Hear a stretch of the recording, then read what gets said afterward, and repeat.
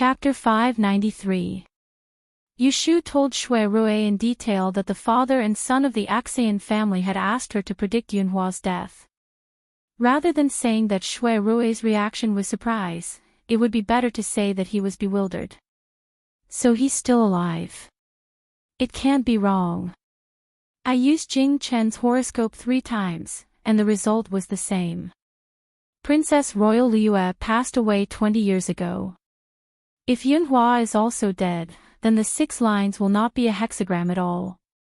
After Yushu finished speaking, she did not hear Shui Rui's reply for a long time.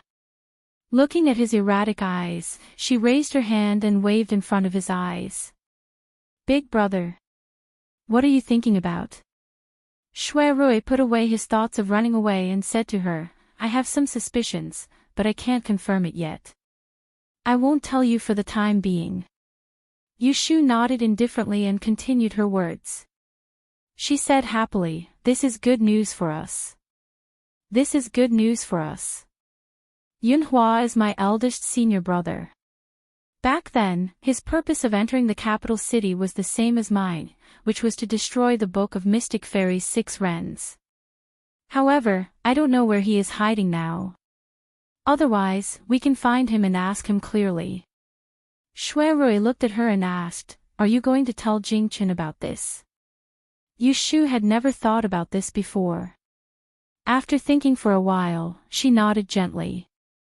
I asked him to come to Wangji Tower tonight. I will tell him then.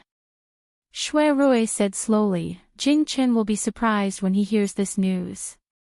Yushu said, I didn't tell him because I wanted to give him a surprise. I just think of it as repaying him for not hiding the matter of the life breaker from me. Moreover, Yunhua is Jing Chen's biological father and his closest relative. He has a reason to know that his father is still alive. As an insider, what right do I have to hide it from him? Shui Rui's eyes darkened a little and he said to himself, does he have a reason to know? Why, do you think it's inappropriate? Shui Rui shook his head. It's good to tell him. Let him know that the death of Yunhua Ez was strange. He will not blindly listen to the arrangements of that side. The more suspicious he is, the better. Yushu suddenly thought of yesterday morning at Kunling Bureau. Jing Chen's promise to her hesitated and did not mention it in front of Shui Rui. It had nothing to do with whether she believed Jing Chen's words or not. She just felt that it was stupid to gossip about her ex-boyfriend in front of her current lover. After she shared this shocking discovery with Shui Rui, Yushu also calmed down from the panic she felt when she found out that Yunhua was still alive. Big brother heard about my bravery at the aquatic conference. Shui Rui smiled. You're referring to the fact that you took advantage of His Majesty. Did you fool a bunch of people? What? I'm really talented, Yushu muttered. But she did not have much confidence. Shui Rui knew her the best. It would be strange if he believed that she could really summon the wind and rain. You're really bold, Shui Rui said worriedly, you even lied to the emperor. Aren't you afraid that it will be difficult for you to back down in the future? If there is a drought. The emperor sent you to the place to make rain. What are you going to do? Yushu became proud again. I thought about it, so I told them that day. If I use this ability, I will die. I can't guarantee that I can return to Turin. Shui Rui was relieved. He raised his hand and flicked her forehead. He chuckled and said, you're cunning. In the evening, Jingchen came. Yushu heard from the waiter that Axian Lishan was still sleeping soundly in the house. To prevent him from waking up and bumping into Jingchen, she sent Gue Ba to guard outside Axian Lishan's mountain gate. Little Qing took Jingchen to the slightly deserted 3rd floor. Yushu and Shui Rui were waiting in the tea room. There were 2 long blue and white lamps on both sides of the tea room, illuminating the room. Jingchen saw Shui Rui, who was wearing a bamboo gown and sitting leisurely. He stopped in front of the door and looked at Yushu with a tired expression.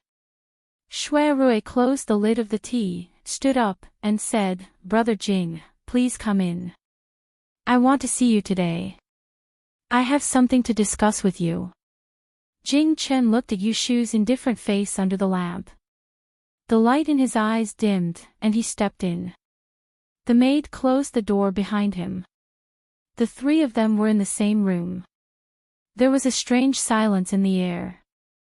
The first to break the silence was Jing Chen. "Did you tell him everything about me and you?" Of course, this question was asked to Yushu. He didn't mean to blame her, but he looked at her without moving his eyes. Yushu was silent for a moment. When she was about to answer, she heard a voice beside her. "If you are talking about the great trouble and the life breaker, I know everything." Jing Chen then turned his eyes to Shui Rui. Looking at the man who always appeared beside Yushu, there was an indescribable feeling in his heart. He knew this feeling. It was because of many things that he should have done: accompany her, protect her, and not let her be bullied. He couldn't do it, but the person in front of him did it. Shui Rui frankly met Jing Chen's gaze. Not so long ago, he had envied this person. Perhaps Jing Chen's background was slightly more unfortunate than his own, but he was fortunate enough to meet a person who was worth sacrificing for. Unfortunately, he was unable to cherish her and missed out on her. "What do you want to say to me today?" With all due respect, Shui Rui stopped being polite, and his voice became cold. "Brother Jing is righteous. You can set an example for the great peace country. I admire you. Brother Jing is kind. In order to repay the kindness of the sect, you endured humiliation. I understand. But dare I ask, Brother Jing, what did my sworn sister do to you? Why did you disregard her life and involve her in a dangerous situation?" He had long wanted to question Jing Chen face to face. Why could he cut off all ties with him when he wanted to? He wanted to get back together, so he thought that Yushu should obediently give in. Even if his reason was dignified, it couldn't hide the essence of using her. Men always had such a self-righteous drawback. They thought that they could decide everything. A selfish man was more arbitrary than a selfish woman. Seeing Jing Chen, it reminded him of himself 3 years ago. He wholeheartedly wanted to marry the 10th princess, but he didn't consider whether she was willing or not. In the end, he ended up in an irreversible situation. As a man, Shui Rui didn't think that he had the right to blame Jing Chen. But as Yushu's man, he couldn't tolerate Jing Chen's covetous heart. Or is Brother Jing really naive to think that as long as Shu agrees to marry and have children with you, you will live in peace? Although Jing Chen was used to Yushu's cold words, he still felt that Shui Rui's bluntness was a little harsh. The things that he had always wanted to deceive himself and others became clearer. That day at the bottom of the imperial tombs, he had his doubts, but he still chose to believe De Dian's words. De Dian had told him who the person who broke his life was. Apart from kindness and righteousness, in his heart, the person he liked was Xiaoyu. He was happy to have such a chance to be with her again. "She doesn't owe me anything. I'm the one who let her down. You didn't let me down. I've said that we're even." Yushu's voice was flat. She had long passed the stage of anger and unwillingness. Now, Jing Chen was no longer a friend or an enemy to her. Hearing this, Jing Chen just turned his head to look at her. His handsome face did not show much emotion. Seeing this, Shui Rui stopped and did not continue to be aggressive. Instead, he changed the topic and brought it to the murder case in Taisha Shuyuan. The murderer who killed Zhan Shuyuan has not been identified. It is obvious that those people's goal is to target you, the Scourge of Dawn. That's why the woman close to you was implicated. I'm afraid that their next target is Shu. For her safety, I want to trouble Brother Jing with something. What is it? Go ahead. Recently, His Majesty may send more people to protect Shu. If they mention it in front of you, I hope that you can refuse on behalf of Shu. As for the excuse, I've already thought of it for you. Just say that Shu knows the death-severing technique and is not in danger of losing her life. You will also protect her from the side. There is no need to do anything unnecessary. Originally, this was not what Shui Rui wanted to ask Jing Qin to cooperate with. With Zhan Chuyuan's death, he was afraid that the emperor would disregard Yu Shu's life and arrange the marriage between Jing Qin and her ahead of time, using her to lose her life first. That was why he had originally wanted to remind Jing Qin not to agree to their marriage and delay it. But now, the situation had taken a turn. Yu Shu's performance at the aquatic conference had caused Emperor Zhao Qing to reevaluate her weight. A title bestowed by the emperor was enough to explain the problem. They would not be in a hurry to send Yu Shu to her death. On the contrary, they would send more people to protect her safety. I don't understand. Jing Qin frowned. Why did you refuse? Yu Shu also did not understand why Shui Rui was doing this. Wasn't it a good thing to have more people to protect her life? But she did not raise her doubts. She believed that Shui Rui must have his reasons for making such a request. Shui Rui quickly gave this reason. Historically, the Emperor of Duan Kingdom has a group of secret personal guards that follow and protect the Emperor. They are not dispatched by the Ministry of Military Affairs, and there are only a few dozen of them. But in terms of martial arts, there is no lack of people who can compete with Brother Jing. They are also very good at hiding and are loyal. So, since the founding of Duan Kingdom, although there have been many assassinations, there has never been a precedent of one successful assassination. If my guess is correct, the Emperor will send more people to protect Shu in secret this time. He will definitely choose people from these personal guards, Shui Rui said and glanced at Yu Shu, saying, if you do not want to have people watching you when you eat, sleep, or go to the toilet and report your every move to the Emperor, it is best to refuse. Yu Shu had too many secrets. If any one of them was leaked, it would be enough for her to lose her head. These personal guards were not protective talismans for her, but talismans that would lead to her death. Yu Shu's expression changed. She unconsciously changed her posture and looked at Jing Qin. Her expression clearly showed resistance. Jing Qin lowered his head and thought for a moment. He said, okay, I will pay attention. Regardless of whether the Emperor and the Great Advisor mention it to me, once I find that there are masters around her monitoring, I will come out to stop them. It better be so. Shui Rui said this and turned to Yu Shu, saying, don't you have something to tell Brother Jing? Yu Shu did not expect that it would be her turn so soon. She took a deep breath and looked at Jing Qin, who had been deceived for more than a decade. She could not help but feel pity in her heart. She unconsciously lowered her voice.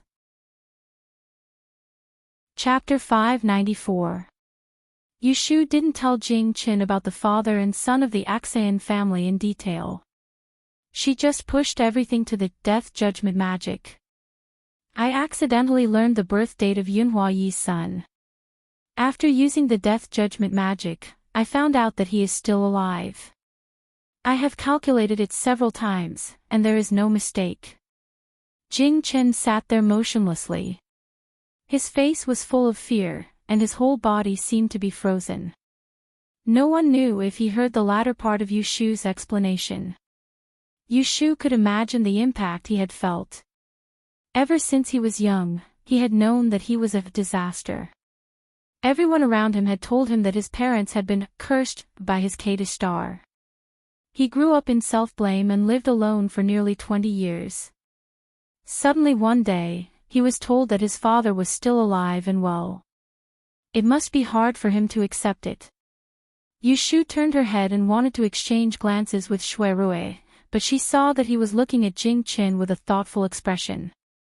She didn't know what he was thinking. After a while, Jing Qin opened his mouth. His suppressed voice had a touch of hoarseness. Thank you for telling me. Logically speaking, this was a good opportunity to slander Emperor Zhao Qing and Titian. However, when Yu Shu saw his hurt expression, her lips moved, and the words that were on the tip of her tongue became, no need. As long as you don't suspect that I'm lying to you. Jing Chen shook his head and stood up with his hand on the handrail. Sorry, I can't stay for long. I will leave first. Yushu nodded and turned her head to look at Shui Rui. After hesitating, she stood up and said, I will walk you to the door. Brother Jing, take care. Shui Rui sat there and didn't move. He watched the two of them go out. Coming down from the third floor, at the corner of the stairs, Jing Chen suddenly stopped. He didn't look back and said in a low voice, Why do they all lie to me? What else was there that he had seen and heard since he was young that was true? Yushu didn't know how to answer. Even if the person in her heart was no longer him, she couldn't help but feel sad for him. Perhaps it's to achieve a certain goal, or perhaps he has some difficulties. The back of the person under the stairs was very lonely. Yushu raised her hand and was about to put it on his shoulder. She was not good at comforting people, so she reluctantly said, Anyway, he is still alive. Isn't it a good thing? Oh, yes. With a faint chuckle, Jing Chen turned around and looked at her with an unreadable expression. At least he's alive, isn't he? Yushu sent Jing Chen back to the courtyard. The moment she raised her head, she saw Shui Rui who was waiting for her at the bottom of the corridor on the first floor. She couldn't help but quicken her steps and walk up to him. Did he leave? Shui Rui reached out his hand and held onto her slightly cold hand. He squeezed it lightly before turning around and pulling her into the house. What? Shu, Dawn. Jing Chen is actually very pitiful. Yes, I think so too. The two of them disappeared behind the closed door. After the Water and Land Conference, greeting cards floated into the door of Yushu's house like snowflakes. Some people heard that Yushu's new house was built on Baochong Street. Both ends were blocked, and people came to see her all day long. Yushu had the experience of becoming famous at the hibiscus banquet last time. Early in the morning, she instructed the two mansions to keep the cards and the gifts. The guests were invited in for tea. If they asked about her, they were to say that she was not at home. But no matter how she hid, she could not hide from some weirdos. As a matter of fact, on this day, she left the house before the sun rose, but was blocked at the main entrance of her house.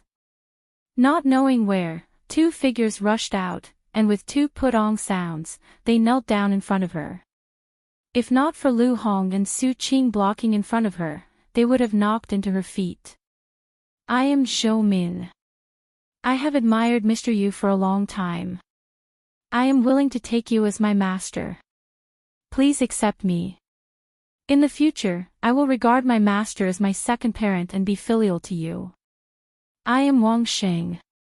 My ancestors have learned the Yi for 3 generations. I can endure hardships and work hard. Please accept me as your disciple, Miaoling Messenger. I will definitely study hard and pass on your mantle. 2 black lines appeared on Yushu's forehead. She thought to herself, where did these 2 shameless people come from? They looked like they were in their 30s, and they dared to say that they wanted to be her son. And the one who learned the Yi for 3 generations, who wants him to inherit the mantle. It was the first time Lu Hong and Su Qing encountered such a situation. They did not know how to deal with it. They turned to look at Yushu, waiting for her to speak. Ahem, you two can get up. My master has ordered that I am not allowed to accept disciples. The two looked at each other, unwilling to give up. What about the registered disciple? Does the adopted son want one? It took a lot of effort to get rid of the 2 shameless people. When Yushu arrived at the Celestial Commissioner office, it was already dawn. She almost missed the roll call. From the moment she entered the door, people kept greeting her warmly. There were also some thick-skinned people who chatted from the bottom of the bell tower all the way to the outside of the Celestial Commissioner office before leaving reluctantly. Yushu wiped away the cold sweat on her forehead and sat down as soon as she entered the door. Xiaolon quickly served a cup of tea and stood in front of her, saying, Darren, did you go out late today? There is no need to rush. Next time, if you come late and don't have the time to order, this lowly official will go and greet my classmates from the secretariat. Oh, don't mention it. I got up early anyway, Yu Shu told him about what happened in the morning. At the end, she sighed with emotion, fortunately, I ran fast. Otherwise, I would have 2 adopted sons today. Ha! Xiaolon laughed in spite of herself and poured another cup of tea for her. She said, this kind of wishful thinking can be found everywhere. They are not willing to put their feet on the ground and only want to ascend to the heavens in a single bound. Darren, if you meet them again in the future, there is no need to be nice to them. After that, he asked her, you still have an empty place for an assistant. Have you chosen a good person? It is almost the end of the month. I will quickly fill in the vacancy so that I can make it in time for this month's salary. Yu Shu said, yes, I will write a letter. Send someone to the Taisha library to find him. Yes. Yu Shu got up and walked to her office. She turned her head and glanced at the stairs. She asked Xiaolon, is the right commander here? Milord Jing took a leave today. He seems to be unwell. I sent someone to check on him in the morning. Oh. The atmosphere in the Taisha library was a bit gloomy these 2 days. Paper could not cover fire. The news of Zhang Chuyuan's death had spread.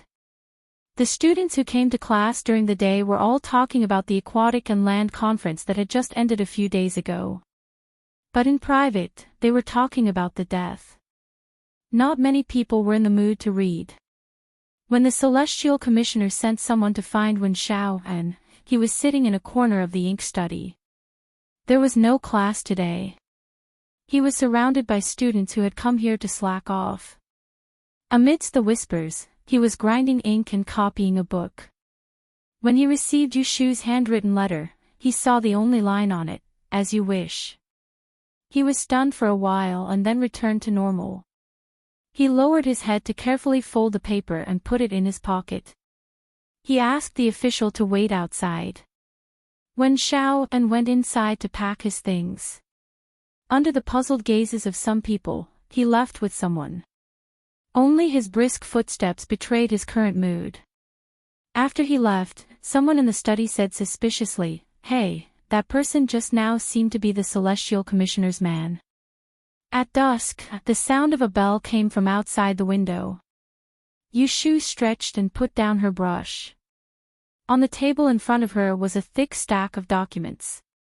More than half of them were the official marriage documents that the Kunling Bureau had handled in recent years. The other half were the marriage documents that had been piled up in the past 2 months waiting for approval. Wen Xiaoan, who had just been brought over in the morning, was sitting at a small table opposite her. He was copying and organizing a pile of dusty documents. He had not even changed out of his Taisha library uniform when she pulled him in. Yu Shu's job could be said to be leisurely. She only had to wait for the brush supervisor and the signature officer to deliver the annotated documents to her.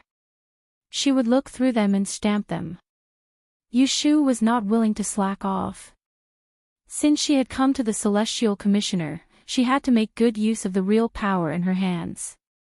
She could not be a decoration and waste resources. Therefore, the most important thing was to first understand the affairs of the Kunling Bureau and investigate the past records.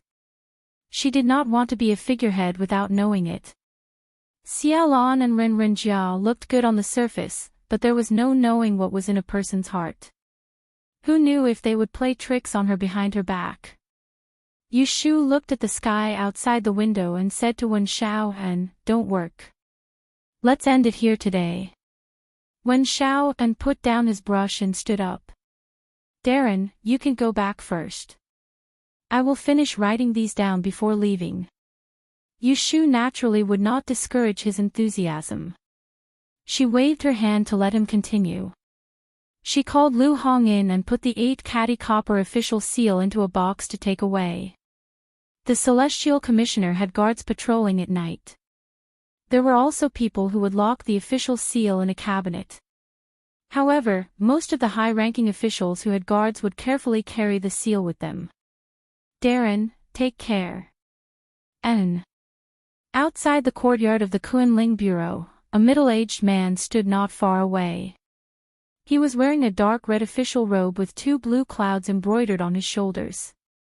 He looked in the direction of the courtyard door and saw Yu Shu coming out with someone. He did not hurry to go forward. Instead, he waited for them to come closer before he cupped his hands and said, "May I ask if you are Yunuyu of the Kunling Bureau?" Yu Shu looked at him and did not know him. Judging from his official robe, he should be a 5th-rank official. However, she had not seen this person at the aquatic conference. "That's me. And this Darren is." The man lowered his hand and introduced himself. "Celestial Envoy Master of Ceremonies, Cui Shui."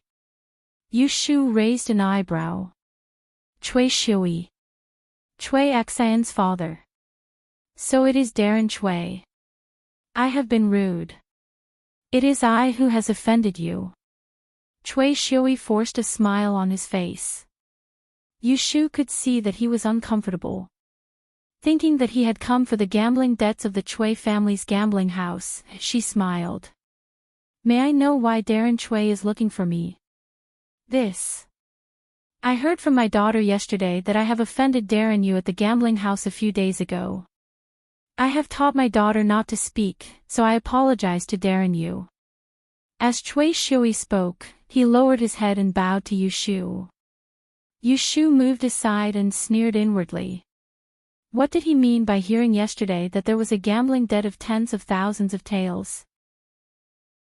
Were the Cui family deaf? It was obvious that they had planned to leave it unsettled after seeing that she did not say anything.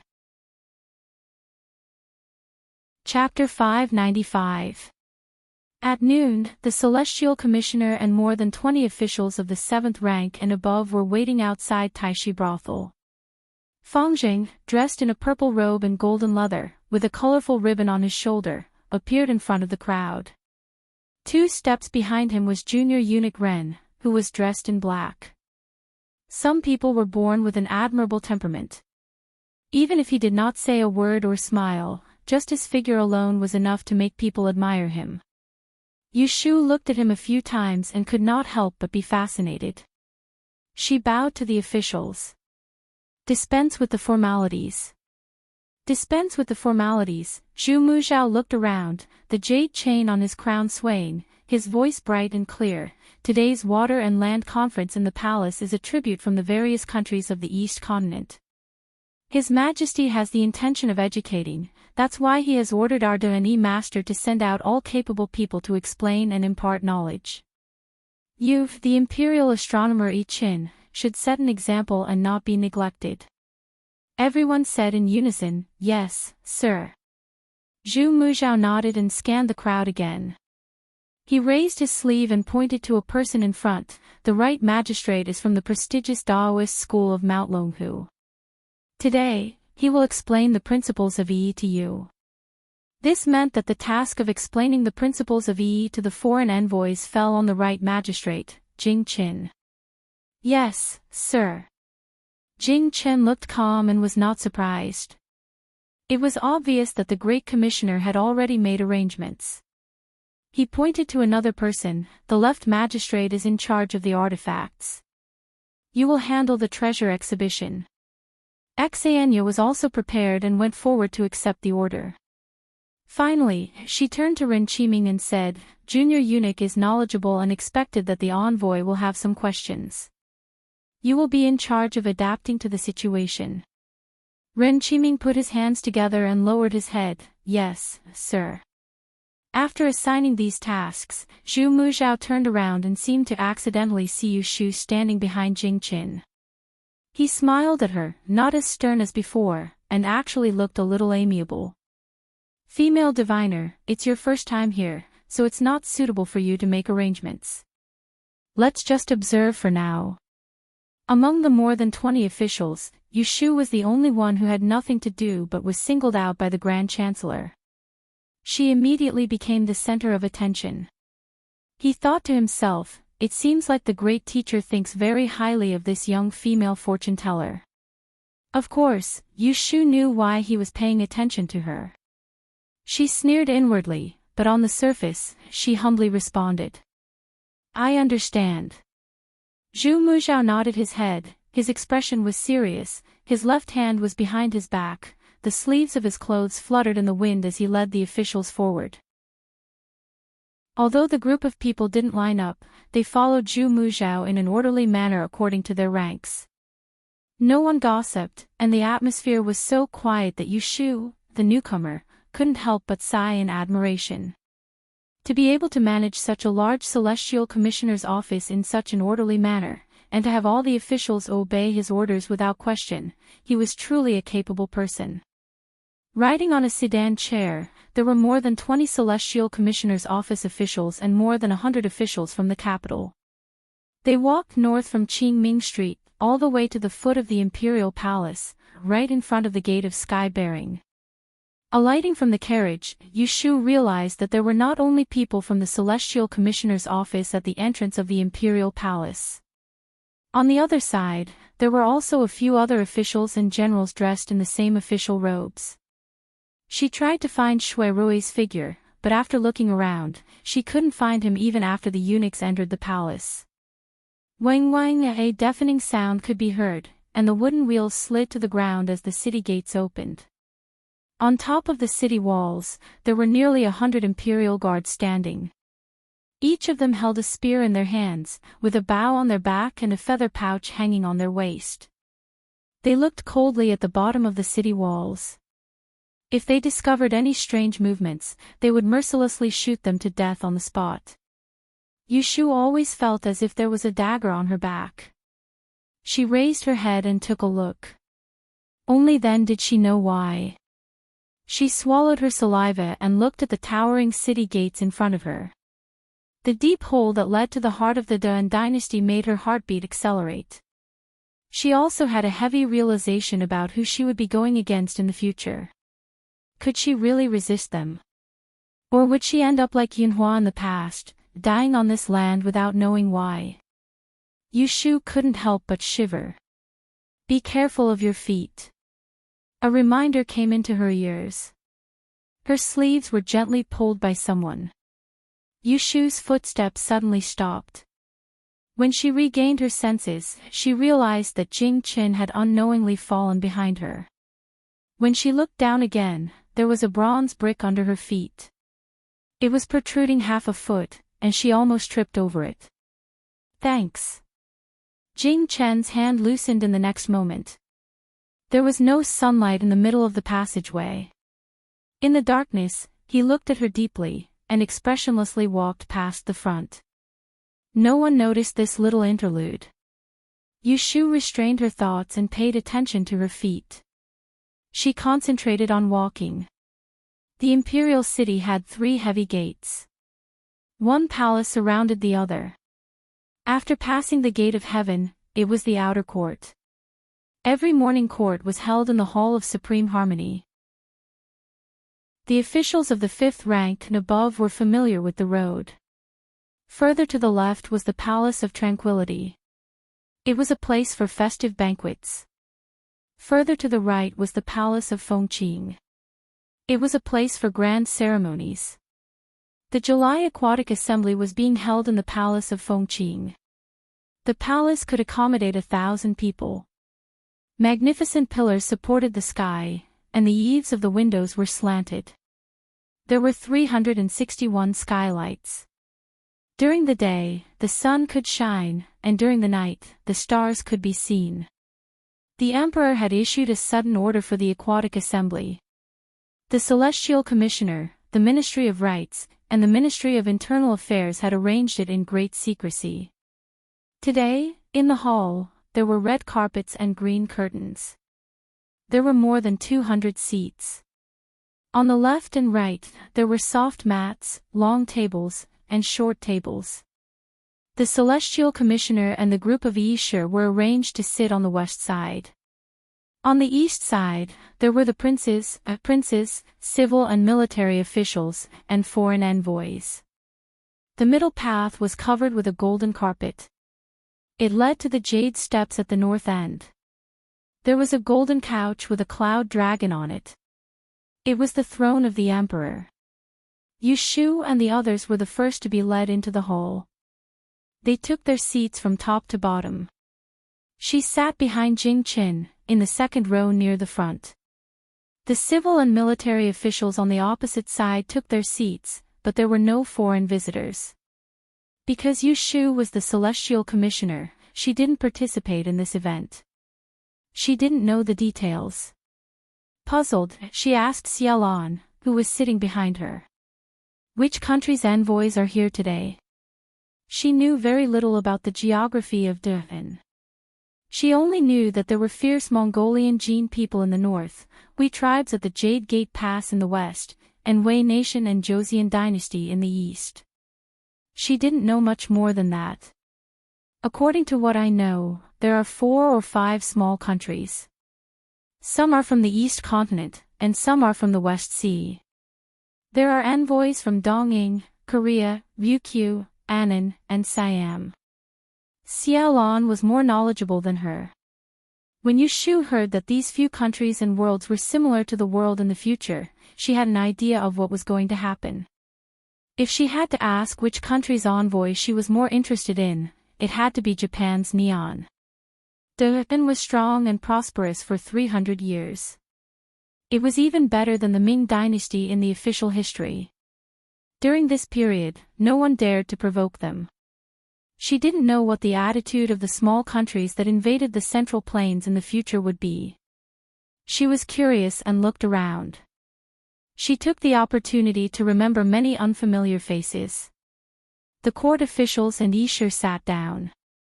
About 15 minutes later, they heard the sound of the guards of honor. The emperor is here. Everyone stood up. Yushu looked at the door. Not long after, she heard a voice coming from afar. First, a bright yellow appeared at the door of the hall. Chapter 596. Above the palace, the 4 seats were quiet. Emperor Zhaoqing sat sideways on a treasured couch, one hand supporting his head and the other resting on his knees. His posture was casual as he looked at Jing Qin, who was standing not far away and explaining the Book of Changes. Therefore, the big has no outside, the small has no inside. The combination of yin and yang forms all things in the world. To understand all things, one must first distinguish yin and yang, and know right and wrong. The great way is illusory and real, hard and soft, there is yang in yin and yin in yang. The combination of yin and yang is heaven's law. The Book of Changes was the source of the Book of Changes. It was only about 4,000 words and had gone through 3 ancient times and 3 saints. In ancient times, King Fuxi opened the heavens with his 8 trigrams. In ancient times, there was King Wen's 64 trigrams. In ancient times, there was Confucius's 10 wings. Jing Chen's clear voice traveled to every corner of the palace. When he explained the Book of Changes, it started from yin and yang to everything. The theory was not difficult to understand, but when it was explained by a handsome immortal like him, it was exceptionally clear. The 1-hour lecture wasn't short, but it wasn't long either. Some people were engrossed in it, while others weren't paying attention at all. Yushu just couldn't listen. Her learning of the Book of Changes didn't start with the word reason, it was Taoist Qing Zhang's force-feeding method. Later, in order to participate in the Diyan examination, she had to memorize a pile of Book of Changes. Otherwise, she probably wouldn't even know where the Book of Changes came from. At this moment, her attention was on the other side of the golden carpet. The first row, from top to bottom, was Prince Xiang and Prince Jing. Next to them were 2 old men whom she had never seen before. One had a head full of white hair, the other had a serious face, wearing a high crown and sleeved robe, with a crane embroidered on his chest. Yushu thought that these two must be Prime Minister Shui and Prime Minister Yin. According to the seating arrangement, the white-haired one should be Prime Minister Yin, and the expressionless one should be Shui Rui's grandfather. This deduction surprised her. She had seen noble consort Shui and consort Shu at the Hibiscus Gentleman's Banquet. Noble consort Shui was lively and liked to laugh, while consort Shu was strict and serious. Both of them were like daughters and fathers. Who would have thought that Shui Lingnan would be so dignified, while Prime Minister Yin was all smiles? When she thought up to here, she gazed at the few rows in front of her. Shui Rui said that he would come today, yet she hadn't seen a shadow of him since she entered. She wondered if he'd forgotten or something else had happened. Below the two prime ministers, there are many foreign envoys dressed differently. Yushu can't recognize the others, but the skinny man with a shaved head and a ponytail must be from Dongying. There were two companions sitting behind the skinny man. One of them was nothing special, but the other was a young man. His black hair was not shaved and was tied neatly at the back of his head. A row of bangs hung down past his eyebrows. His skin was snow white and he was quite handsome. Girls? Yushu murmured in her heart. She couldn't help but take a few more glances at the Dongying young man. Suddenly, the young man turned his head and looked in her direction. Their gazes met. She didn't notice it before, but now she realized that the young man's eyes were so pale that they didn't seem to have any color.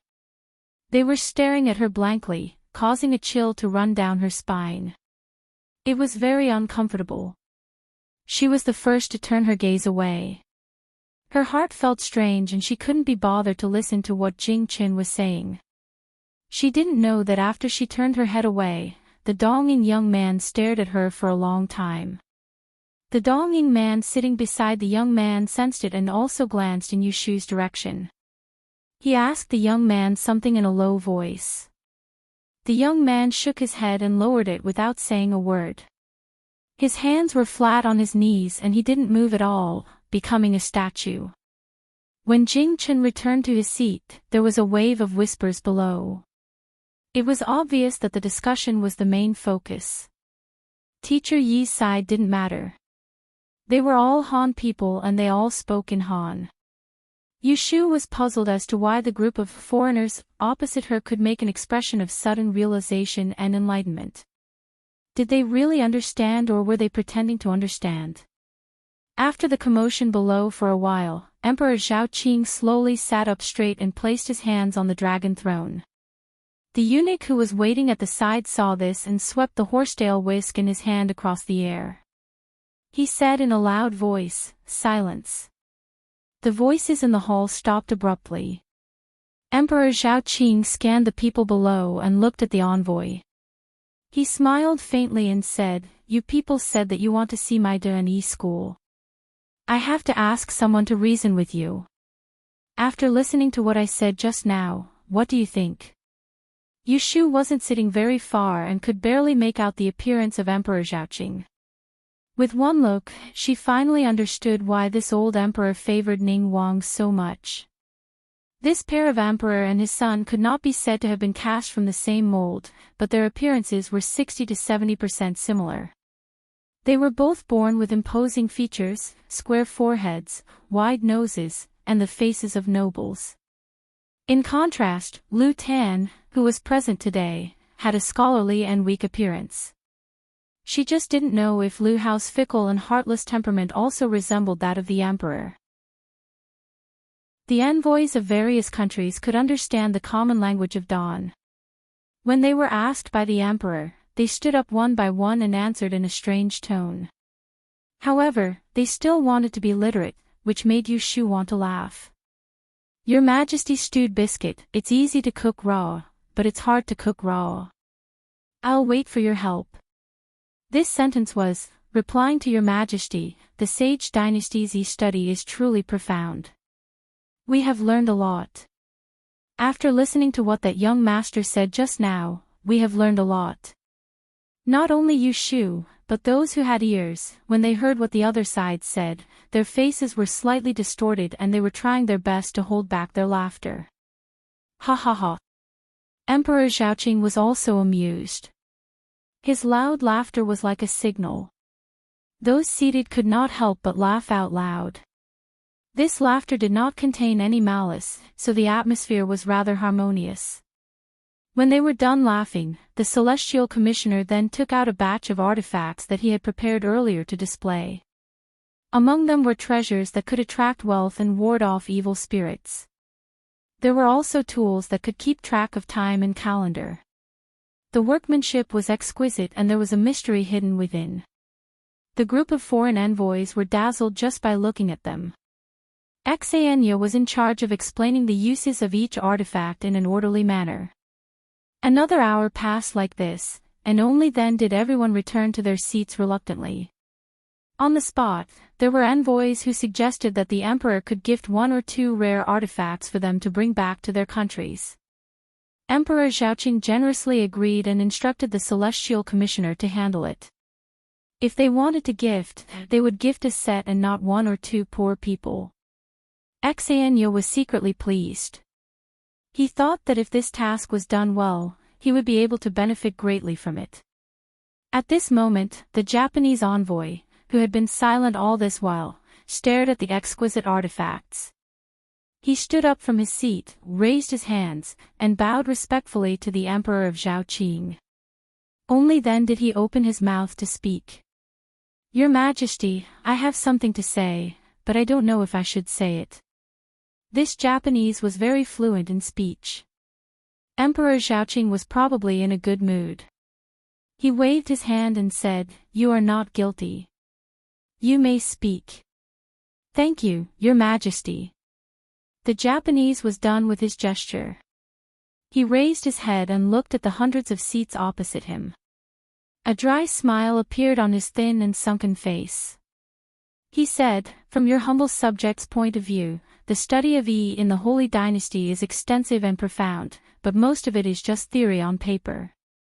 Teaching people reason is the best choice, but when it comes to practical use, it is just borrowing tools to sharpen one's abilities. It is really regrettable that one cannot use it as one wishes." In other words, this meant, your study of Yi only talks about general principles, but when it comes to practical use, you still have to rely on those external tools. It is very boring. How many of those who were present were fools? Hearing his praise and criticism, the faces of the Yi teachers darkened. Originally, the Celestial Commissioner had thought it through. In order to widen the horizons of these foreign, country bumpkins, he had displayed the feng shui artifacts and tools. Who would have thought that this envoy from Japan would ruin his plan and say that it was borrowing tools to sharpen one's abilities? It was as if they had no real ability and only knew how to play around with these strange tricks. The smile on Emperor Zhaoqing's face faded. He turned to look at Xania, who was in charge of displaying the artifacts, and said, "What did he say? Did you hear it?" Seeing the Emperor's gaze, Xania immediately felt bitterness in his throat. He knew that if he could not handle the situation today, the Emperor would lose face in front of a few envoys from a small country. That would be troublesome. The Emperor had previously said that the envoy was not to be blamed for speaking recklessly. If that happened, he would be the unlucky one. When he went out this morning, the blue robin on the windowsill kept chirping non-stop.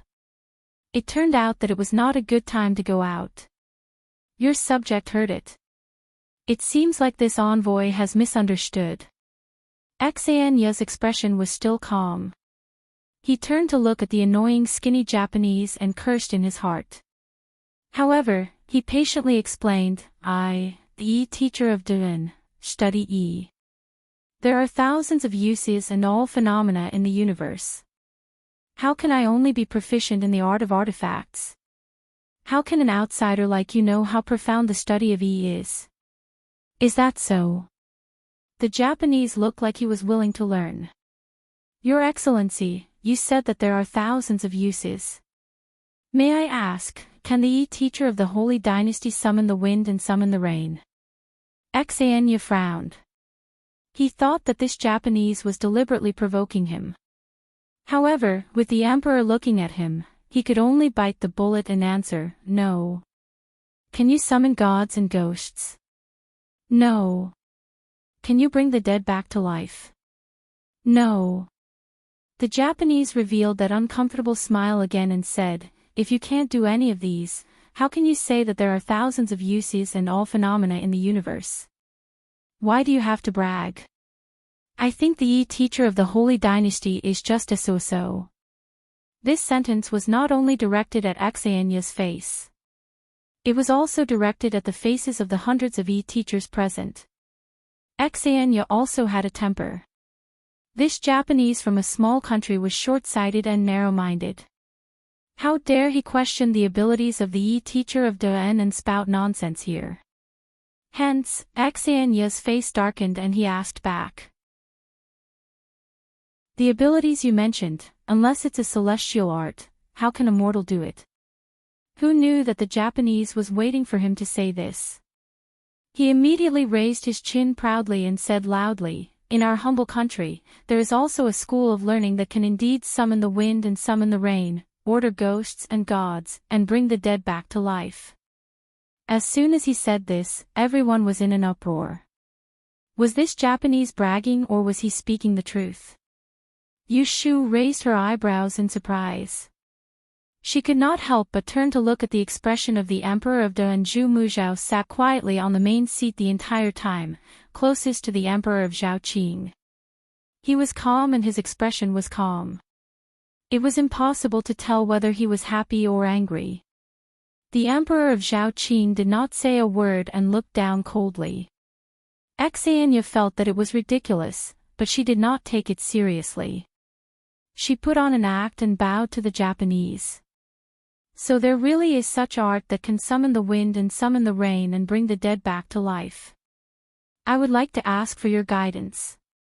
Words alone are no proof. Please allow us to see it for ourselves." Chapter 597.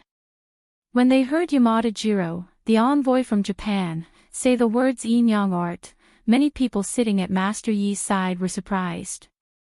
Someone commented, "Yin-Yang technique. Did you hear that? Is that the Japanese talking about the Yin-Yang technique in feng shui?" The Yi masters present were all elites. Few of them didn't know that there was a branch of feng shui called Yin-Yang. It was the only knowledge in Yi Shui that could restrain the dead. There was a small group of Yi masters who preferred to call themselves Yin-Yang masters. It was said that they could communicate with ghosts and deities and communicate with ghosts and deities. However, it was not recognized by the orthodox Yi Shui. There was a saying in Yi school, when a person dies, his fate energy ends. Since there was no fate energy, how could one predict the future? Xanya sneered and said, "I thought it was some celestial technique that could summon the wind and summon the rain." The Yin-Yang technique that you mentioned, Master Yamada, is also a branch of the Da and Yi school. Yin-Yang and the 5 elements originate from the Central Plains. Don't tell me you don't know that. Xanya's words were what most of the Yi masters were thinking. Many of them looked at the arrogant Japanese envoy like he was a joke, waiting for him to make a fool of himself. However, Yamada Jiro didn't lose his cool. Instead, he nodded. "You're right. Our Yin-Yang technique was comprehended by a celestial path master in Middle-earth a few hundred years ago." As he spoke, his gaze swept across the Yi masters. His face was filled with regret. He shook his head and sighed. It's a pity that a few hundred years later, the Yi masters of the sacred dynasty forgot their roots and lost their true essence. He didn't seem to see Xanya's change of expression. He faced Emperor Zhaoqing and pointed to the 2 Japanese. "Your Majesty, these 2 are the precious Yin-Yang masters of our country. One of them is proficient in the art of spells and can summon the wind and rain. The other is proficient in the art of spirit communication and can bring the dead back to life. As the saying goes, it's impolite not to reciprocate. Thank you, Your Majesty, for showing us the school of the sacred dynasty. With your permission, I'll ask them to perform the art and let your majesty witness the true teachings of our country. Look, you guys put on such a big show, showing off how amazing your shui is, but in terms of real ability, it is inferior to our yin-yang technique. Isn't it embarrassing? The emperor of Zhaoqing was very unhappy, but as the ruler of a country, he still had the magnanimity he should have. He would not flare up on a small envoy like him. Should he allow this onmyoji from Neon to show off his skills? It was hard to decide. If it was accurate and they could not show their true ability, then it would be fine. But if they had the ability, then wouldn't it prove that the unorthodox sect's shui was inferior to their heretical sect? If it wasn't accurate, it would look like they had a guilty conscience. There were a few other foreign envoys watching from the side. Emperor Zhaoqing glanced sideways at the first seat on the west side. When he saw the Grand Tiandi's nonchalant expression, he felt that his previous hesitation was unnecessary. Thus, he waved his sleeves and approved. Yamada Jiro was overjoyed. He had entered the imperial court this time because he had been entrusted with a mission by the emperor. If he did not succeed, he could only kill himself when he returned. Summoning the wind and summoning the rain, bringing the dead back to life, and dispatching ghosts and gods. How could ordinary people know these three abilities? Yushu was just as curious as the rest of the people present. After Yamada Jiro obtained the permission of the Emperor of Zhaoqing, he turned his head to talk to the two onmyoji he brought. He used their own language and said a few words.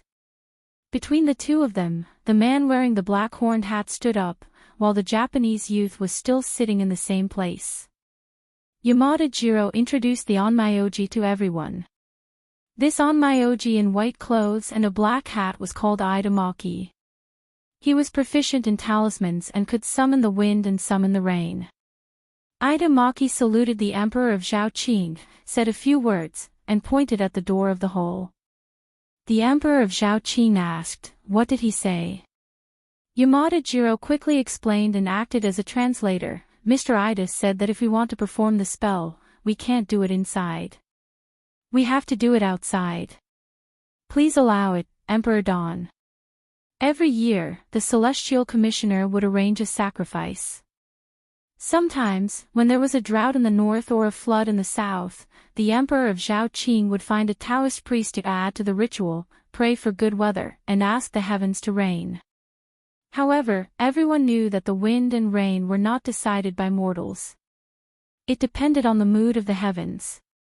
Seeing that the onmyoji from Japan only had this little request, he didn't ask for any altars or cinnabar chicken blood. He wanted to ask the heavens for help empty-handed. The Emperor of Zhaoqing began to feel that this group of Japanese was fooling him. How could he summon the wind and rain? Shuener. The Emperor of Zhaoqing allowed Idamaki to go out and reminded the Emperor, send someone out to take a look, then report back. The Emperor nodded and turned his head. His eyes swept over the heads of the officials behind him and stopped on the two of them. He said, "Minister of the Right, the female imperial official will go with you and take a look." Yushu was wondering what kind of tricks those neon people were playing when she suddenly heard the commissioner call her official position. She didn't know how to react until Jing Qin stood up in front of her and looked back at her. He said in a low voice, "Official Yu." Yushu accepted her fate and stood up. She lowered her head and stared at the back of Diane's head. She thought to herself, they really want to match me and Jing Qin to the end. The two of them followed the onmyoji out of the hall one after the other. Yushu looked up at the sky. It was afternoon and the sun was high up in the sky. It didn't look like it was going to rain at all. Jing Qin looked at her silently. He didn't care how the onmyoji performed the spell. There was an empty space on the marble steps outside the hall. Other than the guards and eunuchs waiting outside, there were no other people. Idamaki took off his white hunting jacket and spread it on the ground. He knelt on one knee and faced the south. He put his palms together and made a strange gesture. He muttered something in a gloomy voice. However, Yushu had only learned one foreign language in her previous life.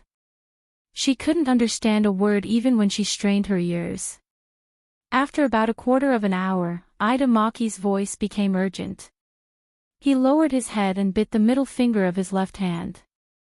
Blood gushed out. He used the blood as a book and started to draw a talisman on the open white hunting jacket. Yushu took 2 steps forward to take a closer look. The talisman drawn on the back of the white jacket was bloody and twisted. It made her nauseous.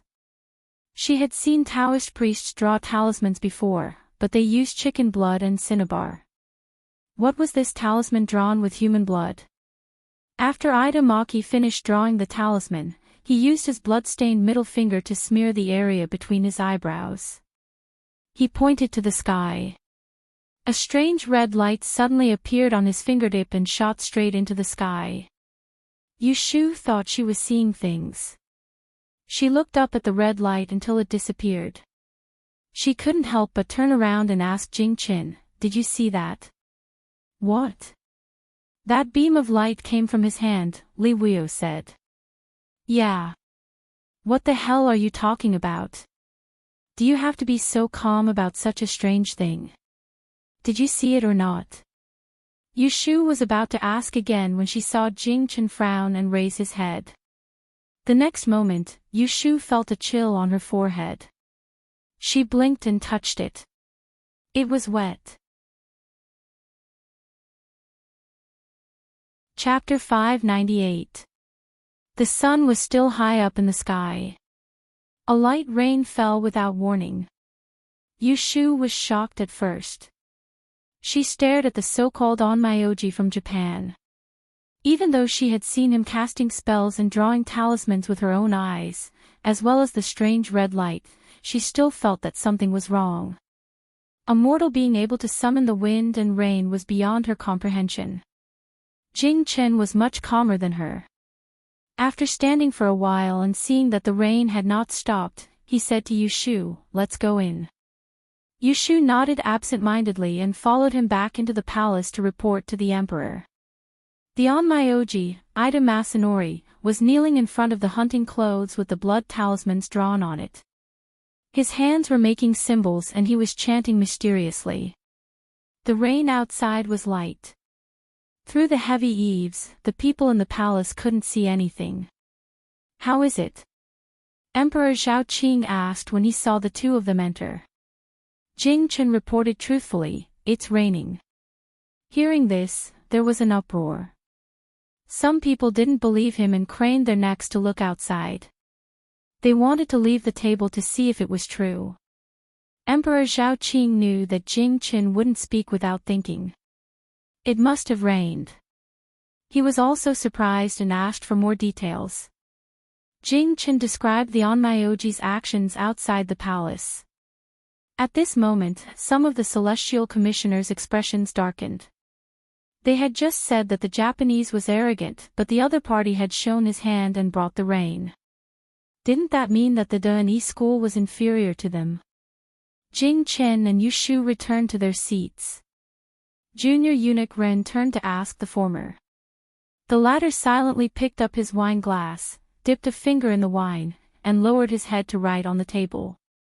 The Japanese envoy, Yamada Jiro, swept his gaze across the crowd. Finally, his gaze landed on Xenia and he asked deliberately, "Seeing is believing.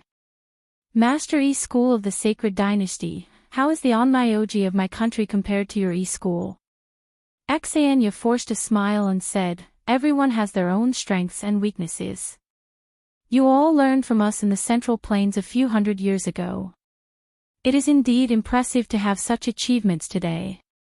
But our De'ani school is far from what you can imagine. One is the source, the other is the tributary. How can you compare?" Thankfully, Xenia was quick-witted. She grabbed onto the fact that Japan's yin-yang technique originated from the Book of Changes and the Five Elements theory. She compared the Book of Changes to the source and the yin-yang technique to the tributaries, refusing to admit that En's Book of Changes was inferior. Yamada Jiro did not argue with him. He stood properly and spoke to Emperor Zhaoqing. Your Majesty, summoning the wind and summoning the rain is only one of the abilities of the onmyoges of my country. In the entire country, there is more than one who is proficient in it. However, the resurrection technique that I would like to show your Majesty is unique. When Yushu heard this, her hands paused. She lifted her head and glanced at the statue-like Japanese youth. Yamada Jiro's monotonous voice echoed in the hall. Hundreds of years ago, there was an omnipotent onmyoji in our country. Legend has it that he could capture ghosts and manipulate fire and water. Without stepping out of his house, he could know the general situation of the world. With just a pinch of his fingers, he could tell who was alive and who was dead. This onmyoji was called Abe no Saimai. That's right, I'll tell you a little bit about the past. As he spoke, he pointed at the fair-skinned youth sitting at the table. And this person is Abe no Saimai's only descendant in this world after a few hundred years, Lord Abe no Saimai. Lord Abe was born in the countryside and was raised by a fox demon. He was born with a pair of yin-yang eyes and could communicate with ghosts and gods. If a person died less than 3 days ago, he could use a technique to collect the soul of the dead and transfer it to a living creature, bringing the dead back to life. Usually, no one would believe that someone could bring the dead back to life. However, with an onmyoji who could summon the rain before him, no one thought that he was bragging when he said it again. For a moment, everyone's eyes fell on the Japanese youth who was said to be able to bring the dead back to life. Your Majesty, if you don't believe me, you can find someone to test it out now. If I'm lying, I'm willing to pay with my life. If what I said is true, then it proves that the Master Yi of the Holy Dynasty is not as good as the onmyoji of my country. I would like to ask your Majesty to agree to one thing. His words stirred up the crowd again. The Master Yi present glared at Yamada Jiro. Emperor Zhaoqing looked coldly at the bold Japanese who dared to make a request. He knew that he had ulterior motives, but he was also very interested in the technique of bringing the dead back to life. He asked, "What request do you have? Tell me." Yamada Jiro's eyes flashed and he said, "It's a small matter to the and Holy Emperor. There's a deserted island near the east continent of the Holy Dynasty. It's near Ryukyu and not far from Japan. The Emperor dreamed of going to the island one day and yearned for it, so he sent me as a messenger. If your Majesty is willing to part with it, the Emperor will order me to present the 2 precious onmyoges to you." Emperor Zhaoqing raised his thick brows and turned to ask the ministers on the right. "Do you know which place he is talking about?" The ministers looked at each other and no one answered. After a while, one of them stood up. "Please allow me to ask." Yushu dipped her finger in wine and wrote quickly on the table while paying attention to the movements in the divine hall. When she heard this, she looked up and saw a skinny young man standing at the end of the table. It was Kong Chi, whom she had met on Chinese Valentine's Day. Permission granted. After obtaining permission from Emperor Zhaoqing, Kong Chi spoke to Yamada Jiro.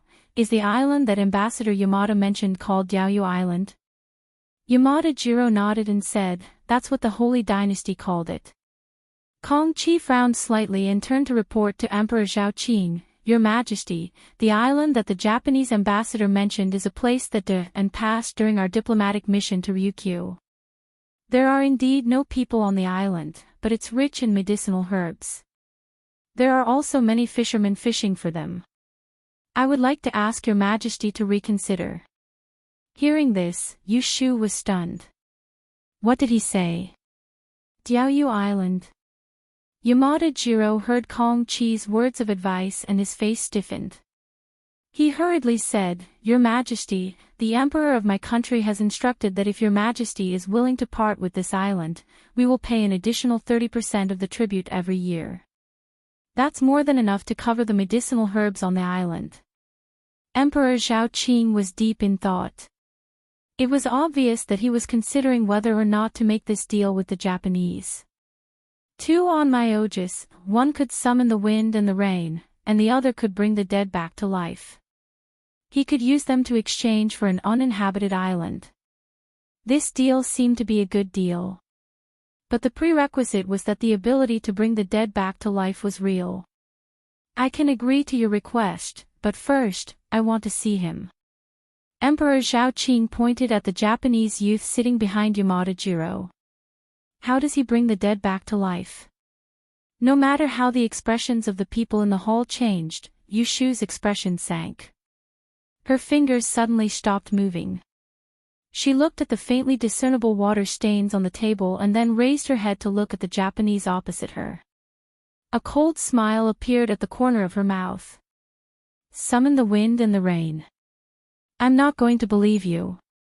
She stared at him for a while before turning her head to look at Emperor Zhao Qing, who was sitting high up.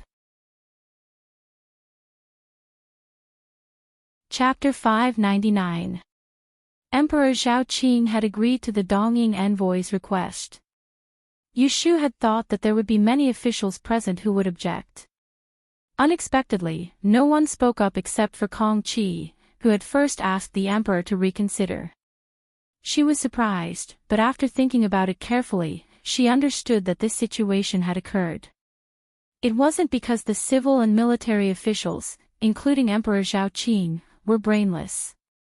It was because in this era where cold weapons were still in power and shipping was not developed, an uninhabited island was less significant than two rare mutants. More importantly, the onmyoji who knew how to bring the dead back to life was an irresistible temptation to the emperor who had always yearned for immortality. Looking at Yamada Jiro's confident expression, Yushu couldn't sit still. After all, she was a modern person who had come back from 500 years in the future. She was well aware of the evil deeds that these subservient Dongying people had committed in the land of Huaxia.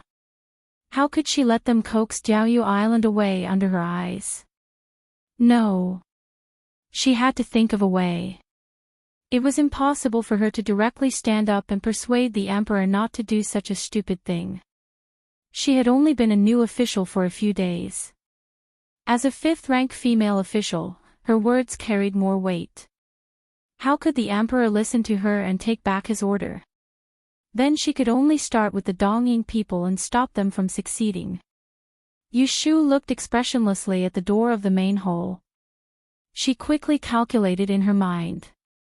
She was sure that the yin-yang technique that could summon wind and rain was just a trick. That was easy to deal with. As for the Dongying youth who claimed to be able to bring the dead back to life, she had to wait and see. With this thought, Yushu didn't rashly try to persuade the emperor. Instead, she chose to sit and watch. However, the development of the matter was a little unexpected. Reporting to Your Majesty, Junior Supervisor Ren of the Celestial Commissioner stood up and suggested to Emperor Zhao Qing, "Today is the Hungry Ghost Festival. Your Majesty has to go to the Imperial Ancestral Temple to offer sacrifices. It's getting late and you should go prepare. In my opinion, why don't we let the envoys return to the post house to rest first? Tomorrow, we will invite the onmyoji from Dongying to perform the art of resurrection for Your Majesty." Junior Supervisor Ren was the second in command of the Celestial Commissioner, a dignified second-rank official. Emperor Zhao Qing still gave him a lot of face. That's fine as well. The aquatic assembly will last for 3 days. I'll wait until the second day to see this resurrection technique. Although Yamada Jiro was disappointed, he was not afraid that an emperor would go back on his words. He thought to himself that if they waited one more night, the island would still be theirs. Yushu watched as Ren Qiming calmly persuaded the emperor. Her eyes drifted and fell on the chief commissioner. Seeing that he was as still as a mountain, she suddenly felt that she seemed to have thought too highly of the Celestial Commissioner. The Celestial Commissioner, who represented the core of the Great Peace Division, had assisted this great country for 300 years. How could he tolerate the contempt and scheming of a foreign envoy? On the first day of the Water and Continent Conference, the Japanese Yin-Yang spell masters destroyed the prestige of the Great Peace spell masters, and they parted on bad terms. When Yushu came out of the palace, the sudden rain had already stopped. Along the way, she heard the angry whispers of the Yin-Yang spell masters. Some could not stand the arrogance of the Japanese envoy. Some said that the Yin-Yang spell master who summoned the rain had used sorcery, and some said that they were up to no good. In short, there was not a single good word, and none of them hit the nail on the head. Yushu secretly shook her head and did not interrupt. Jing Chen, on the other hand, had walked to her side at some point and asked her in a low voice, "Did you see through the trick that the Yin-Yang spell master with the surname Sanada used when he summoned the rain?" Yushu's eyebrows trembled. She turned her head and asked, "See through what?" "You said that it was that strange red light." Seeing that she was playing dumb, Jing Chen shook his head and told her that red light was not some demonic thing, but a force that will appear when the inner energy of a martial artist reaches a certain level. You should have seen him bite his finger. That red light was just an illusion created by him using his force to force out the blood and qi. He started martial arts at the age of 3, and began cultivating his qi at the age of 5. There were martial uncles with profound inner energy who personally combed his meridians. He had already mastered the inner energy mantra of the Jingyi sect 3 years ago. Ordinary martial artists might not be able to see through the tricks of the Japanese, but in his eyes, there was nothing that could hide. Oh, so that's how it is. She also knew that the Yin-Yang spell master being able to summon the rain had little to do with that red light, but after listening to Jing Chen's explanation, she finally understood what was going on. "I've told you everything I know. What about you?" "Ah. What about me?" Faced with her uncooperative attitude, Jing Chen could only make things clearer. "In the palace, I saw you writing on the table for a long time. What were you calculating? Did he have eyes in the back of his head?" She sat behind him, so he could see what she was doing. "I vaguely remember." Jing Chen's voice became softer. There were people in front and behind them, so some words couldn't be heard by others. However, it didn't prevent Yushu from hearing it. "You have a very strange method. You can predict the weather of the next day. When you say it will rain, it will rain. It's very accurate." Yushu paused, almost stepping on the tripping brick at the city gate. She turned to look at Jing Chen, her eyes flashing. She knew that she couldn't hide it from him, so she simply admitted it. "That's right. When I was in the palace just now, I predicted the weather of today. According to the divination, there should be rain today." Sunny rain was rare. Usually, the clear rain calendar method used by the Yi masters couldn't predict it at all. For example, the rain on a full moon night was very difficult for the Yi masters to predict. It was the same for sunny rain. But for Yushu's clear rain rule, this was not a problem. Hearing this, Jing Chen's expression became serious. He said, "That is to say, the onmyojis in Japan might have predicted that it would rain this afternoon. That's why they used such a strange skill to pretend to summon rain, so that we would think that their onmyojis had that kind of ability." Yushu was just about to praise him for his cleverness when she heard him continue, "Since you found out that they were cheating, why didn't you expose them in the palace just now?" Yushu secretly rolled her eyes and said angrily, "How do you want me to expose them? Are you going to tell the emperor that I predicted that it would rain today, so those Japanese are liars? They didn't summon the rain, but God arranged it in advance. Do you think that people will believe me just because I'm making empty promises?" She wasn't the only Yi masters in the entire capital who could predict the sunny rain, but she was probably the only exception among the Yi masters from the kingdom of Den who had entered the palace to participate in the Water and Land Conference. She had waited until the Japanese succeeded in summoning a rain before making irresponsible remarks. Wasn't that just hindsight? She had to come up with some strong evidence to slap those Japanese in the face. "I didn't think it through." "You're right. If you had exposed them just now, they might have shown their true colors. Instead, it would have made our masters from the kingdom of Dun seem clumsy. Jing Chen was mocked by her, but he wasn't embarrassed at all. Instead, he openly admitted that he wasn't as thorough as she was. He then asked her, "Then what method did you think of to expose them in public?" Yu Shu glanced at him from the corner of her eyes. "You're the Celestial Commissioner. If you're bullied by others, with the head supervisor and the junior supervisor around, it's not up to a small female official like me to think of a solution. I thought you deliberately predicted that it would rain today to find a way to expose them." "Pfft, you're thinking too much. I'm just curious." After Yu Shu finished speaking, she ignored him. She quickened her steps and caught up with Axianya, the left magistrate, who was walking in front. Jing Chen saw her indifferent attitude and sighed helplessly. The Japanese envoys came out of the palace and arrived at the place where they were staying. Yamada Jiro and Ida Maki entered a room and closed the door tightly before speaking in their native language. "Yamada-kun, how did I do today?" "Japanese, on my Oji," Ida Maki asked proudly. Yamada Jiro flattered him, "Haha, Lord Ida, you're too amazing. You managed to deceive the two Dawn Masters, especially that pretty boy who was full of Taoism. I don't think he was suspicious at all. He's too stupid." Ida Maki smiled and said, "You're also very good. You managed to make the Emperor of Dawn agree to our conditions and hand over the island. If you do this well, I'll definitely report it to General Ashikaga and give you a big reward." At this point, his smile stopped on his face and he muttered to himself worriedly, "It's just that we have to wait for another night. It's just that we have to wait for another night. Will there be any accidents?" "Lord Ida, don't worry. Those Dawn Masters are very useless. They only know how to predict good or bad luck and talk big. They don't know the secret of bringing the dead back to life.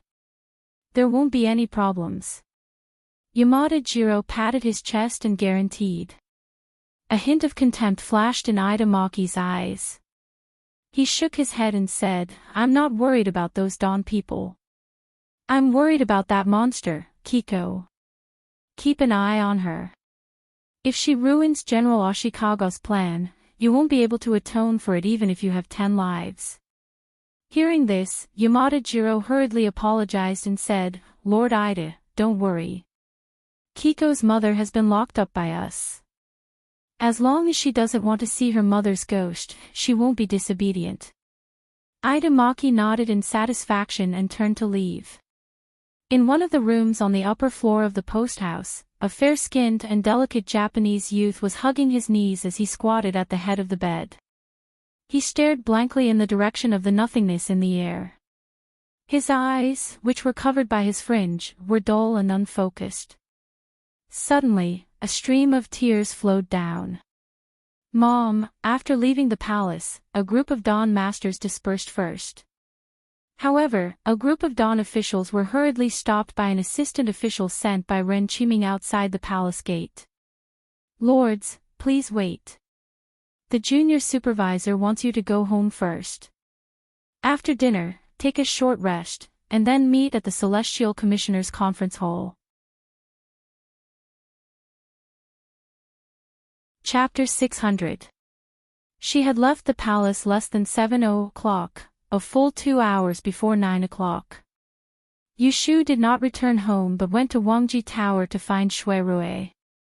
A few days ago, Shui Rui had said that he would come to the aquatic conclave, yet she didn't see him in the palace today, causing her to feel bewildered. She wondered if something had happened to him at the last minute, which was why he couldn't come. She went to Wangji Tower, but Shui Rui was not there. She could only eat dinner first and then go to the Celestial Commissioner's office for a meeting. The meeting hall was located in the middle of the 9 palaces pattern. You just had to walk straight past the bell tower in front of the door. Yu Shu arrived early. The spacious hall was brightly lit. There was a long carpet at the door and more than 20 chairs lined up on both sides. There were only 3 to 5 people who had arrived before her. 2 attendants were walking back and forth in the hall, lighting the lamps and serving tea. Official Yu Xanya was sitting at the front. When he saw Yu Shu come in, he greeted her. Official Xan, Yu Shu walked over, looked to the sides, and asked, "Where should I sit?" Xanya put down his teacup and pointed to the seat next to him. "Sit here. It's not a formal meeting, so there's no need to be so formal."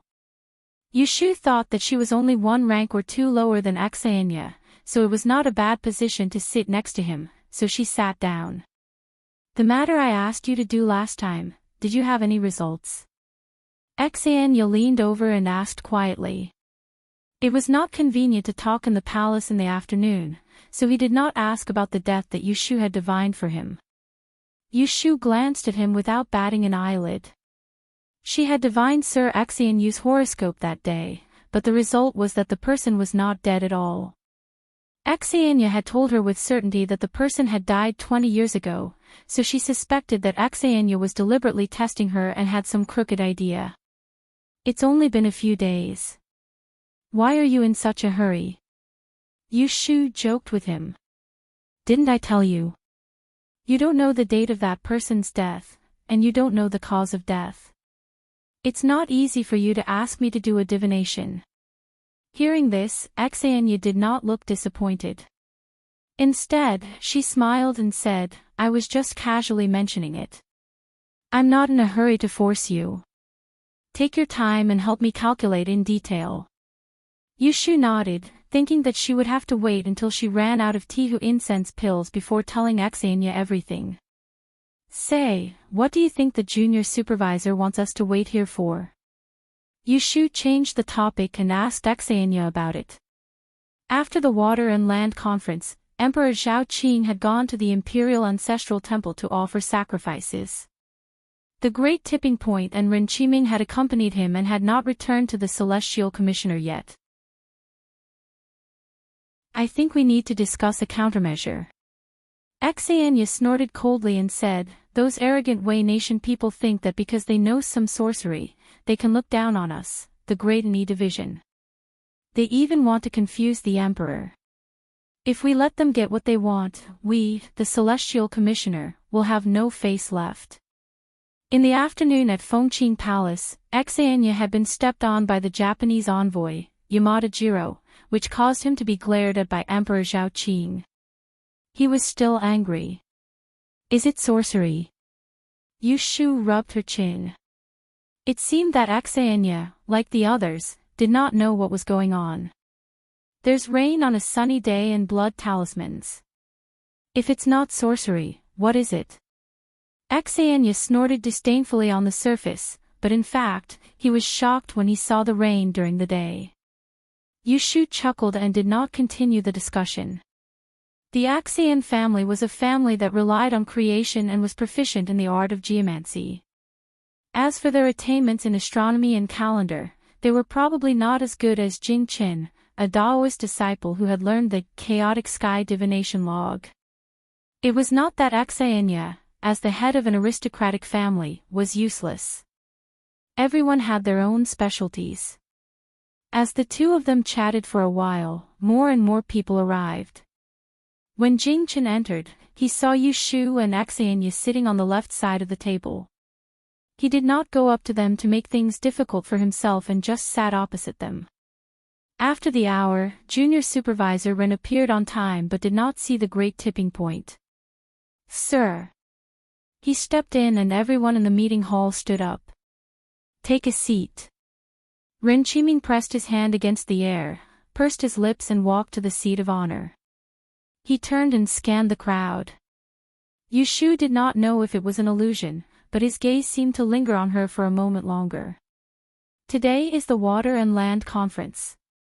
After meeting the Yin-Yang masters from Japan, tell me what you think." As soon as Ren Qiming finished speaking, everyone looked at each other in silence.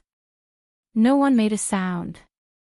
Ren Qiming sneered, his expression darkening. "Since no one wants to say anything, then let me say it. His Majesty asked us, the Celestial Commissioner, to preside over and preach the Yi Shui. His original intention was to enlighten those foreign envoys and show the majesty of the great nation. But two mere Japanese warlocks with unorthodox methods dared to look down on the Yi Shui in front of us, the Celestial Commissioner. Even if you don't feel ashamed, I feel deeply ashamed. His words made everyone blush. Even Yu Shu was a little embarrassed. Sir, please calm down.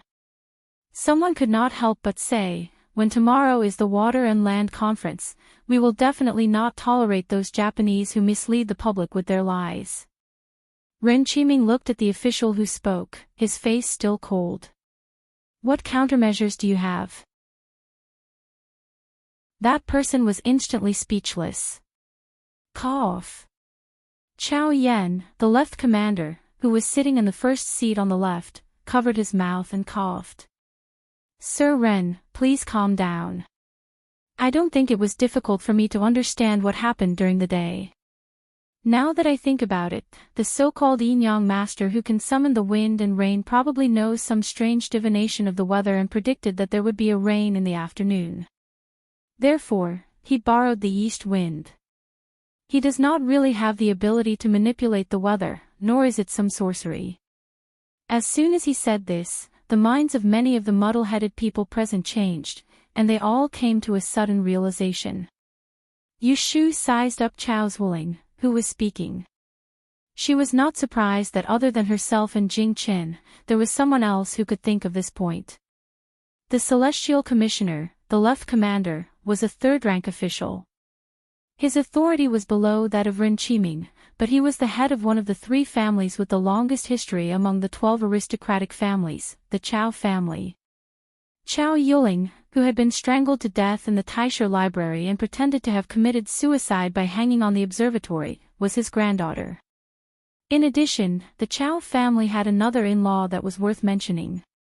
It was consort Yin Shufei's maiden family, the residence of Prime Minister Yin. The 12 aristocratic families in the capital city were intertwined, and there were only a few families who were truly in power. However, they were never far from the imperial court because they were filled with in-laws and had many branches and leaves. Ren Qiming's expression softened a little, and he nodded in agreement with Chao's Wuling's words.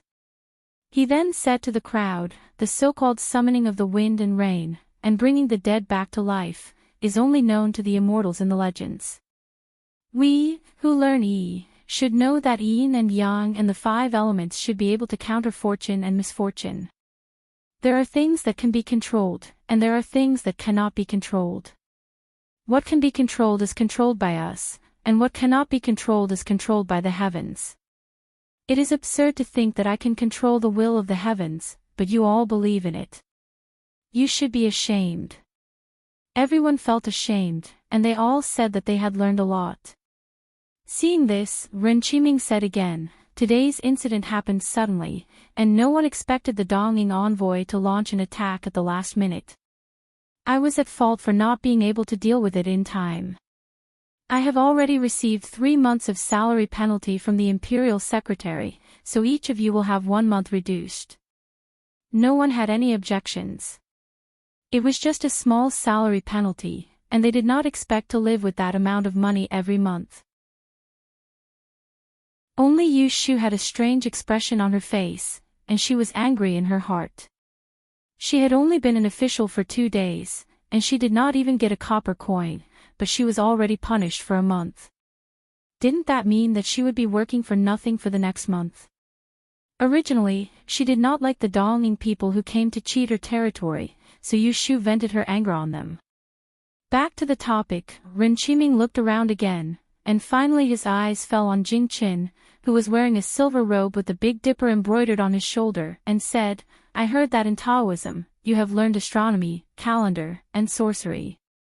I wonder if you have any insights that can solve the current situation. Jing Chen's face was calm, and he said, sun rain is rare and unpredictable, but it is not impossible to predict.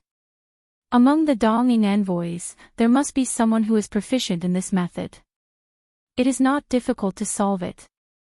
As long as we, the Celestial Commissioner, also predict a rain, and imitate their skill, their deception will be broken. The difficult thing is, we need the weather to be favorable, and there will be a rain tomorrow. Ren Qiming frowned.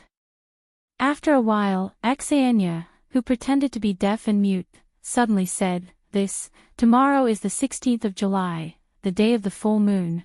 How can we know that there will be rain? What was as unpredictable as the sun rain was the special day of the 15th and the 56th of every month, when the full moon would lead to the tide, and the water mist would be forbidden to predict. At least among the Celestial Commissioner, no one knew this kind of strange magic, which could ignore the astronomical calendar and predict the weather of these 2 days. Yushu clasped her hands on her knees, and looked up at Jing Qin, with a sneer at the corner of her mouth.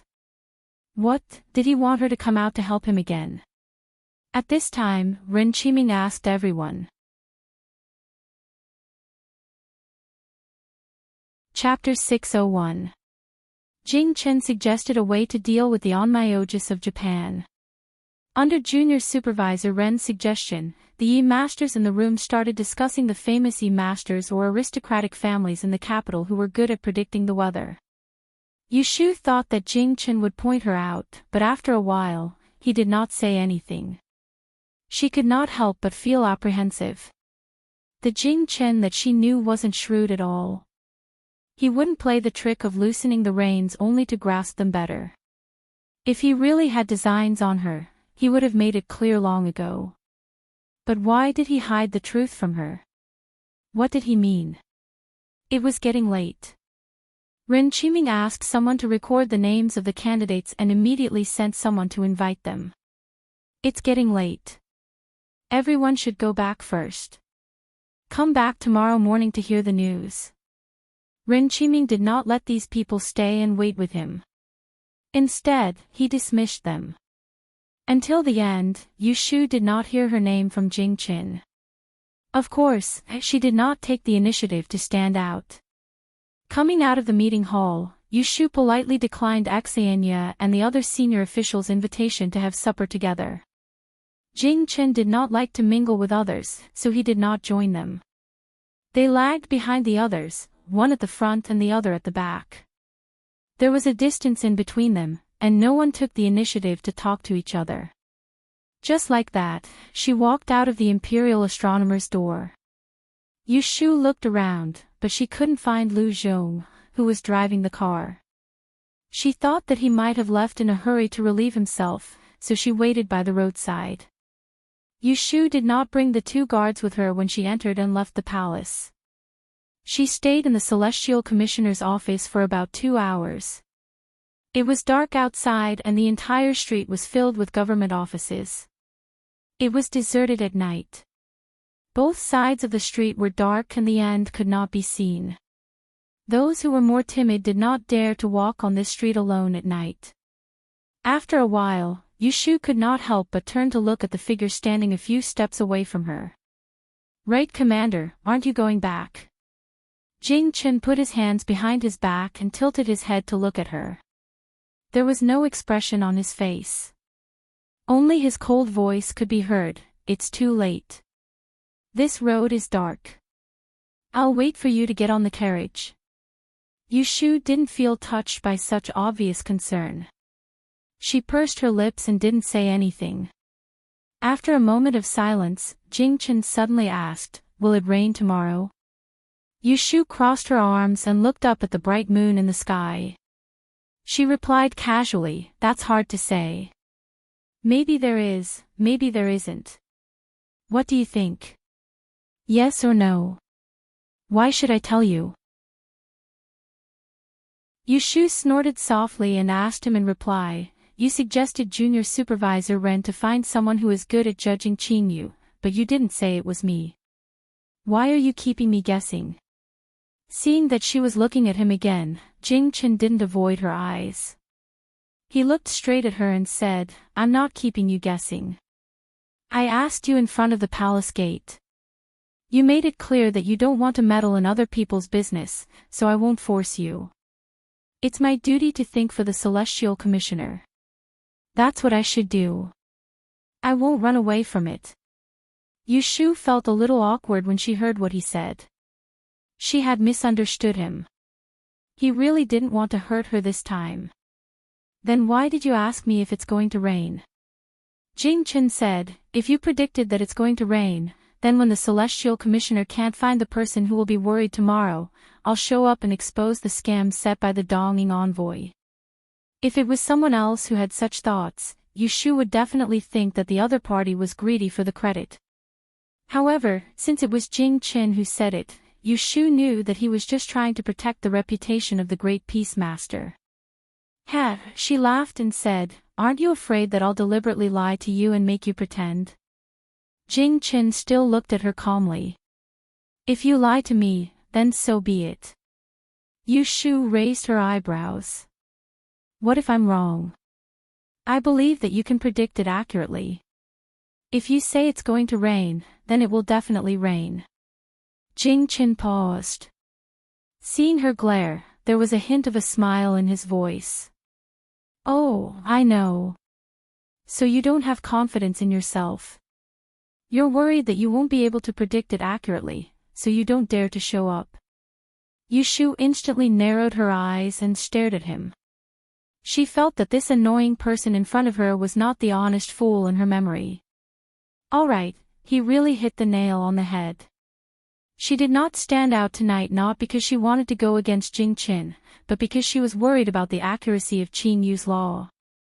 The law of clear rain was a divination method derived from the set of incantations that Taoist Qin Jing had taught her.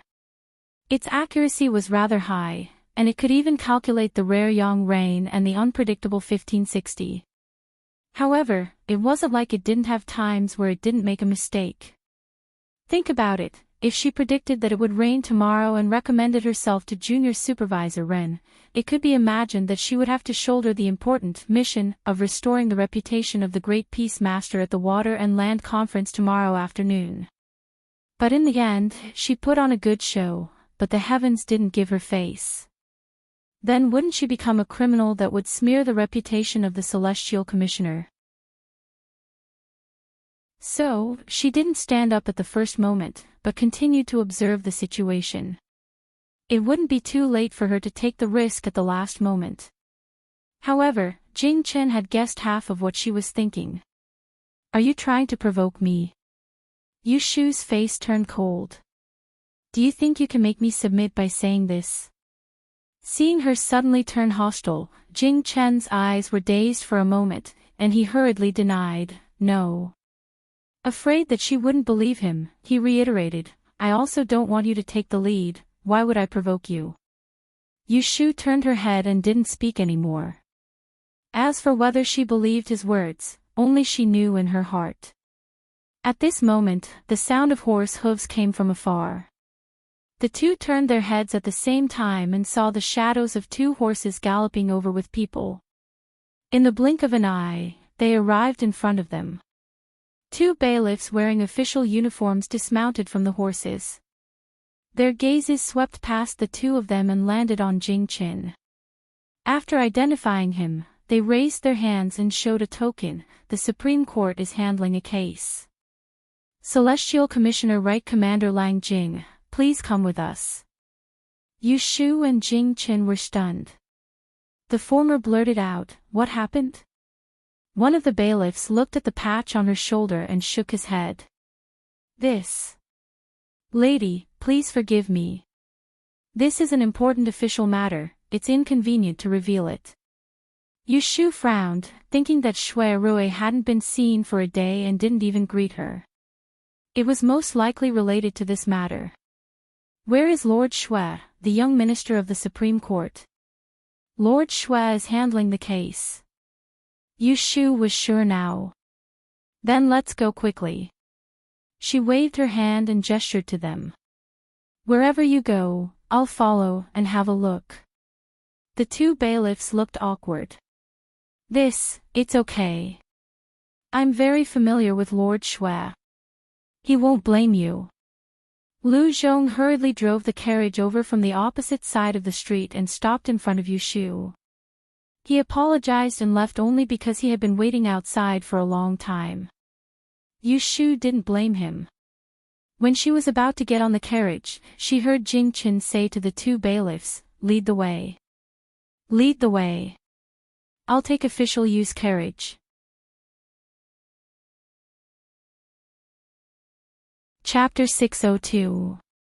Before the end of the 7th month, Yu Shu drew up a list of the palace consorts to serve the emperor and gave it to Jing Chen to look over.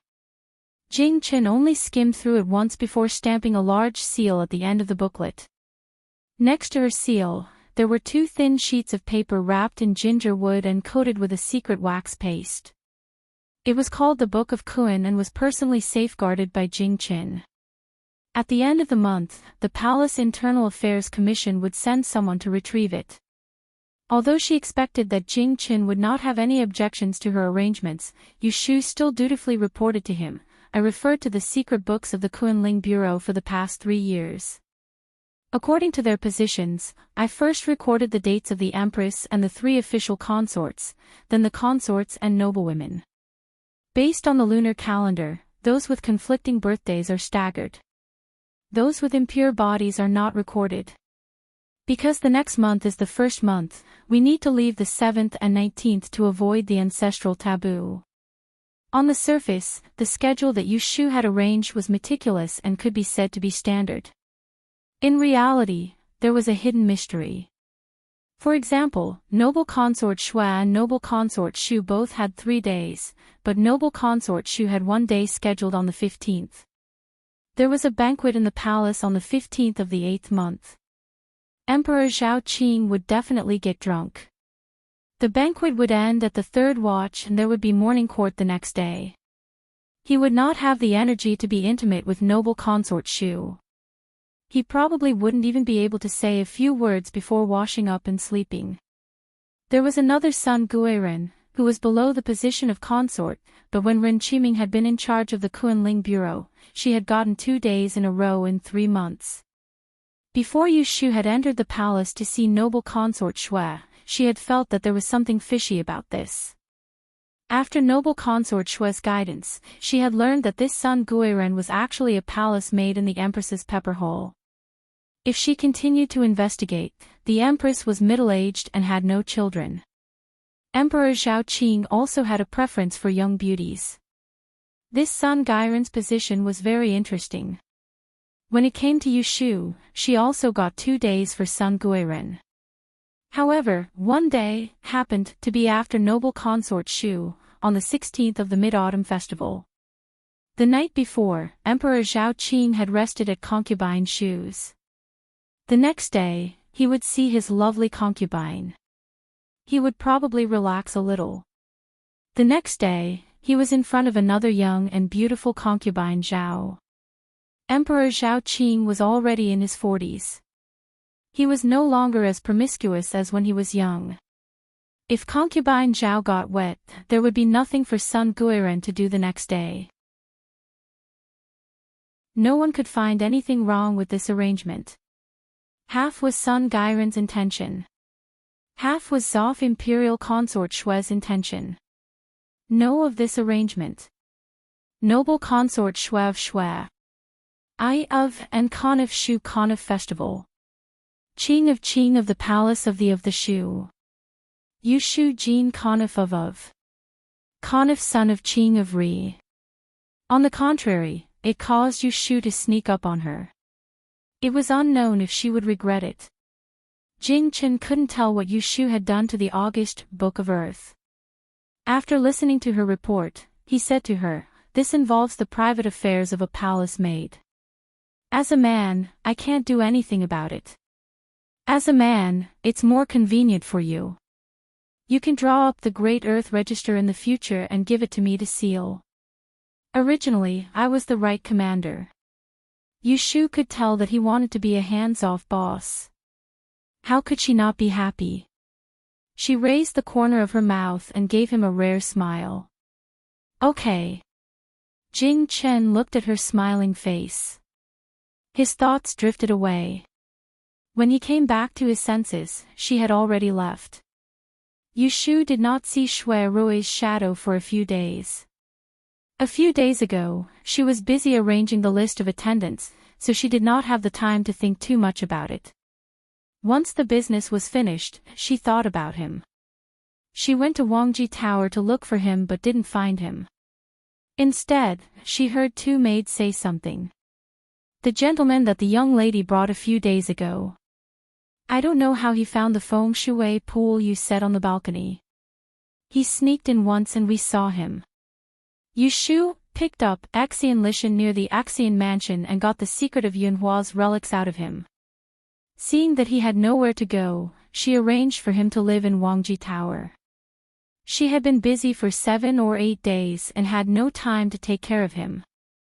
Xiao Qing and Xiao Dai were dedicated to serving Yushu. When Yushu was not there, no one ordered them around. So, they followed Yushu's instructions and changed the spring water of the geomancy pool where the crystal stones were kept every day and cleaned the dust. So, they caught Axian Lishan immediately.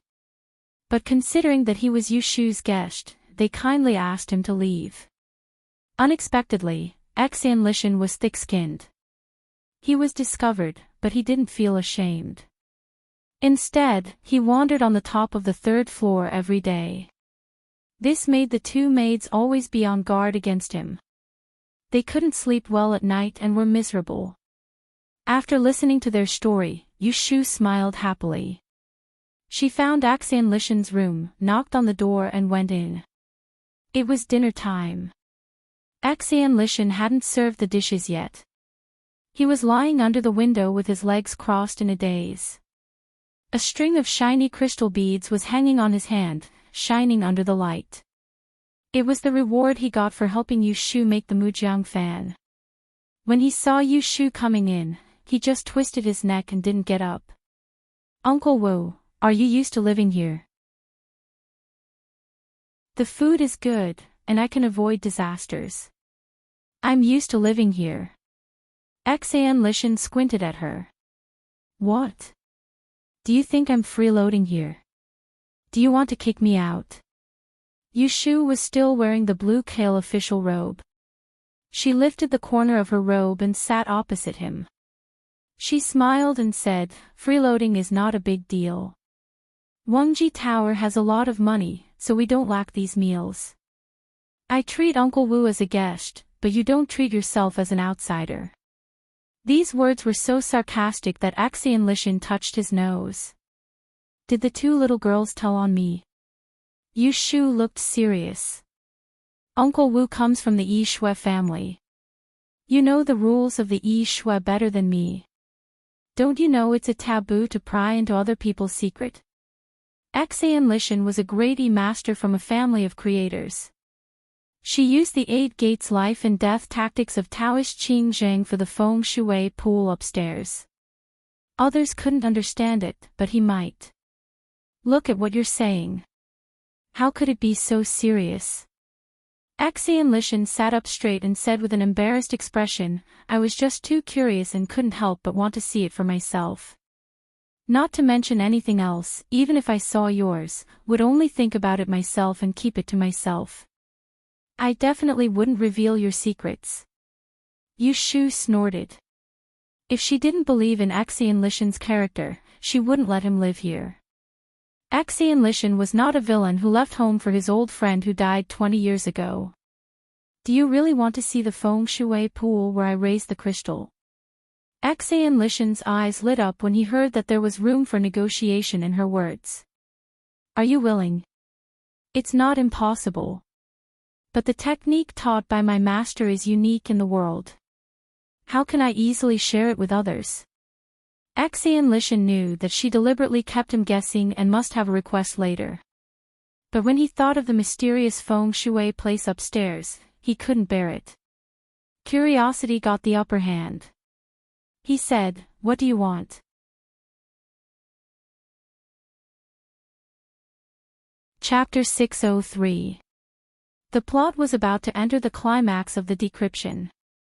After the decryption, there would be a brand new situation, Shueda's background, Jing Chen's choice, Yushu's choice, Yunhua's EZ, Daoist Qingjing, the father and son of the Axian family, the father and son of the Shui family, the grudges of the previous generation, and so on. Guizi had been sitting in front of the computer for the whole day.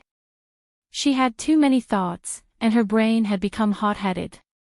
She would update the chapter together tomorrow. She would first finish writing about the Aquatic Congress.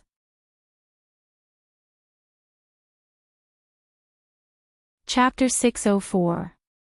The third murder case in the Taisher Library was suppressed by the Supreme Court. Yushu went to the Celestial Commissioner's office the next day and saw that everyone was talking about yesterday's water and land conference in the palace. It was as if Zhanshu Yuan's death was like a stone falling into the sea, unable to cause any ripples. Last night, Junior Supervisor Ren gave the order to find several masters proficient in forecasting rain in every corner of the capital. When Yushu entered the meeting hall early in the morning, she saw several unfamiliar faces sitting there. They were not wearing official robes. Some were slightly reserved, and some were generous. Ren Qiming was sitting in the same position as yesterday. His clothes were wrinkled, and he looked tired. It seemed that he did not go back last night. When everyone was present, Ren Qiming briefly introduced the masters and went straight to the point. According to the divination of these masters, it is very likely that there will be rain today. If it doesn't rain by noon, we will have to wait until the afternoon.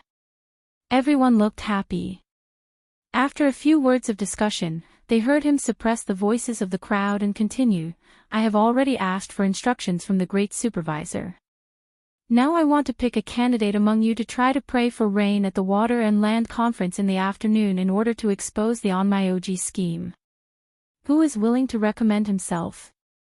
This time, everyone was silent again. No one's heart was for nothing. It was not certain whether it would rain or not.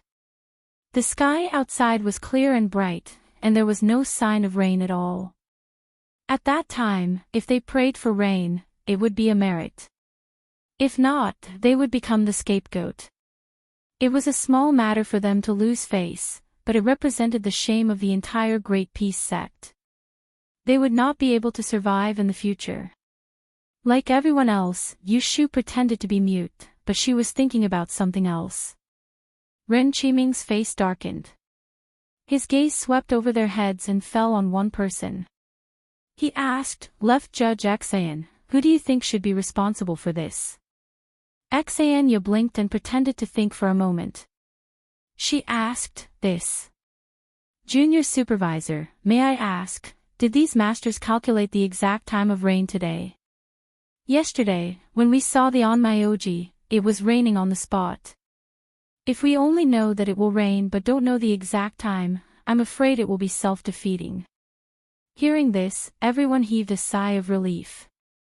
Yushu looked at Xanya from the corner of her eyes, thinking that he really knows how to play the good guy. Ren Qiming didn't answer him. Instead, he turned to Jingchen on the other side and asked, "What do you think?" Jingchen saw that everyone was avoiding his gaze and said, "Leave this matter to me." Ren Qiming didn't seem to be surprised by his answer. He sighed slightly and nodded, acquiescing. Everyone heaved a sigh of relief. Thinking about it, it was indeed the most suitable thing for Jingchen to do. If he succeeded, then he succeeded. If he failed, then he had the Emperor's protection and trust.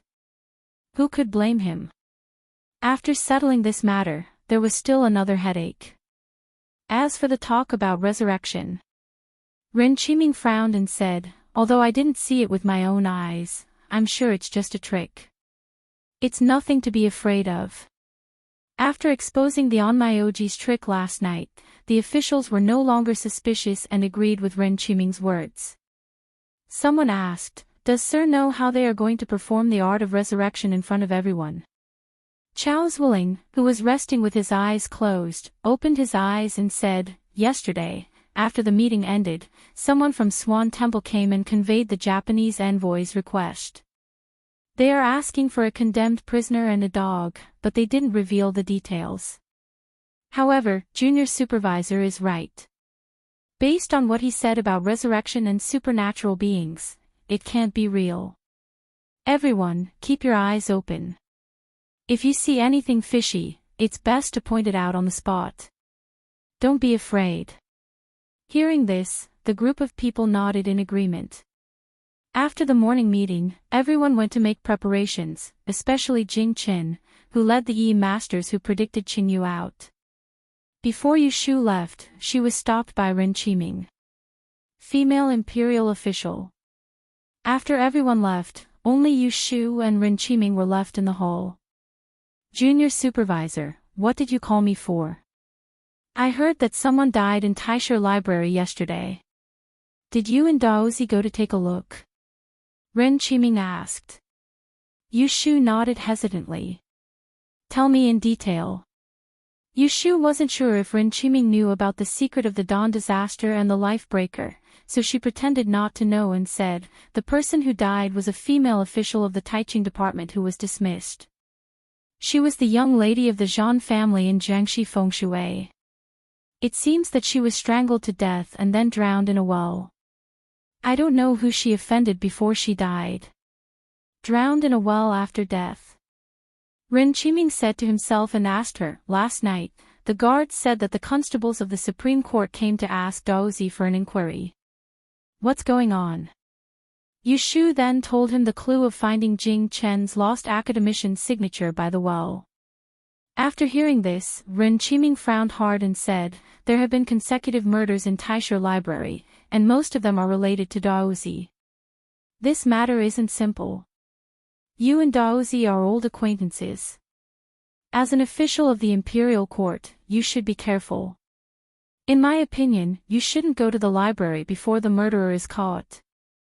Yu Shu blinked her eyelids slightly, looked up at Ren Qiming, and nodded slowly.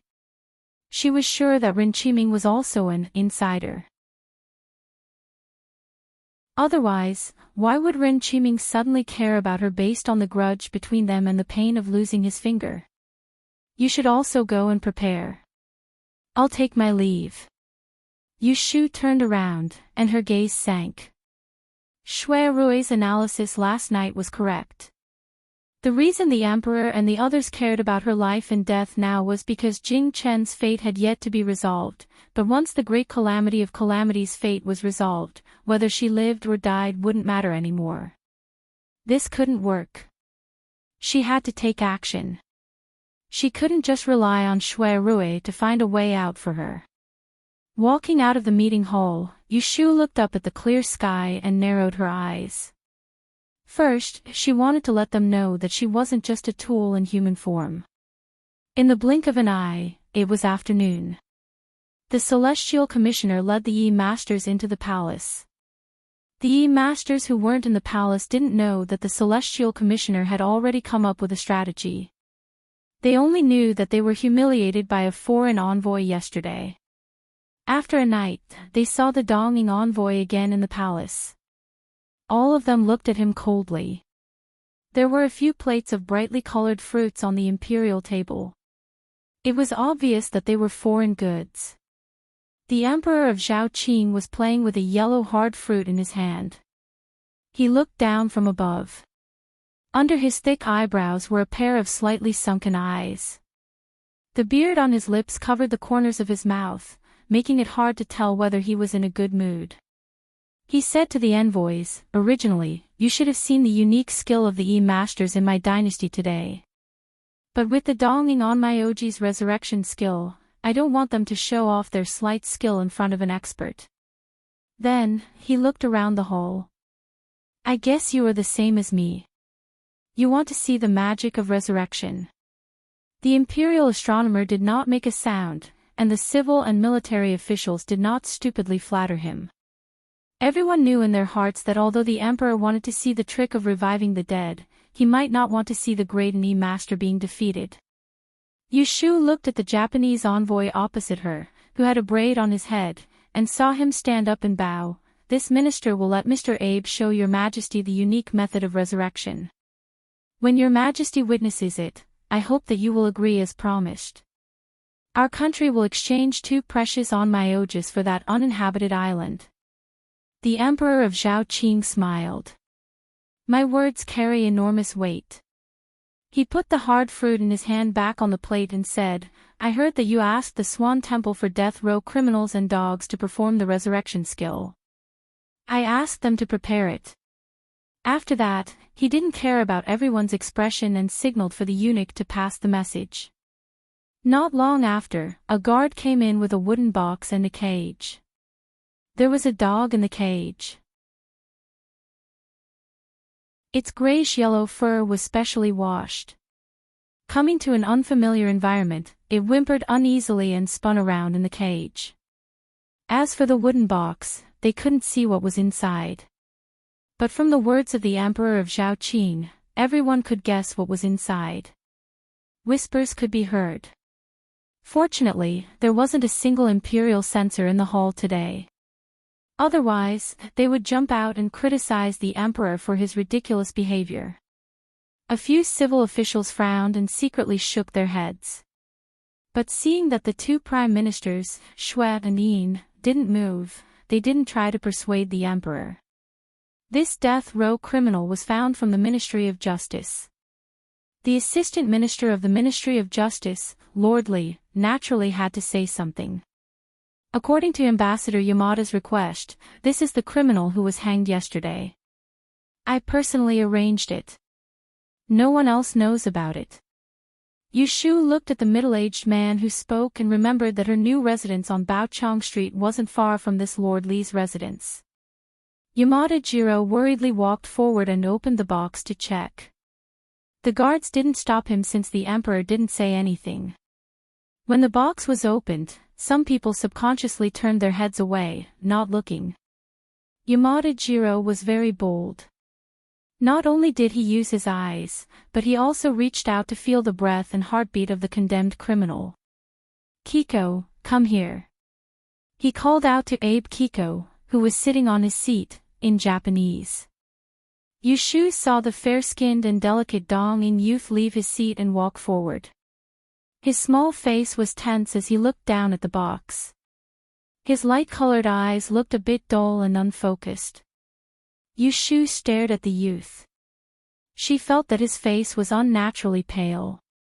There were small patches of dark circles under his eyes, as if he hadn't rested well for a few days. She couldn't tell what was wrong with his every move, but there was a sense of incongruity. After Abe Kiko confirmed the corpse of the condemned criminal, Yamada Jiro announced to everyone, "Abe-sama told me that the soul of this condemned criminal hasn't left the human world yet. She will use a spell to summon the soul and bring the dead person back to life." Everyone was skeptical of such sensational words. Abe Kiko probably couldn't understand what the others were talking about. Through Yamada Jiro's translation, she asked for a tool from the guard, a pair of scissors. She cut off a strand of the hair of the dead corpse in the box.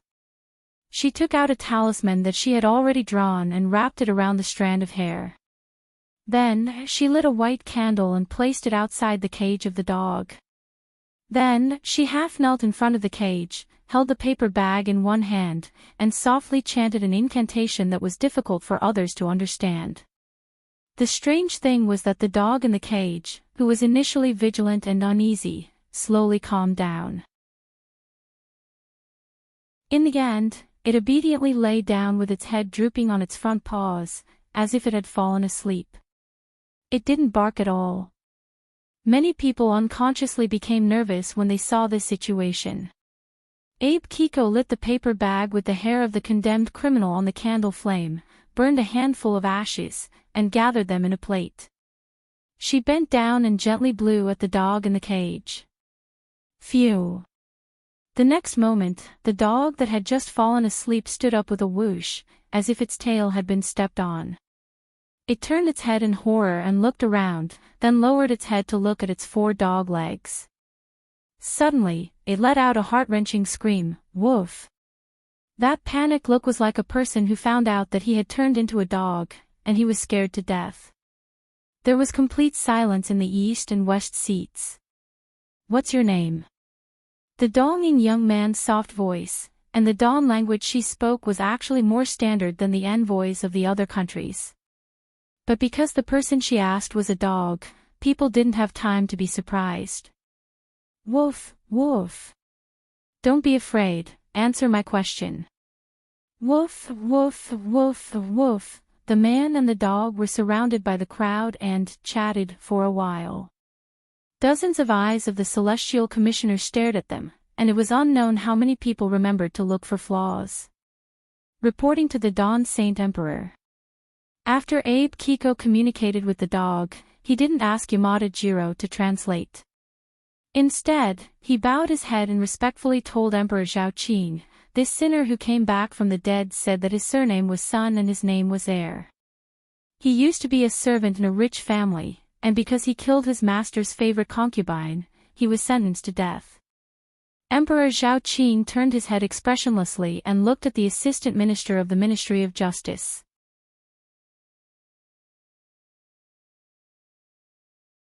Chapter 605. The words of the assistant minister of the Ministry of Justice, Lordly, revealed the identity of the condemned criminal, and also verified Abe's words. This condemned criminal had been arranged by the Ministry of Justice at the last minute. It was the first time those Wei Nation people had seen a corpse, so how could they recognize his name?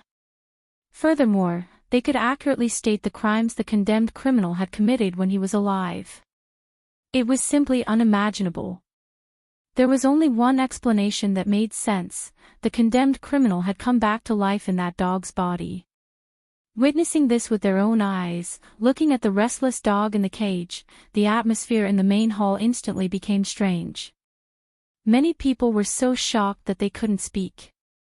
Emperor Zhao Qing's eyes moved back and forth between the cage and the Japanese youth.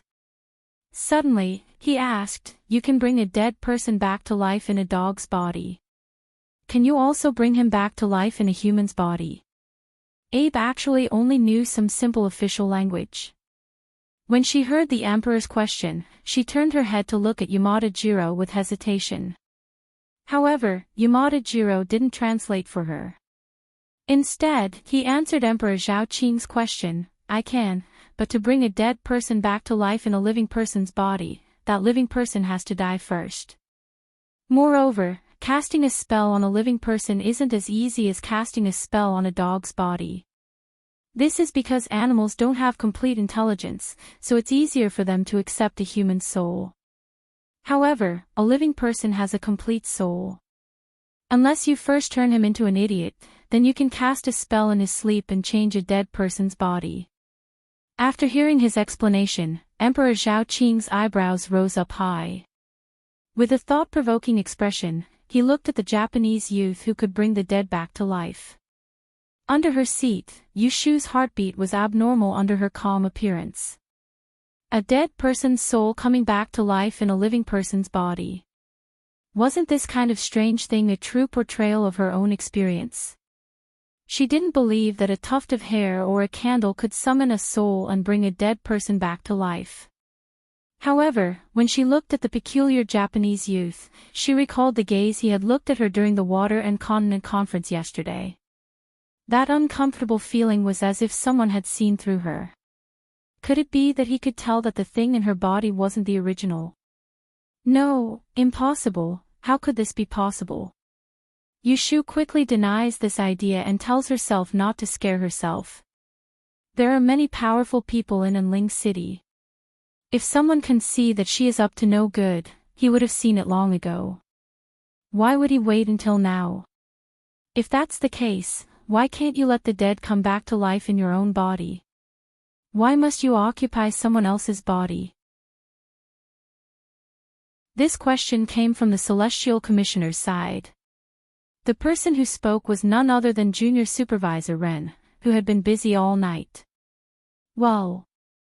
Yamada Jiro rolled his eyes. I've heard Abe-sama mention it before. In the eyes of a powerful onmyoji like her, there's something called ki in a living person's body. Once a person's body runs out of ki, they'll become a dead person. Their soul will leave their body. If they want to come back from the dead, they'll need to find a new body with ki. They can't use a body without ki anymore. Hearing this, Yushu held her chin thoughtfully and looked at the young onmyoji who kept his head down.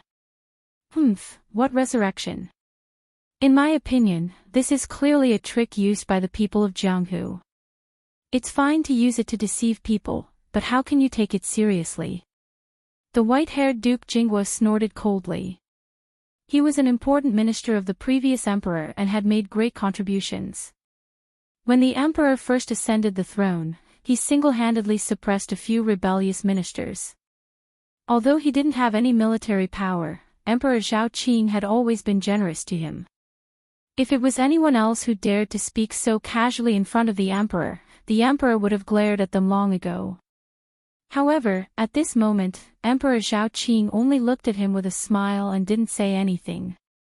Someone from the Celestial Commissioner's side immediately chimed in, "Lord Duke Jinghua is right. This lowly official thinks that the so-called resurrection of the dead by this Japanese is more like a crooked method used by the devil to harm people. To think that they dared to use this method to deceive the emperor, they deserve to be punished.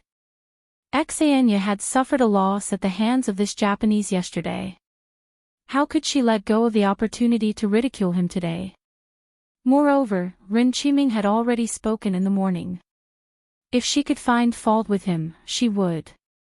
As soon as he spoke, the Celestial Commissioner's side became lively.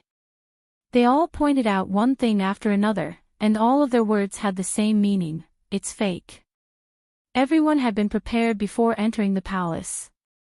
No matter how real this technique looks, we can't admit it. There's a saying that 3 people make a tiger. If one person didn't believe it, then so be it.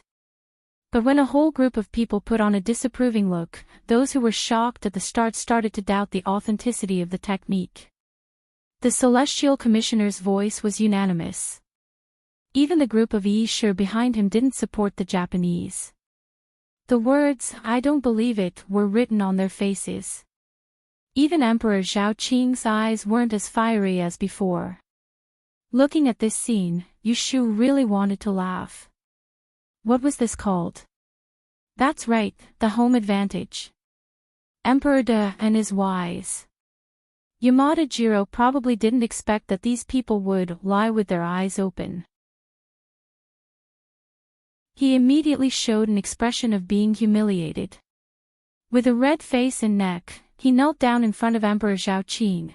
"With sincerity, I came to pay my respects to your majesty. These 2 onmyoji are precious to our country. They are comparable to tens of thousands of soldiers and horses. Yesterday, Lord Ida used magic to summon rain. Today, Lord A brought the dead back to life. Your majesty saw it with your own eyes. How can it be fake? I think some people are unwilling to admit that their skills are not as good as others. Today, there are envoys from other countries here. Aren't some people afraid that people will say that the Yi Shi of De and is narrow-minded?"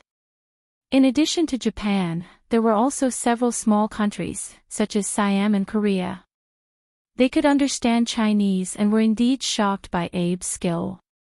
At this time, although they didn't help the Japanese envoys, it could be seen from their faces that their thoughts were probably the same as the Japanese envoys. They thought that the De dynasty was going to take advantage of its power to bully others. Emperor Zhao Qing narrowed his eyes and looked at the Japanese envoys who knelt down in front of him. There was some coldness in his eyes. However, Yamada Jiro was so focused on achieving his goal that he didn't notice it. He just wanted to defend himself and said to the Celestial Commissioner indignantly, "You keep saying that our onmyoji is a lie. Then, please tell us clearly which part is a lie. If you can't tell us, please don't make slanderous accusations." Yu Shu had to praise this Japanese man for his good Chinese. He could even use such an appropriate idiom as slanderous accusations. Unexpectedly, the Directorate of Astrology was waiting for him to say this.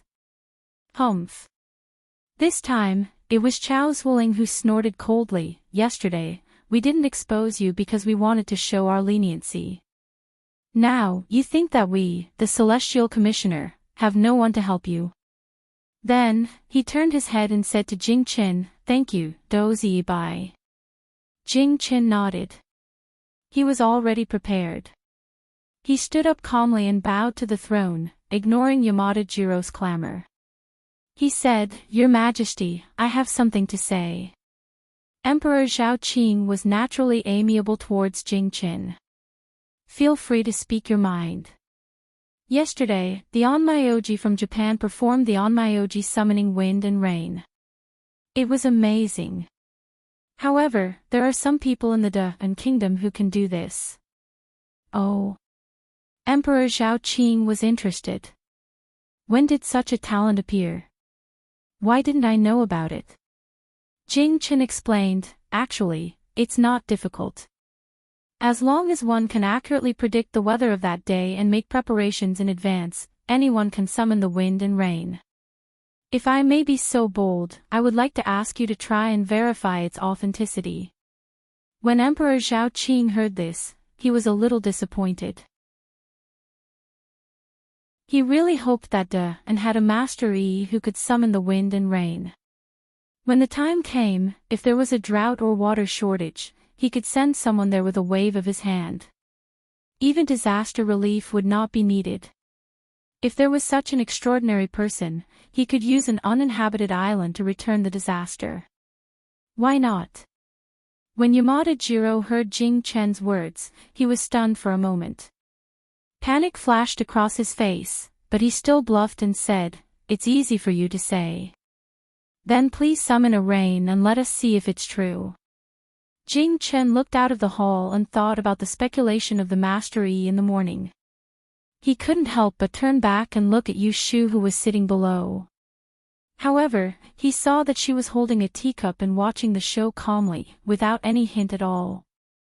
However, Yamada Jiro misunderstood his action and thought that he wanted to stall for time. He hurriedly said, "Don't you want to summon the rain? Let me make it clear first. Yesterday, Lord Xiangtian only used an incense stick of time to summon the rain. Don't think about fooling us. If it takes too long, even if it rains, it won't be summoned by you."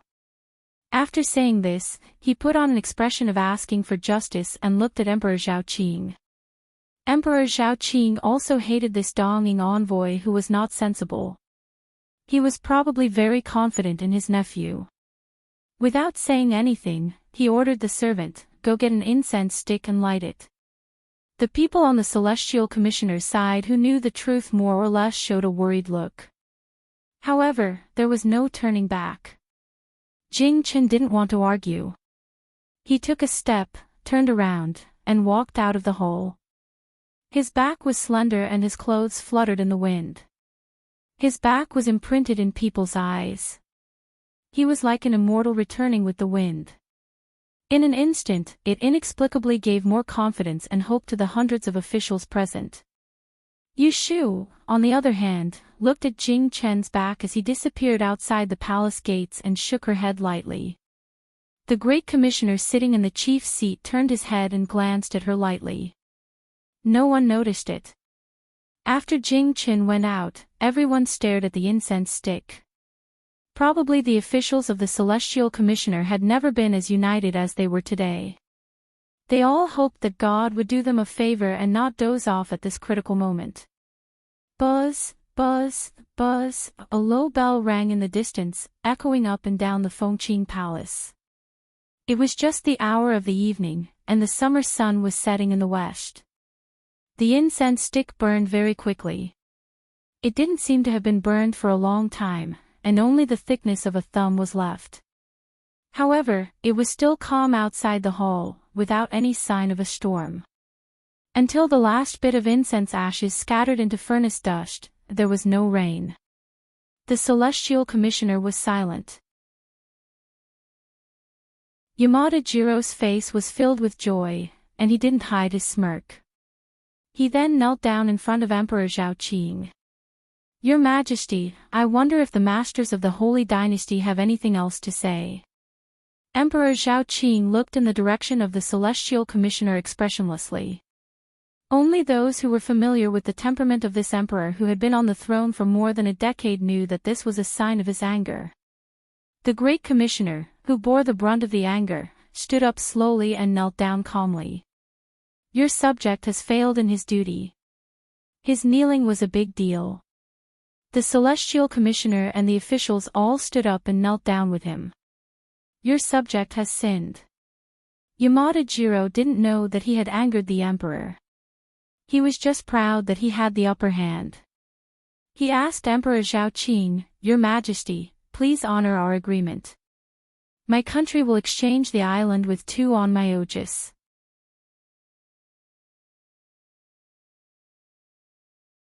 Chapter 606. It's just a light rain and you've become so powerful. It seems that if I don't show you the true power of summoning wind and rain, you will think that I, the Celestial Commissioner, have no one else. Yushu stepped out of the ranks with a cold voice, standing alone among the officials who were kneeling and apologizing for their crimes. It could be said that she was being watched by everyone. Emperor Zhao Qing's gaze passed through the rows of kneeling figures and landed on her. Looking at her official robes, he asked a question that Yushu already knew the answer to. Who is this? Your Majesty, I am the female official of the Celestial Commissioner's Conling Bureau, Yushu. Yushu lowered her head as she replied. She thought, although the emperor has never seen her, he probably knows everything about her. Oh, you are the female fortune teller from the Great Yen examination.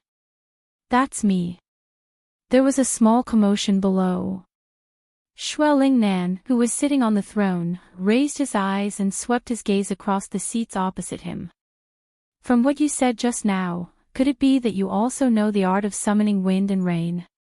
Emperor Zhao Qing's tone was clearly gentler than before, but he ignored the people who were kneeling. Yushu nodded and openly admitted, I know how to use it.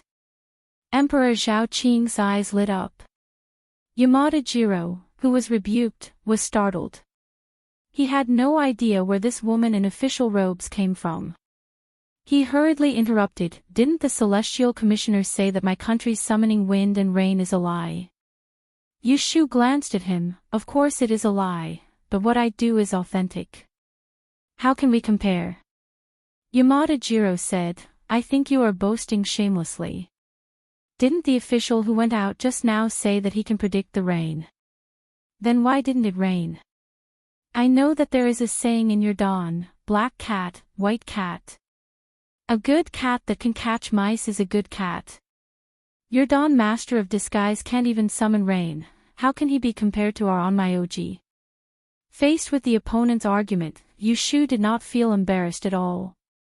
Instead, she smiled and said, There's another saying in and heaven has unpredictable storms, and man has his ups and downs.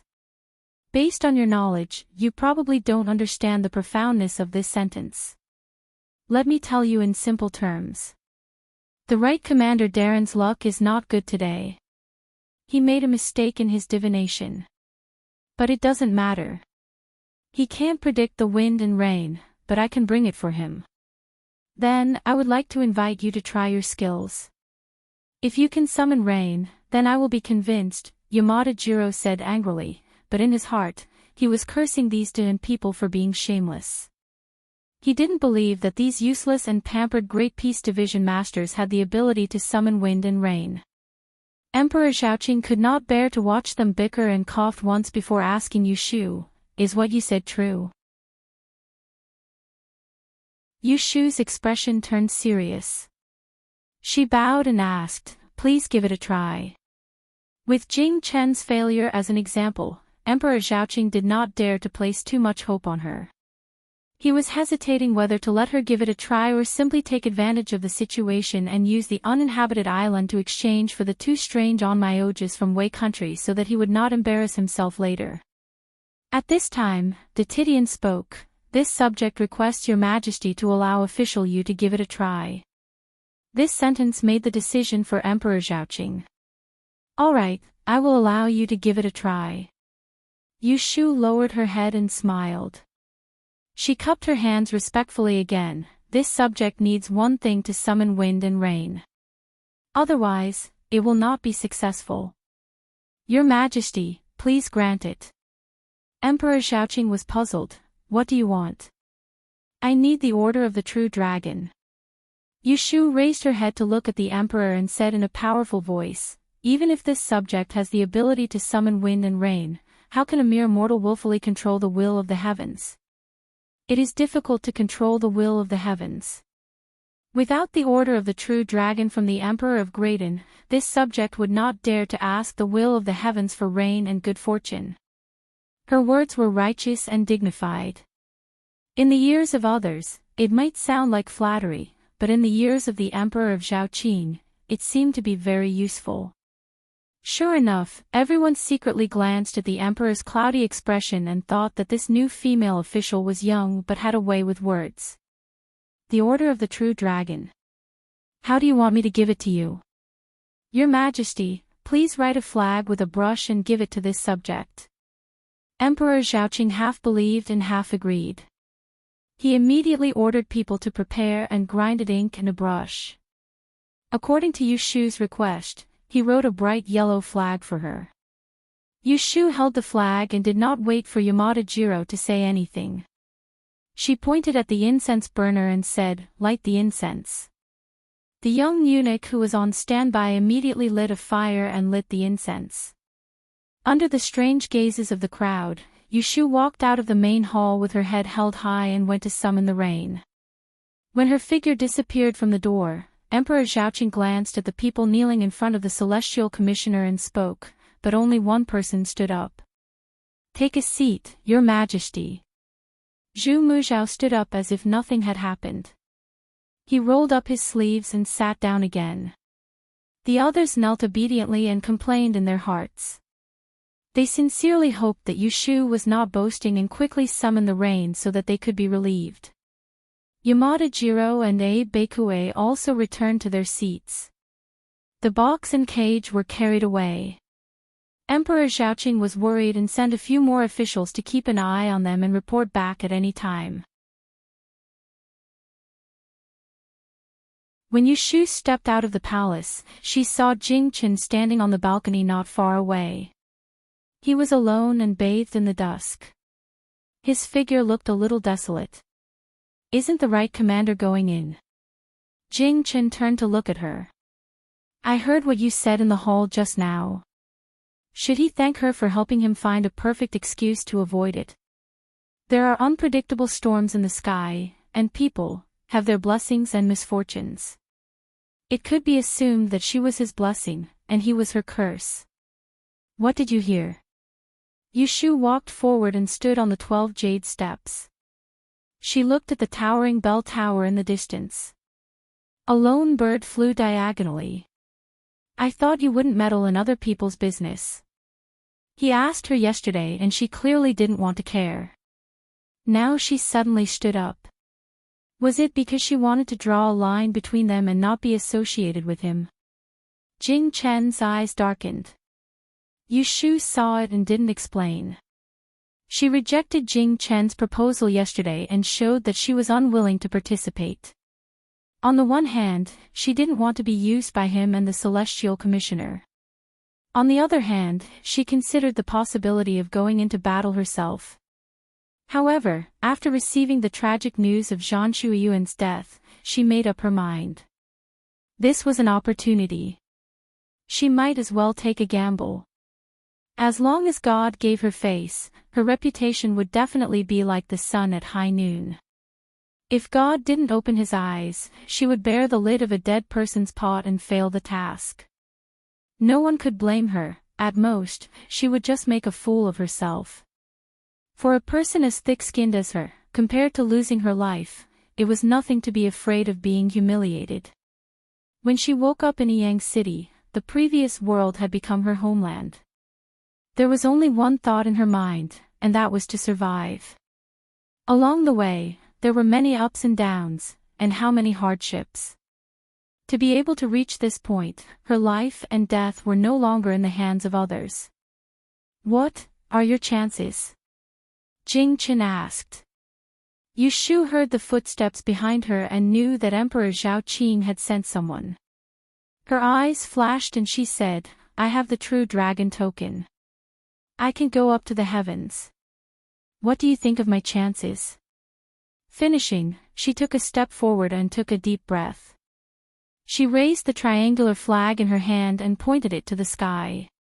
She shouted with a loud voice, "Anne's wise ruler is skilled in both literature and martial arts. The heavens will protect the common people. The land and water will listen to my orders. When the wind comes, the rain comes, the lightning flashes and the thunder roars. God, since you let me come to this world, that is giving me a chance to live. If I don't care about my life, I would be going against the heavens. If the heavens let me live, who can stop me?" She shouted these few words in a dignified manner, without a trace of the pretentiousness of a woman. The officials behind her looked at each other and were about to whisper to each other when a sudden change occurred. Boom! A thunderous roar shook the ground and woke everyone's ears. Jing Chen's heart jumped and he turned to look at Yushu.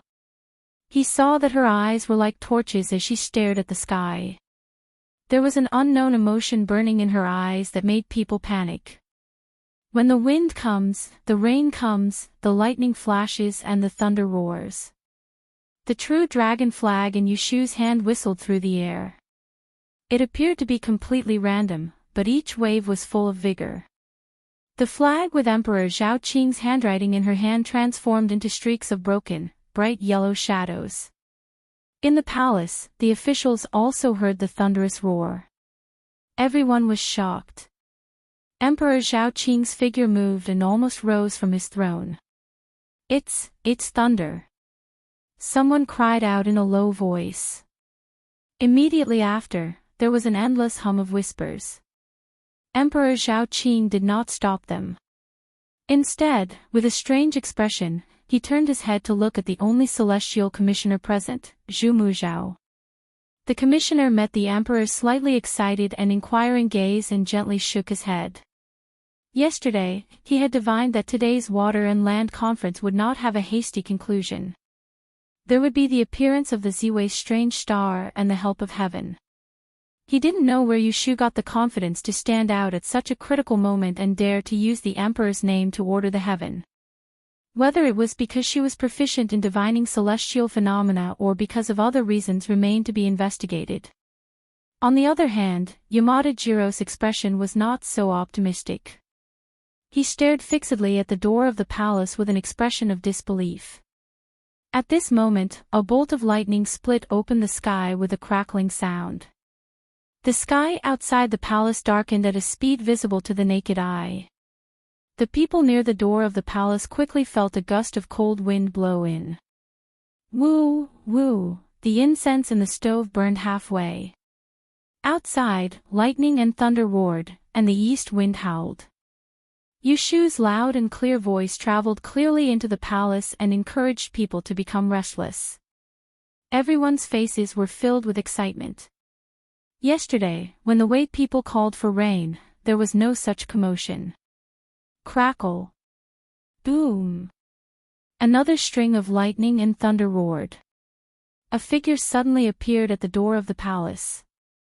An official that Emperor Zhao Qing had sent earlier jogged in and knelt in joy. "Your Majesty, it's raining." Emperor Zhao Qing's thick eyebrows rose. "Really? It's really raining. What a heavy downpour, it hurts." The entire palace was in an uproar. Emperor Zhao Qing couldn't sit still anymore. He stood up and left the dragon throne. He lifted his dragon robe excitedly and stepped down the jade steps. "Everyone, follow me to receive the rain." This rain had obeyed the command of the Son of Heaven. It was extraordinary. The eunuch in charge hurriedly followed the emperor and supported him from behind. All the officials stood up and followed. Even the foreign envoys followed in a hurry. The emperor and the officials walked majestically to the outside of the palace. Their eyes were filled with wind and rain and dark clouds. They only saw a tall figure standing in the rain. Her face and shoulders were wet. She put away the flag and turned around to reveal a spirited smile. Her face was wet. She held the flag with both hands and knelt in a loud voice.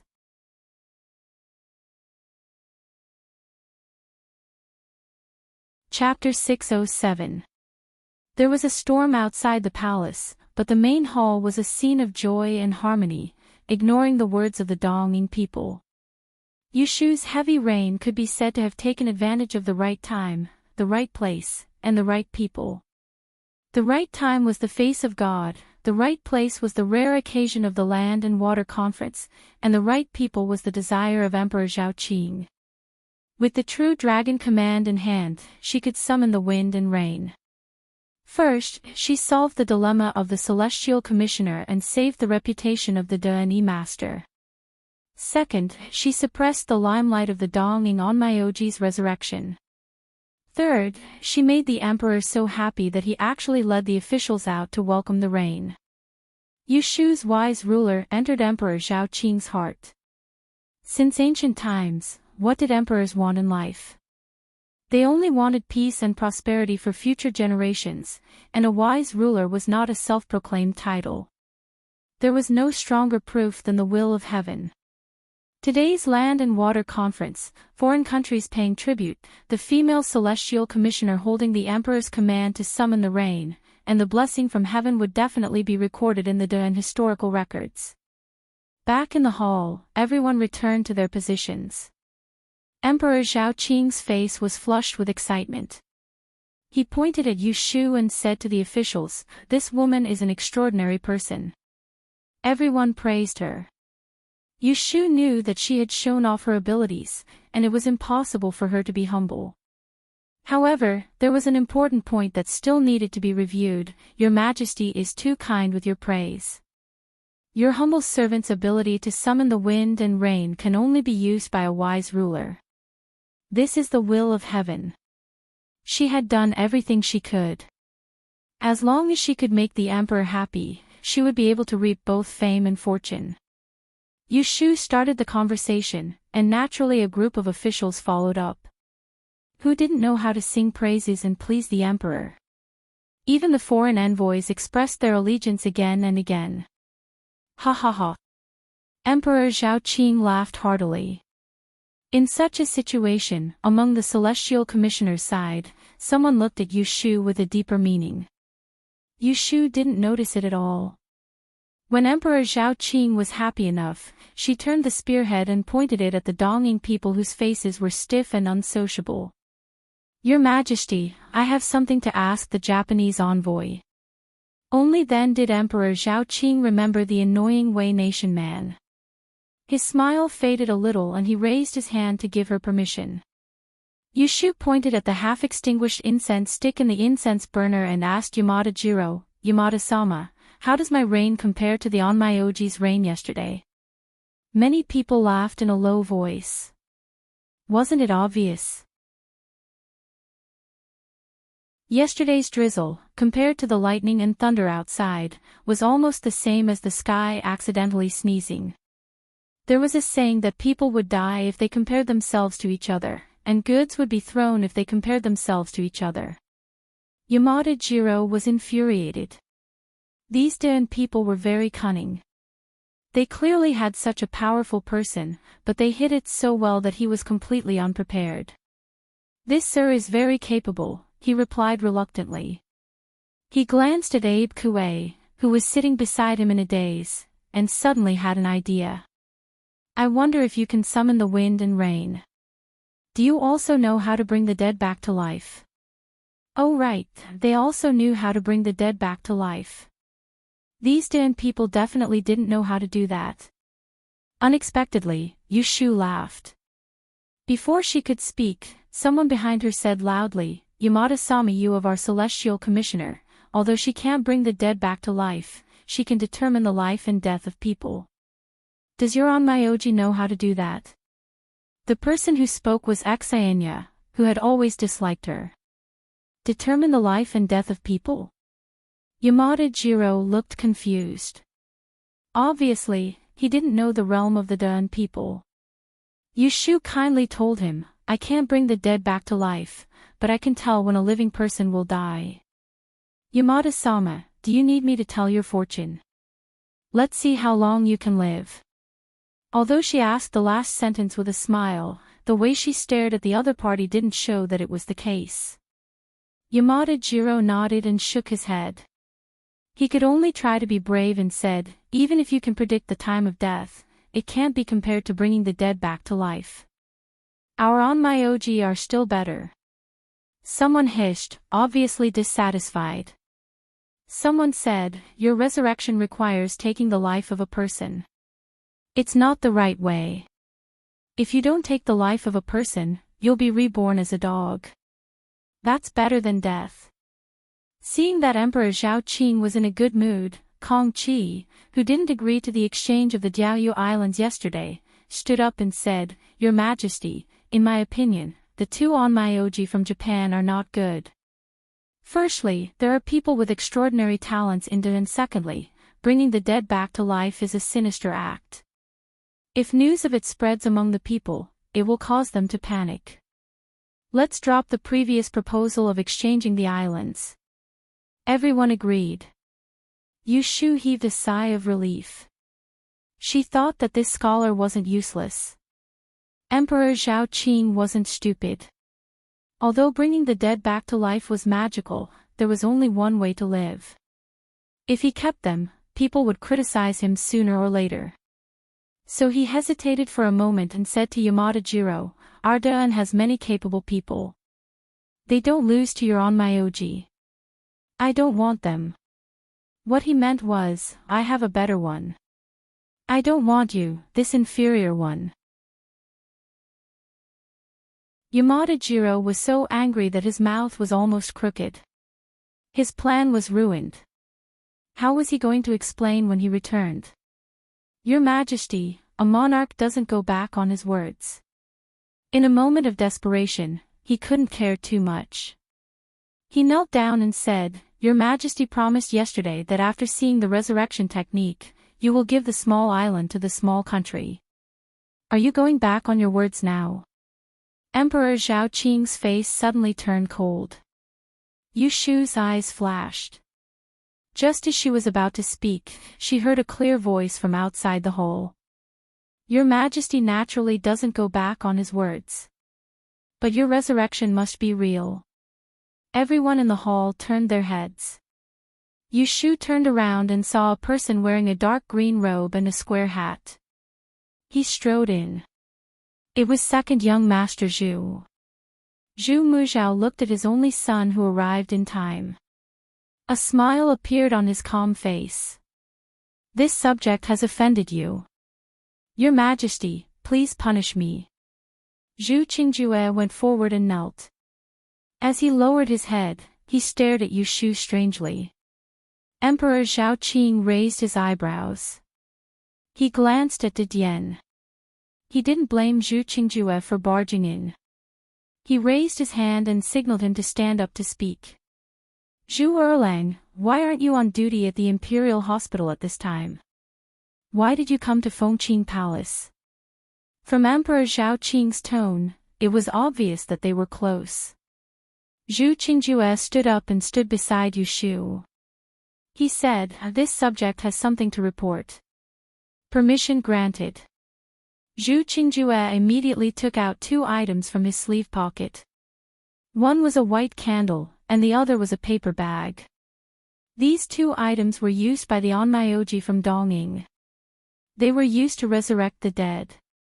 As everyone knows, this subject is the direct disciple of the King of Medicine from Southern Miao. I'm good at identifying poisons. After my examination, I discovered that the white candle contains the oil of the 5 poisonous insects.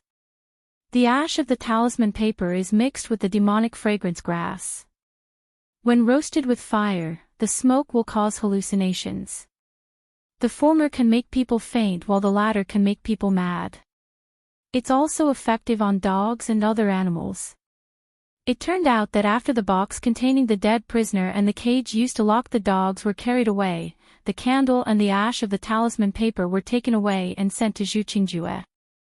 Yu Shu narrowed her eyes and thought. She turned to look at the Chief Celestial Commissioner. Seeing the calm expression on Diane's face, she knew that it was his meticulous arrangement. She couldn't help but admire his foresight. So, resurrecting the dead is fake. Deceiving the emperor is the real thing, Zhu Qingjue said coldly. Being exposed on the spot, Yamada Jiro immediately panicked. He didn't dare to raise his head to look at Emperor Zhao Qing's expression. He could only bluff and shout at Zhu Qingjue, "Don't slander me. I'm the envoy from Dongying. I'm here to congratulate the emperor. How would I have the guts to deceive the emperor? Summoning the wind and rain is real. Resurrecting the dead is also real. You're framing me. You're being wrongly accused." Zhu Qingjue couldn't be bothered to argue. He directly opened the bag of ash and threw it at him. Yamada Jiro was caught off guard. He inhaled the air through his nose and sneezed violently. The next moment, everyone saw his face quickly turn red. His whole body trembled twice, and as if he was possessed, he spun around on the spot, shouting and screaming. His manic appearance reminded people of the dog in the cage that had fallen for the trick. The fair-skinned and delicate Dongying youth looked at this scene in a daze. Facts spoke louder than words. "How dare you!" Emperor Zhao Qing was furious. A mere envoy dared to play with him, an emperor, like a monkey. Fortunately, they didn't succeed. Otherwise, he would have become the biggest joke in the world. When the emperor was angry, the few people from Dongying's side were so scared that their faces turned pale. They all knelt down. Only Abe Biki seemed to be haunted by a ghost and didn't move. "Guards, take them all away and put them in prison. Then send people to the post house to arrest their accomplices." As soon as he finished speaking, the imperial guards rushed in from outside the door and swiftly dragged the group of people out of the hole. The envoys from the other countries felt a chill down their spines. Now, it was quiet. However, things weren't over yet. Duke Jing was also a person who couldn't hold back his anger. He immediately scolded the Dong nation for being disrespectful and harboring evil intentions. He proposed to send troops to suppress them. This proposal was supported by a few people, but there were also voices of opposition. "I think that we should first investigate the whole matter. Who ordered the Dongying envoys to do what they did and why they coveted the fishing islands? Then we can decide whether to send troops or not." This was the first time in 2 days that Yushu heard Shui Rui's grandfather, the right Prime Minister Shui Lingnan, express his opinion. "I agree." The kind-looking Prime Minister Yin also spoke up. After the two sides persuaded, Emperor Zhao Qing calmed down. He immediately ordered the Supreme Court to interrogate them. The Ministry of Justice and Swan Temple would assist in the investigation and Shui Lingnan was appointed to supervise. After dealing with the group of Dongying people, Emperor Zhao Qing looked back at the two young people who were still standing in the hole. Hearing the sound of rain outside, he felt a little better and drank some tea. He said, "The Celestial Commissioner is meritorious for summoning the rain and the Court of Imperial Physicians is meritorious for exposing the matter. How do you think I should reward them?" Although he was asking everyone, his eyes only glanced at 3 people, Zhu Muzhao, Prime Minister Yin, and Right Prime Minister Shui. The 3 people looked at each other. To avoid arousing suspicion, Zhu Muzhao naturally didn't say anything. Shui Lingnan also didn't say anything. Finally, Yin Tianho stood up and said, "Deputy Physician Song of the Court of Imperial Physicians is about to retire. Imperial Physician Zhu is young and promising and can be promoted. As for the Celestial Commissioner, the miracle of summoning the rain and wind will be known by the people in the future. She should also be promoted, but she has just been appointed as the Imperial Physician of the Kunling Bureau and is still inexperienced. Why don't Your Majesty bestow a title on her as a reward and let it be passed on?" Some people were shocked. Although they knew that Yushu was going to make a fortune today, they didn't think that the emperor would bestow a title on her. According to tradition, only third-class nobility and above in the and dynasty would have a title. She, a 5th-rank female official, actually received a title. Wasn't this equivalent to giving face to a third-rank official? What's more, along with a title, there were some hidden privileges. For example, walking in front of the emperor, not kneeling to the nobles, riding the sedan chair at the Meridian Gate, etc. Everyone was envious and secretly jealous. Only Yu Shu didn't understand. When she heard Prime Minister Yin's suggestion, she felt that she was at a disadvantage. She thought that Zhu Er had been promoted and made a fortune. Why was it that she was given a title? Emperor Zhao Qing considered for a moment and felt that this idea wasn't bad. He looked at the two of them and said with a smile, "How about this? Zhu Er Lang will be promoted by one rank and become the deputy physician of the Court of Imperial Physicians. You will also be rewarded with half a year's salary. Imperial Physician Yu, I will personally bestow a title on you. You will be..."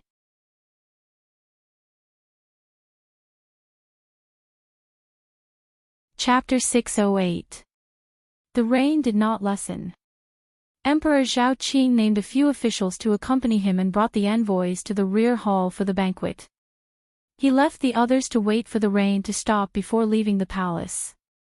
Yu Shu, the newly titled Miaoling emissary, was first taken to dry her clothes, and then followed. The palace banquet was exquisite and delicious, but with a group of people sizing it up, it was somewhat tasteless. She was a fifth-rank official and was only a background character in this kind of occasion. Emperor Zhao Qing's obvious attention made her the center of attention. "This jade pine is quite refreshing. Give it to Miaoling emissary to try. This and this, give it to her." The dishes in front of the emperor were very different from those on the officials' tables. They were cooked by the imperial chef. Emperor Zhao Qing's act of bestowing dishes was a show of care for his officials, but not everyone could enjoy it. The 5 bestowed dishes on Yu Shu's table took up the entire table. There was one more plate than the one on the table. She couldn't blame everyone for looking at her. However, no one felt that Emperor Zhao Qing was being overly generous. After all, Yu Shu had turned the tide of today's water and land conference. She had summoned the wishes of the emperor and his officials with a storm. She had stabilized the scene and prevented the court, which had always ruled by the way of Yi, from losing face in front of the foreign envoys.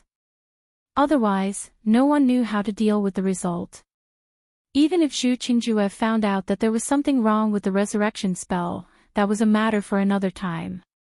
"Official Yu, do you often use the spell to summon rain?" Emperor Zhao Qing did not doubt Yu Shu's ability. He just wanted to confirm if she could summon wind and rain at any time. Yu Shu already had an excuse. She put down her chopsticks and stood up to answer. "Your Majesty is a wise ruler who rules the world. The will of the heavens belongs to you, so the order of the true dragon can reach the will of heaven. However, this official's body is of a mortal body. Even if I have the ability to reach the heavens, I cannot use it fully. My teacher is an otherworldly master. Before I traveled, he taught me this spell and warned me not to use it without permission. Otherwise, my lifespan would be shortened. I cannot disobey my teacher's orders, so yesterday in the palace, this official could not act in time. Your Majesty, please forgive me." With that, she knelt down. She had thought of this excuse thoroughly last night. On one hand, it prevented the possibility of Emperor Zhao Qing making her summon the rain on a whim. On the other hand, it explained why she didn't stand out at the Water and Land Conference yesterday, so as to prevent others from talking behind her back. Moreover, the more powerful the means, the more restrictions there should be in order to convince people. When it came to lying and deceiving people, she admitted that she had never met a match. "Get up. I forgive you." Emperor Zhao Qing was a little regretful. He couldn't help but yearn for the master that Yu Shu spoke of. Yu Shu said, "My Shifu is a Taoist disciple, he has already passed his prime, he is well versed in astronomy, he understands geography, he knows fortune and misfortune, he can judge life and death. It's a pity that your humble servant's aptitude is lacking. Even with the old man's careful guidance, I only managed to learn 1 or 2 things before daring to barge into the capital alone. Her words were half true and half false. She wasn't sure how old Daoist Qingjing was, but judging from his face, he must have lived for 100 years. Shifu Yi paid great attention to the inheritance of one's master. Raising the status of Qingjing was raising her own status. So he's an old immortal, Emperor Zhao Qing sighed. If there's a chance, I would really like to see his splendor. After the banquet, the rain stopped. The left minister, the right minister, and the great advisor were brought away by Emperor Zhao Qing to the imperial study to discuss national policy. The rest of the people left the palace. Walking on the damp palace path, water droplets dripped from the eaves. Fortunately, the soles of the boots were thick, otherwise, the soles of their feet would be wet. The group of people distanced themselves from each other. Zhu Qingjue walked beside Yu Shu and teased her with a smile that didn't reach his eyes. Congratulations, meowing messenger. If the news of you calling the wind and summoning the rain spreads, there will be no one who doesn't know of you. Yu Shu also replied with a fake smile, thanks to the great fortune of the minister. Zhu Qingjue didn't bother with her false politeness. He lowered his voice and asked, "Have you found that person?" Which person? Yu Shu naturally knew who that person he was asking about, but she pretended not to know. Since Shui Rui didn't plan to pursue Kong Tanhua's responsibility, why would she ask? Zhu Qingjue squinted at her and snorted, but he didn't ask anymore. Is the young master of the Yao family better? Yu Shu didn't forget the young master of the Jing public house who ate the golden pill. When mentioning his nephew, Zhu Qingjue revealed a gentle expression. His life is no longer in danger. That's good. Thank you for your concern. Hee. The two of them were talking at the back while Jing Chen and Junior Supervisor Ren were walking in front. He heard every word and was slightly distracted. Junior Supervisor Ren, who was comforting him, noticed it and turned around to take a look. He asked him in confusion, "Is second young master Zhu familiar with the female imperial official?" Jing Chen shook his head and smiled bitterly to himself. How would he know when she knew Zhu Qingjue? How many things about her did he know? After she left the imperial palace, Yu Shu really wanted to make a trip to the imperial historian's library to look for Shui Rui to show off the title bestowed by the emperor, but when the cold wind blew by, she immediately gave up and didn't go anywhere in the end. Zhan Shuyuan was dead. She was cautious and specially ordered 2 guards to wait outside the palace gate. She sat in Lu Zhong's carriage and had people escort her back home. Yu Shu slept peacefully that night and woke up at dawn. She was drenched in the rain last night and didn't feel anything at the time. However, after sleeping, she felt a little stuffy. Yundo came in with water and was shocked to see her flushed face. She quickly covered her with clothes and ran out to invite He Fengji over without waiting for Yu Shu to stop her. She caught a cold and ate hot food. There's some heat in her body, but it's not a problem. He Fengji put away the pulse pillow and turned to tell Yu Xiaoxiu, who was standing by the bed. Go to father's room and grab 3 qian of agastac and 1 qian of licorice. There's no need to boil it. Ask the kitchen to boil a bowl of hot soup for your sister. Yu Xiaoxiu ran out like a wisp of smoke. Zhao Hui touched Yu Shu's slightly hot forehead and couldn't help but complain. Yesterday I was drenched in the rain and asked you why you didn't tell me. Look, you're feeling uncomfortable now. Yu Shu laughed awkwardly. He Fengji also rarely talked about her. Don't think nothing of it just because you have a good body. After the Zhongyuan festival, there will be a rain. The weather is turning cold, and it's easy to get sick. Do you still want to go out today? Yu Shu sniffled and nodded. The aquatic assembly lasted for 3 days. Today was the last day. It didn't matter if there were a few Donging people missing. Zhao Hui hurriedly turned her head and ordered Yundo to add more clothes for her inside. In the morning, Yu Shu arrived at the Celestial Commissioner's roll call. Everyone stared at her as she walked through the door. The respectful expressions were not because of the 5th grade iris dress she was wearing. As soon as she entered the Kunling Bureau, Xia Lan and Ren Rinjia were already waiting. They greeted her with smiles and bowed. "Congratulations on being appointed, milord." Yu Shu looked at them with a smile and walked inside. "Have you heard? Ren Rinjia was an 8th grade E-Master and wasn't qualified to enter the palace to participate in the aquatic assembly. Xia Lan was a 7th grade E-Master, but he was a Celestial Commissioner. He wasn't a 5th grade E-Master, so he couldn't accompany her." The two of them followed. One said, "There were people from the Secretariat who came to inform us this morning. You don't know how envious they are that we can work under you."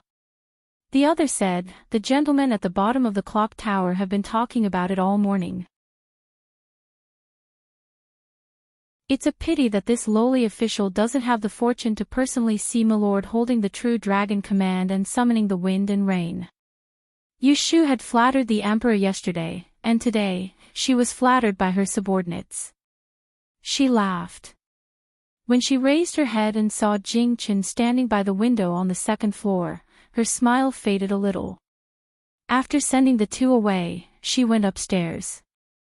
Jing Chen was now her immediate superior.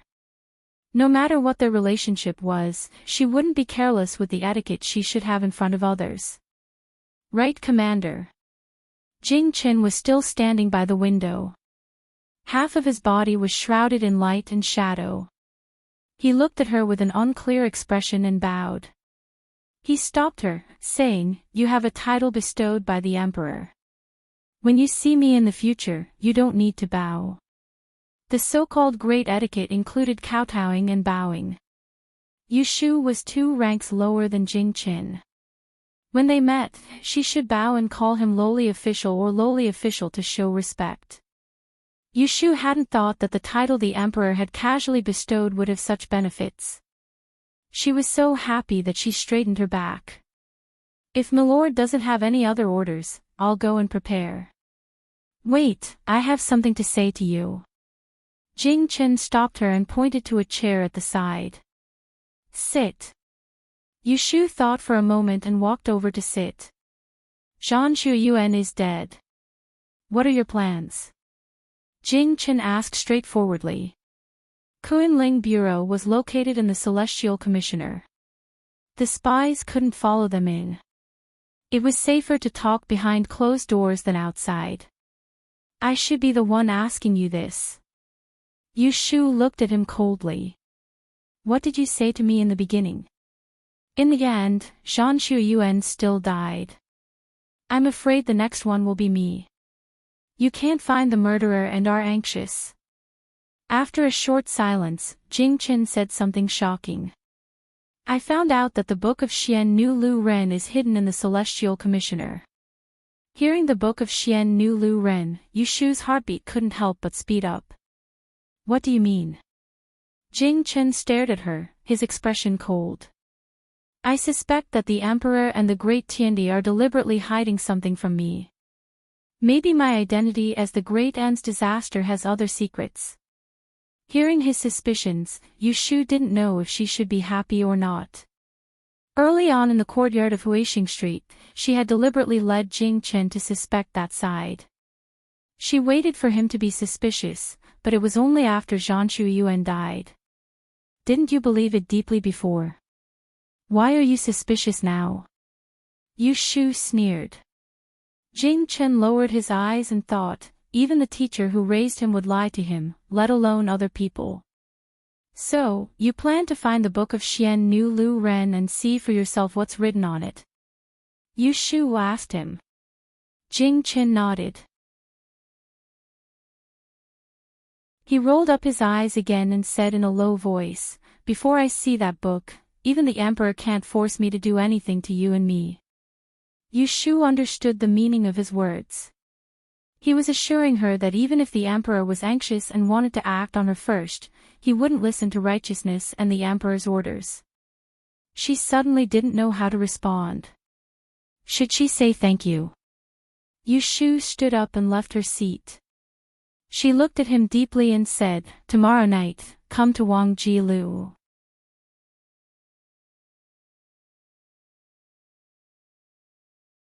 Chapter 609. The three-day aquatic assembly came to an end. During this period, several strange things were spread by word of mouth. The first strange thing was that it suddenly rained on a sunny day.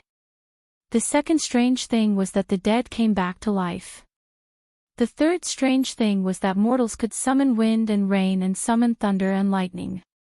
Under the deliberate spread of some people, the storytellers in the tea houses and restaurants quickly made up a story and told it early in the morning. This is right.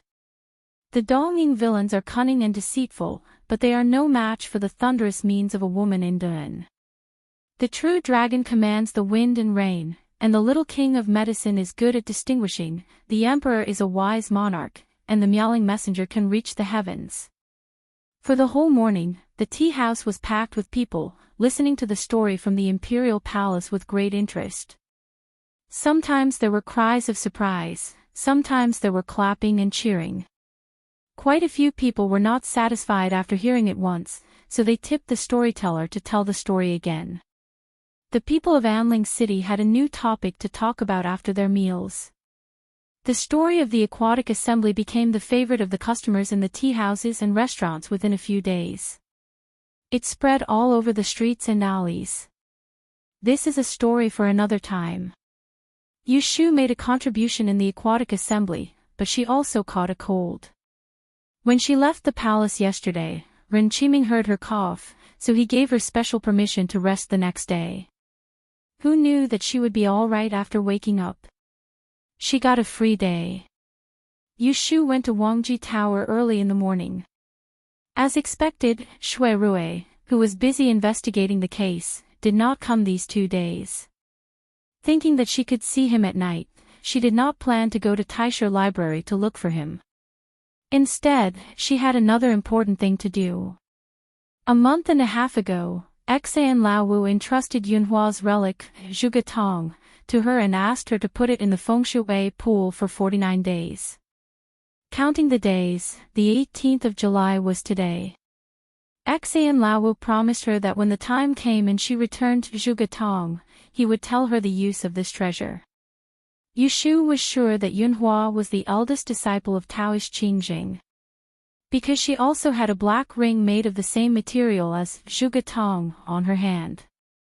So she really wanted to know what the use of this thing that Qingjing gave her was. Taking Zhugetong with her, Yushu took the carriage to the south of the city. Naturally, the 2 guards of Jin Wu followed closely on horseback.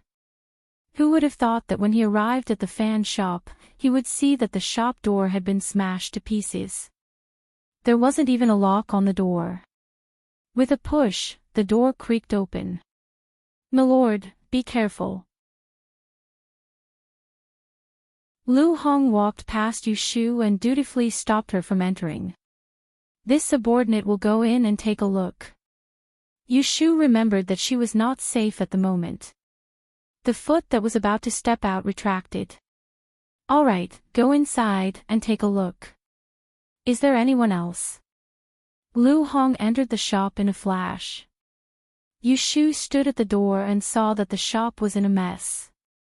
The counter was overturned and broken fans were scattered all over the floor. It was as if they had been attacked by bandits. After a while, Lu Hong came out and reported the situation in the shop to Yushu. "Milord, there is no one inside or outside the shop. The shop is in a mess, and there are some rice and noodles left in the kitchen. There were also steamed buns and porridge. It looked like it had been left there for 3 to 4 days. It's probably a debt collector. I don't see any signs of a fight, so the shopkeeper must have gone into hiding." Yushu listened to his analysis with a strange look on her face. If she didn't know Axian Lishan's identity and background, seeing this mess, they would also think that it was a creditor. Although Axian Lishan was chased out by the Axian family, he was still a grade E master who ranked first on 2 lists. Who would dare to find trouble with him, the 5th master Axian, so blatantly? Lu Hong did not inquire about the purpose of Yu Shu's visit. He glanced at the end of the alley and winked at another Jin Wu Imperial Guard, signaling him to stay and protect him. Then, he said to Yu Shu, "My lord, please wait here for a moment. This subordinate will go around and gather some information." Yu Shu nodded and let him be. Lu Hong was efficient and came back after a short while. He told Yu Shu that he had inquired about a few nearby neighbors. Someone said that a group of people came to the fan shop to cause trouble the day before the Hungry Ghost Festival. They smashed up the shop and kidnapped the shopkeeper. Yu Shu was surprised. In broad daylight, no one did anything. Who did 5th Master Axian offend? Lu Hong said, naturally, someone came out to stop them. But according to the neighbors, the group of people claimed that the shopkeeper was unfilial and that they were here on behalf of the master to arrest the unfilial son. Since it was a family matter, it was not appropriate for others to interfere. Yu Shu heard this and immediately understood. She did not know whether to laugh or cry. So it was Axianya who sent people to smash up 5th Master Axian's fan shop and dragged him back. Were these 2 father and son or enemies? My lord, what should we do now? Yu Shu thought for a moment and turned to the alley. Let's go and look elsewhere. Based on the situation, 5th Master Axian must be in the Axian residence. She was still holding his treasure and would have to return it sooner or later.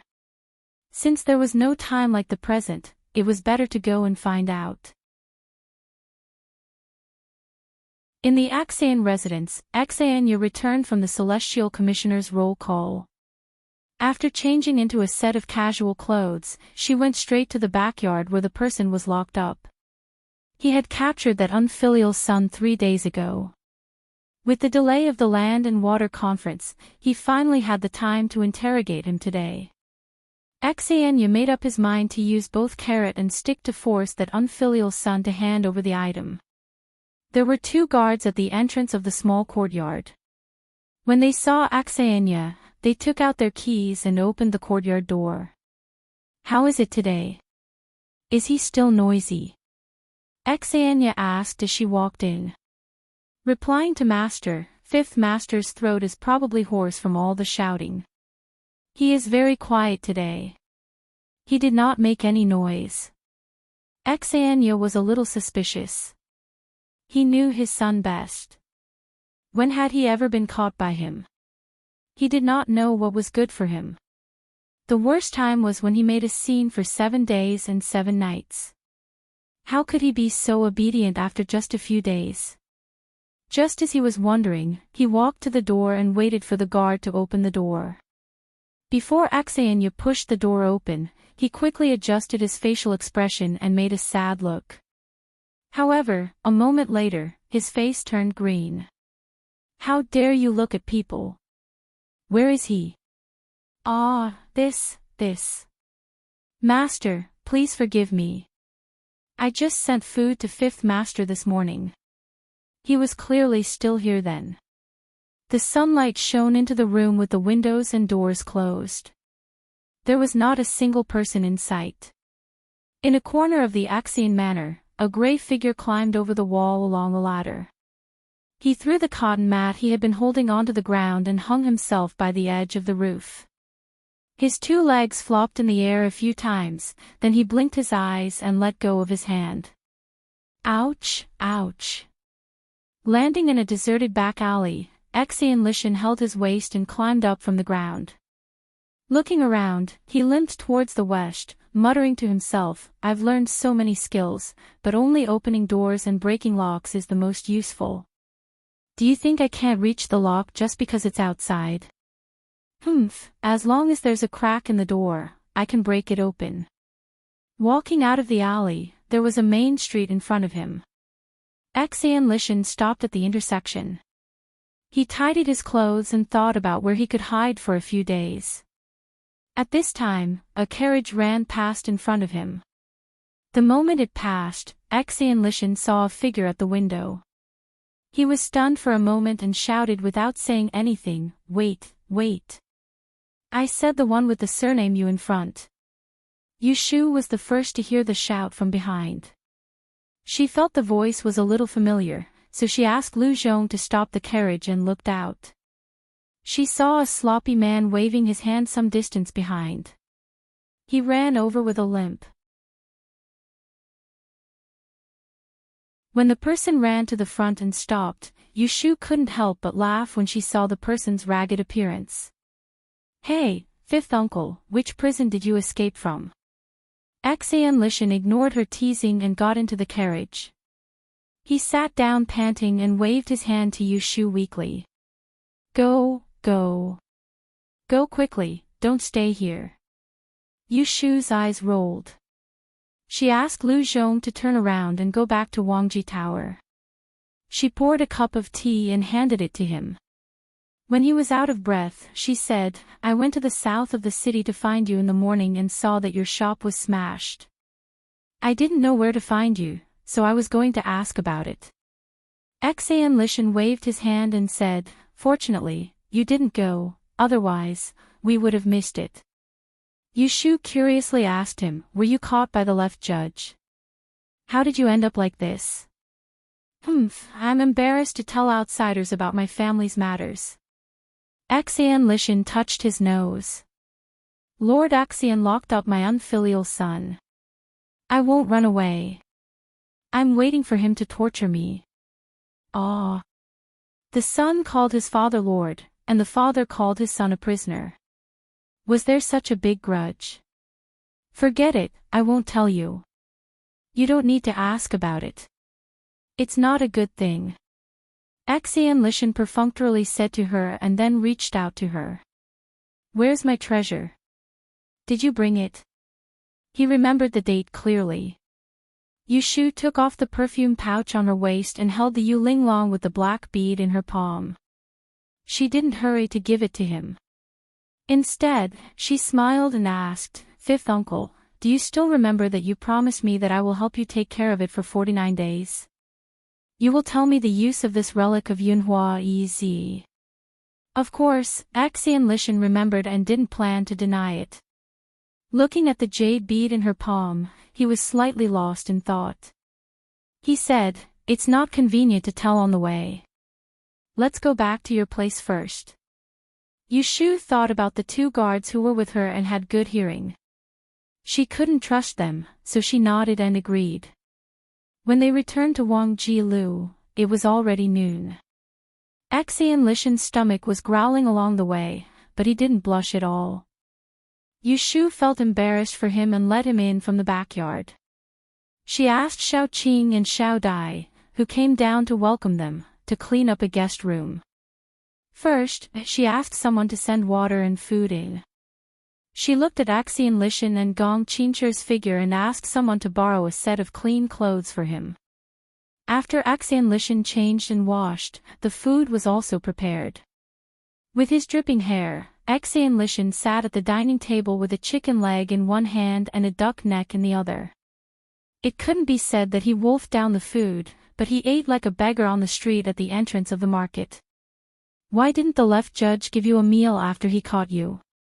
"There is food, but I don't dare to eat." Lichin shook his head and didn't want to say more.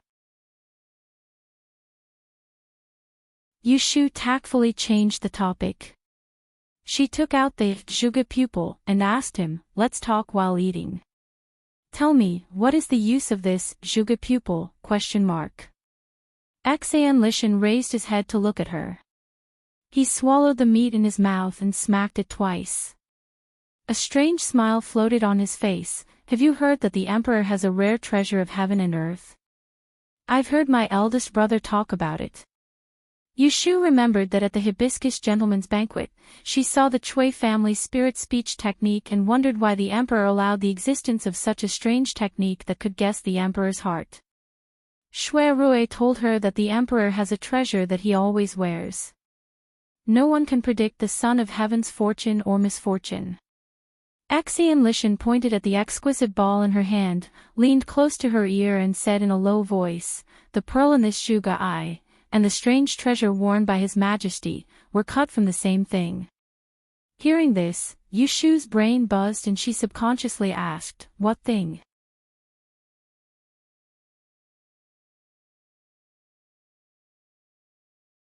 Chapter 610. If it weren't for Axian Lishan's revelation, Yushu wouldn't have guessed that the ring that Daoist Qingjing had casually given to her was related to the legendary 6 treasures of the founding dynasty, no matter how hard she thought. In this way, Yunhua's relic and the ring on her hand were the same as the secret treasure on the emperor's body. They all had the function of blocking people's schemes. The 6 founding artifacts were indeed heaven-defying. A replica of the clear Qi cauldron was able to allow her rotten bones to use the 6 lines technique, and the item carved out from the 7-star ruler was completely a multi-purpose shielding device. After the surprise, Yushu quickly thought of the big bet she won at the Chui family's gambling house. Chui Axian's spirit-speaking spell didn't work on her. It turned out that this was the reason. Back at the Hibiscus Gentleman's Banquet, she had to wear a full set of crystal jewelry, and the silver ring she used to cover up her ring was too conspicuous. Thus, she had taken it off at the last minute. Thus, Chui Axian's spirit speech still worked on her at that time. Yushu suddenly felt a little strange when she understood what was going on. She had won such a large sum of money because of Taoist Qingjing. Otherwise, even with 2 strings of crystal beads, she was afraid that she wouldn't be able to resist Chui Axian's schemes. Wait, she seemed to have forgotten something important. Yushu furrowed her brows and finally thought of the key point. Wasn't it said that the 6 founding weapons were buried with Empress Ningjin? They should be guarding the imperial mausoleum. It was fine if the emperor had them, but where did old man Qingjing get them to give to his disciple? Could it be that the master had some relationship with the Dan royal family? Yushu's eyelids twitched. She vaguely felt that she had glimpsed a corner of the truth, but she couldn't figure it out. She looked at Axian Lishan, who was pouring wine cup after cup after cup after cup. She reached out and pressed the wine pot in front of him. She asked suspiciously, "Since it is such a treasure, why did it fall into the hands of 5th uncle?" Moreover, Axian Lishan knew the origin of Zhuge Tong. It was hard for her not to think of something bad. She questioned it. However, Axian Lishan didn't panic at all. He just had a bitter expression. It was probably because he had drunk a few mouthfuls of wine, and some things had been suppressed in his heart for too long. He always wanted to pour it out. In the past, I had a close relationship with Yunhua Ez. Before he passed away, he had asked someone to give Zhuge Tong to me. However, due to a series of circumstances, I only managed to get my hands on him after more than 10 years. Hence, I missed out on some things. Yushu only understood half of what he said and thought that he was hiding it on purpose. He thought of the rumors about Axian Lishan. He couldn't help but imagine, 20 years ago. When the talented Yunhua appeared in the capital, the disciples of the aristocratic families were either trampled under his feet or subdued by him. Axian Laowu was one of them. Later, Yunhua predicted that he would face imminent disaster. Thus, he gave the secret treasure to the other party. However, the treasure didn't fall into Axian Lishan's hands. Instead, it was taken by his father, Axianya. When Yunhua died, Axian Laowu was kept in the dark. Later, he became famous in Dian. Until a few years ago, he accidentally found out that Axianya had embezzled Yunhua's relics. So, he turned against his father and stole Zhuge Tong and left the family. In order to recover the treasure, Axianya searched everywhere for the whereabouts of Axian Lishan. Fortunately, Axian Lishan had this item with him. It was not easy for Axianya to predict his whereabouts. So, he stayed in the capital without fear and ambushed his father. Some time ago, Axian Lishan probably realized that Axianya had found him. Instead of running away, he transferred the Zhugetong to her, a person who had nothing to do with him. This made Axianya fail to find him. Yushu felt that her guess was very reliable. There was only one doubt. How can you be sure that Yunhua's relic is the same as the one on the emperor's body, that it came from the Seven Stars ruler? Could it be that other heavenly materials and earthly treasures have the same effects? Axianya had told her before that the 6 founding vessels had been buried for a long time. It was also a taboo topic. There were not many records in the history books. In the past 200 to 300 years, there were not many people in the world who could call out their full names. This time, Axian Lishan did not answer her directly. Instead, he pondered for a moment. His face revealed a hint of mockery. You should know about my Axian family's list of strange and rare objects. Yushu nodded. She had an incomplete copy in her hands. It was given to her by the ancestor of the Axian family to thank her for saving Axian Lu. On the list of wondrous and rare objects, there are pictures of the 6 founding armaments. Although only the Tai Ching cauldron records some forging methods, those pictures are vivid and lifelike. I've seen it before. The 7-star ruler is a white ruler, with 7 black beads embedded on its body in the form of the Big Dipper. The one in Zhugetong is exactly the same color and size as the one on it. It must be one that was carved out from the 7-star ruler. Yushu was stunned. She asked, "Have you seen the one on the emperor?" Axian Lishan shook his head. He had never been an official. How many opportunities did he have to meet the emperor? Naturally, he had never seen it. Yushu could not help but look down at her left hand. She felt strange again. The black pearl in Yunhua's Zhugetong was only the size of a mung bean.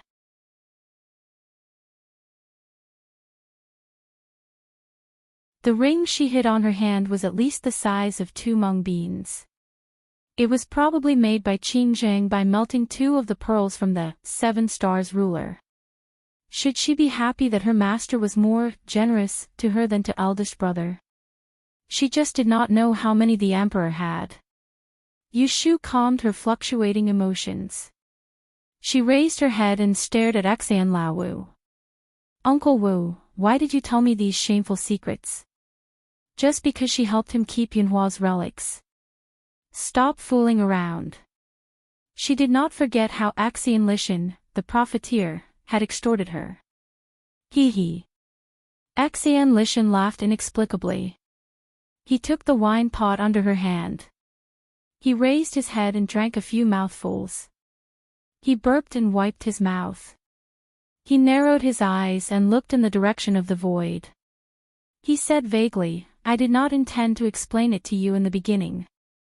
But later, something unexpected happened. You actually know the art of determining death. I want to ask you to help me calculate a person's fortune. You can just treat these secrets as the deposit I paid you in advance." An idea flashed in Yushu's mind. She suddenly guessed who Axian Lishan wanted to calculate a person's fortune. She blurted out, "You want me to calculate? Is it Yunhua's EZ?" Axian Lishan nodded slowly. Yushu did not show it on her face, but her heart was bursting with joy. She had been searching high and low for a long time, only to find it by chance. She had long suspected that there was something fishy about Yunhua's death, so she wanted to get Yunhua's 8 characters to calculate his background. But Yunhua was a mysterious person. How could it be so easy to get his 8 characters? Even Shui Rui admitted that he could not do it. Yushu pulled a long face. She did not let herself appear too eager. She said to Axian Lishan, "As far as I know, Yunhua's EZ died because of love for Princess Liue Royal. Why do you still want me to do a divination? If that's the case, I would not have done it." Axian Lishan's expression suddenly turned cold. "You don't have to trick me. I will tell you clearly what I can tell you. Don't expect me to say a word more to you if I can't tell you." Yushu nodded sensibly and said, "All right, I will help you do a divination. You tell me Yunhua's EZ's 8 characters of birth. I will write it down." As she said this, she went into the study next door and quickly took out a pen and paper. Xian Lishan seemed to be a little drunk. He supported his forehead with one hand and half closed his eyes. He recalled Yunhua's birthday and said, "Xian Yu year." When he said this, he did not notice that Yushu's hand, which was holding the pen, trembled. Looking at the familiar 8 characters on the paper, Yushu held her breath. She felt that her heart was beating so fast that it was about to jump out of her throat. Wasn't this the Mr. Xian Yu that Xian Yu wanted her to do a divination on? So, Yunhua was Mr. Xian Yu.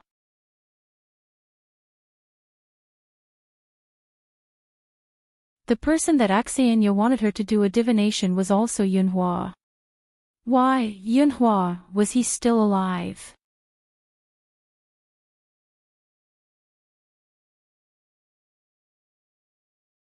Chapter 6:11. After settling Xian Lishan down, Yushu returned to her room with a heavy heart. She ordered the maids outside the door not to disturb her. In the dark of the study, she found the record of her prediction of Mr. Shinyo's death date and checked it several times.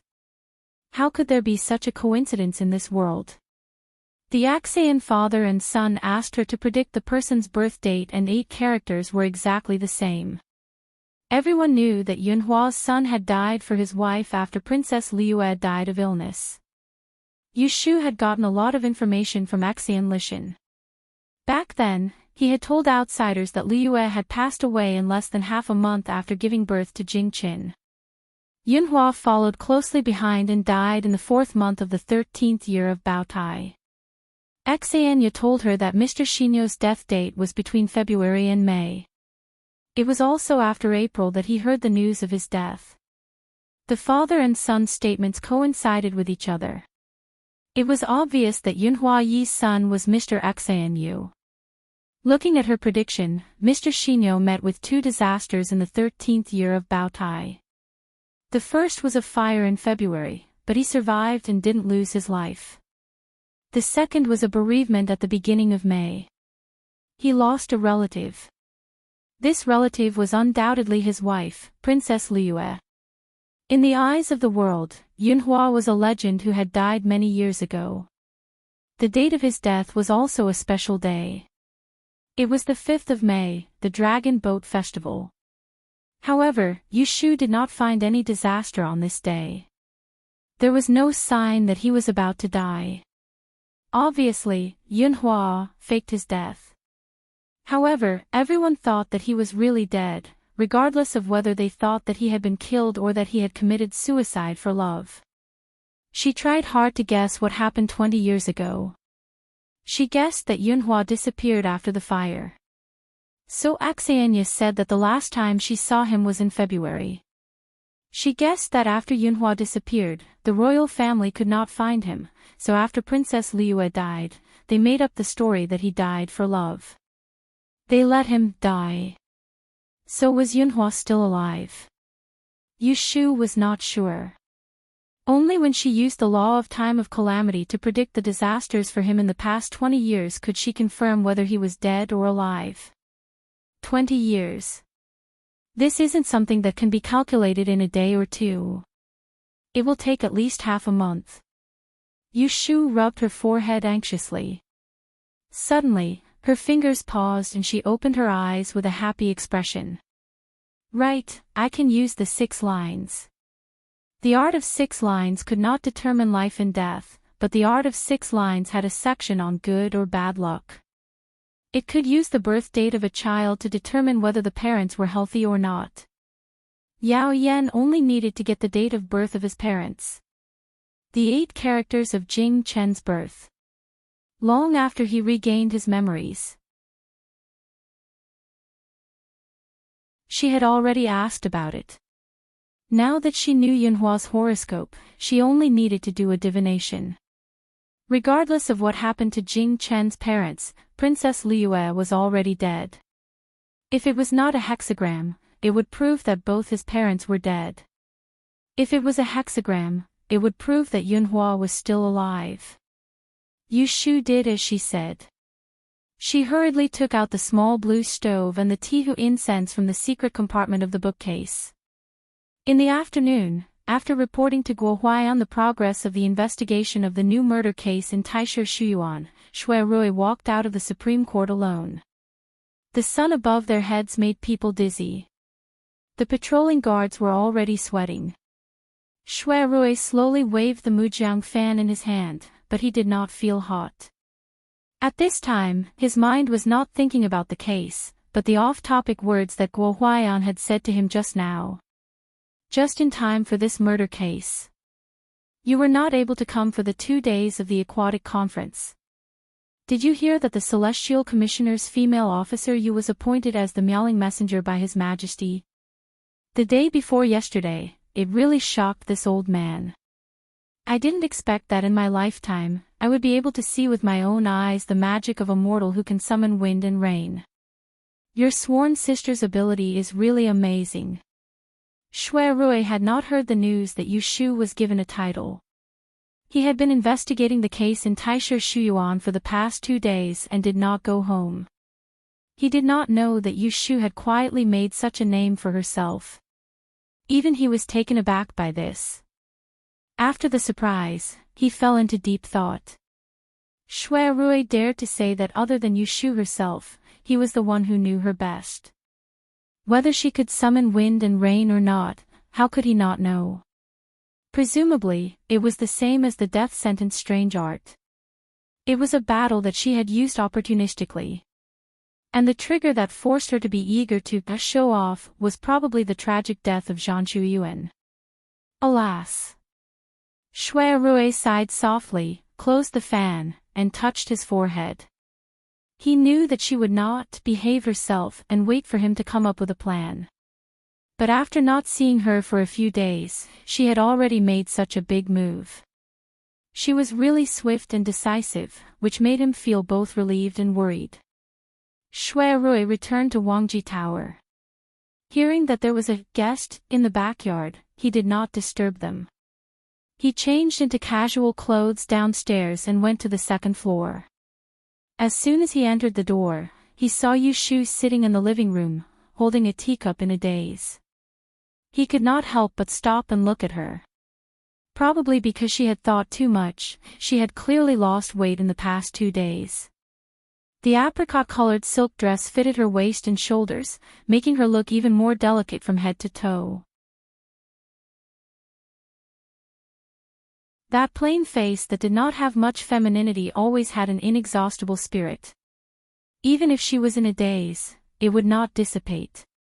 When Yu Shu came back to her senses, she found that Shui Rui was standing at the door.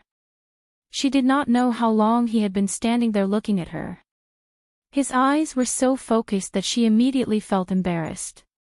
Cough, Big Brother is back. Yu Shu cleared her throat, stood up, moved her numb legs, and sat back down. Shui Rui walked to her side in a few steps, put away his fan, and sat opposite her. Did you not sleep well last night? Yu Shu shook her head. Shui Rui raised his finger and swept it under her eyes, and said, Your eyes are red, and you still say no. Yu Shu smiled, and said, It was not because I stayed up late. I was just touched by the incense just now, it is not a problem. Shui Rui's nose moved, and he raised his eyebrows. You use tihu incense. You have a good nose. Yu Shu lifted her sleeve and sniffed. There was a little smell, but he could smell it even though they were separated by a few feet. She did not know that Shui Rui was raised by Shui Lingnan since childhood. What he learned was not only temperament and strategy. In order to prevent the eldest grandson of the Shui family from being assassinated, Shui Lingnan's education could be said to be in all aspects. What should be the smell of spices and herbs, what should not be the smell, Shui Rui only smelled it once, and he would remember it in his heart. Why do you need to use the 6 lines divination? Shui Rui asked. Yushu crossed her hands in front of her stomach, and her eyes changed. In the morning, I went to Axian Mansion to visit, and guess who I met on the street in front of the door? Shui Rui shook his head, and said, I heard that you brought someone back, and he is resting in the guest room. It is the fifth master of the Axian family who was expelled, Axian Lishan, the top of the two rankings. Shui Rui heard something strange, and his body leaned forward slightly, and his eyes stared at her. What happened? Yushu's lips moved a few times, and she suddenly stood up, went forward to close the door, and returned to her seat. She gritted her teeth, and whispered to him, Big brother, I told you not to be too surprised. I have calculated that the eldest Shixiang whom I have no chance to meet, Yunhua Yizi, is still alive.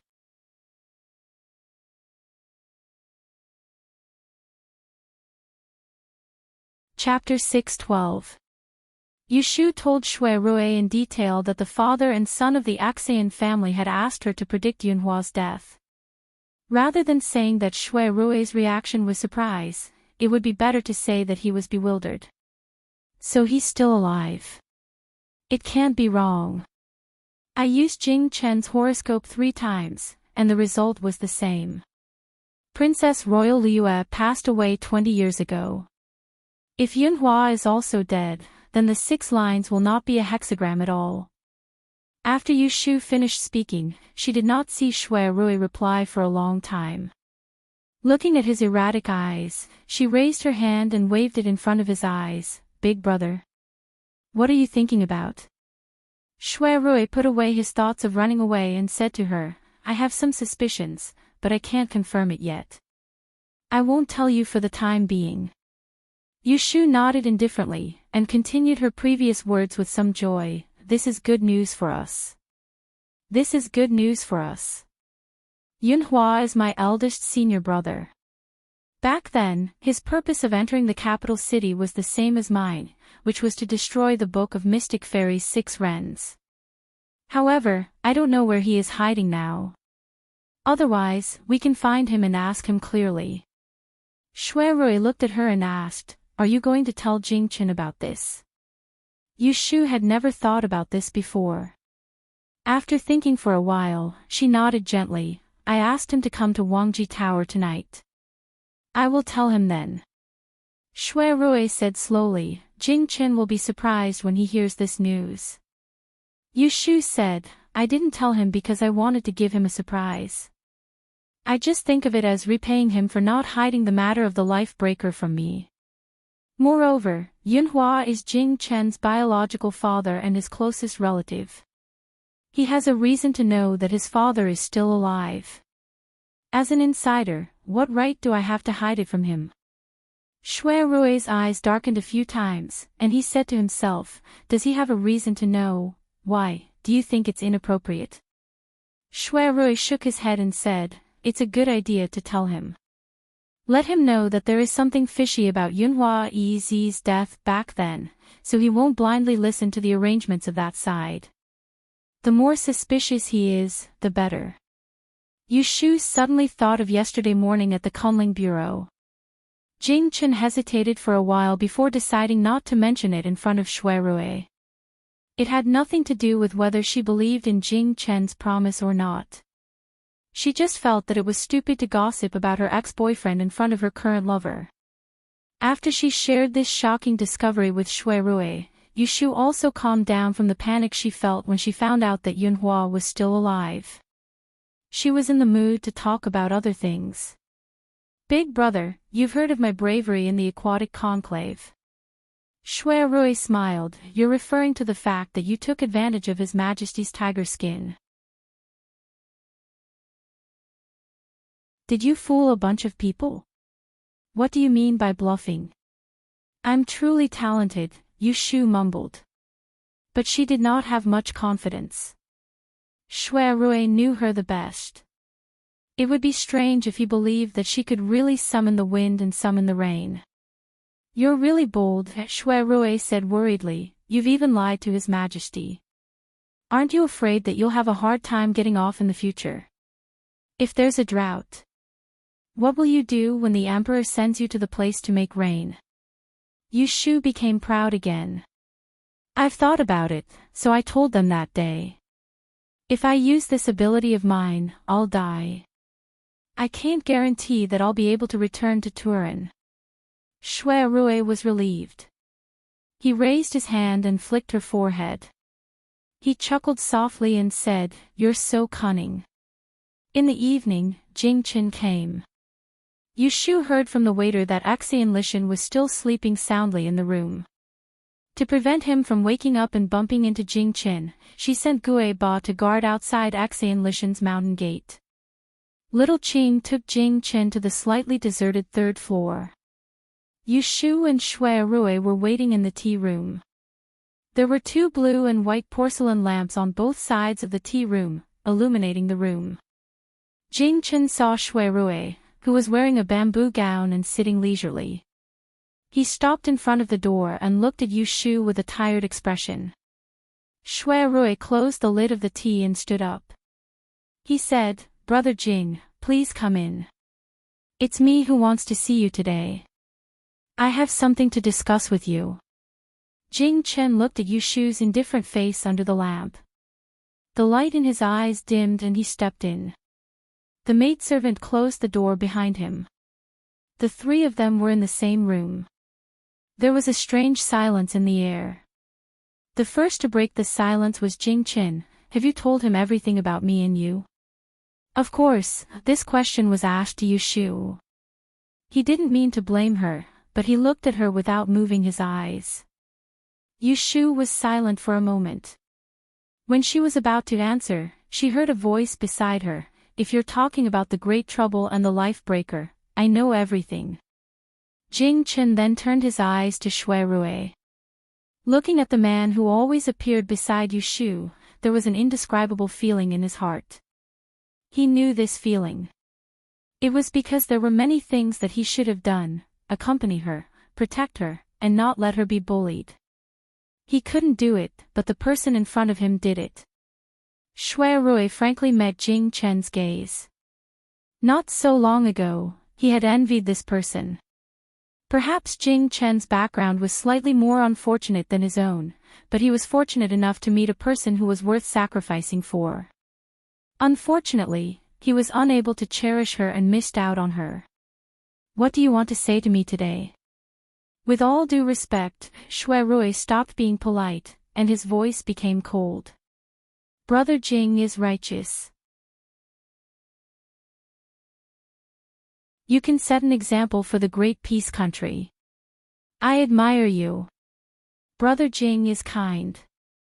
In order to repay the kindness of the sect, you have to endure humiliation. I understand that. But dare I ask, Brother Jing, what did my sworn sister do to you? Why did you disregard her life and involve her in a dangerous situation?" He had wanted to ask Jing Qin this question a long time ago. What right did he have to cut off all ties with Jing Qin just because he wanted to? Did he think that Yu Shu should obediently submit to him just because he wanted to get back together? No matter how dignified his reason was, it couldn't hide the essence of taking advantage of her. Men always had such a self-righteous drawback. They thought that they could decide everything. A selfish man was more arbitrary than a selfish woman. Seeing Jing Qin reminded him of himself 3 years ago. He wholeheartedly wanted to marry the 10th princess, but he didn't consider whether she was willing or not. In the end, he ended up in an irreversible situation. As a man, Shui Rui didn't think that he had the right to blame Jing Qin. But as Yu Shu's man, he couldn't tolerate Jing Qin's covetous heart. Or is Brother Jing really naive to think that as long as Shu agrees to marry and have children with you, everything will be fine? Although Jing Qin was used to Yu Shu's cold words, he still felt that Shui Rui's bluntness was a little harsh. The things that he had always wanted to deceive himself and others became clearer. That day at the bottom of the imperial tombs, he had his doubts, but he still chose to believe De Dian's words. De Dian had told him who the person who broke his life was. Apart from kindness and righteousness, in his heart, the person he liked was Xiaoyu. He was happy to have such a chance to be with her again. She doesn't owe me anything. I'm the one who let her down. You didn't let me down. I've said that we're even. Yushu's voice was flat. She had long passed the stage of anger and unwillingness. Now, Jing Chen was no longer a friend to her, but he wasn't an enemy either. Hearing this, Jing Chen just turned to look at her. His handsome face didn't show much emotion. Seeing this, Shui Rui stopped and didn't continue to be aggressive. Instead, he changed the topic and brought it to the murder case in Taisha Shuyuan. The murderer who killed Zhang Shuyuan has not been identified. It's obvious that those people's goal is to target you, the Scourge of Dawn. That's why the woman close to you was implicated. I'm afraid that their next target is Shu. For her safety, I'd like to trouble Brother Jing with something. What is it? Go ahead. Recently, His Majesty may send more people to protect Shu. If they mention it in front of you, I hope you can refuse on behalf of Shu. As for the excuse, I've already thought of it for you. Just say that Shu knows the death-severing technique and is not in danger of losing her life. You'll also protect her from the side. There's no need to do anything unnecessary. Originally, this wasn't what Shui Rui wanted to ask Jing Chen to cooperate with. Once Shanshu Yuan died, he was afraid that the emperor would disregard Yushu's life and arrange the marriage between Jing Chen and her ahead of time, using her to lose her life first. That was why he originally wanted to remind Jing Chen not to agree to their marriage and delay it. But now, the situation had taken a turn for the better. Yushu's performance at the Aquatic and Continent Conference had caused Emperor Zhao Qing to reevaluate her weight. A title bestowed by the emperor spoke volumes. They wouldn't be in a hurry to send Yushu to her death. On the contrary, they would send more people to protect her. I don't understand. Jing Chen frowned. Why did you refuse? Yushu also didn't understand why Shui Rui was doing this. Wasn't it a good thing to have more people to protect her life? But she didn't question it. She believed that Shui Rui must have his reasons for making such a request. Shui Rui quickly gave this reason. Historically, the Emperor of Duan Kingdom has a group of secretive personal guards that follow and protect the Emperor. They are not dispatched by the military, and there are only a few dozen of them. But in terms of martial arts, there are many people who can compete with Brother Jing. They are also very good at hiding, and they are loyal. So since the founding of Duan Kingdom, although there have been many assassinations, there has never been a successful assassination. If my guess is correct, the Emperor will send more people to protect Shu in secret this time. He will definitely choose people from these personal guards. As Shui Rui spoke, he glanced at Yushu and said, if you don't want people to watch you when you eat, sleep, or go to the toilet and report your every move to the Emperor, it's best to refuse. Yushu had too many secrets. If any one of them was leaked, it would be enough for her to lose her head. These personal guards were not protective talismans for her, but talismans that would lead to her death. Yushu's expression changed.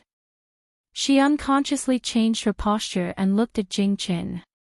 Her expression clearly showed resistance. Jing Chen lowered his head and thought for a moment. He said, okay, I will pay attention. Regardless of whether the Emperor and the Great Advisor mention it to me, once I find that there are masters around her monitoring, I will come out to stop them. It better be so. Shui Rui said this and turned to Yushu and said, don't you have something to tell Brother Jing? Yushu didn't expect that it would be her turn so soon. She took a deep breath and looked at Jing Chen, who had been deceived for more than a decade. She couldn't help but feel pity in her heart. She unconsciously lowered her voice.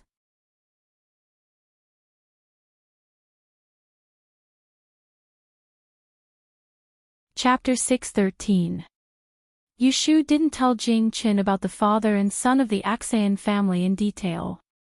She just pushed everything to the death judgment magic. I accidentally learned the birth date of Yunhua Yi's son. After using the death judgment magic, I found out that he is still alive. I have calculated it several times, and it can't be wrong.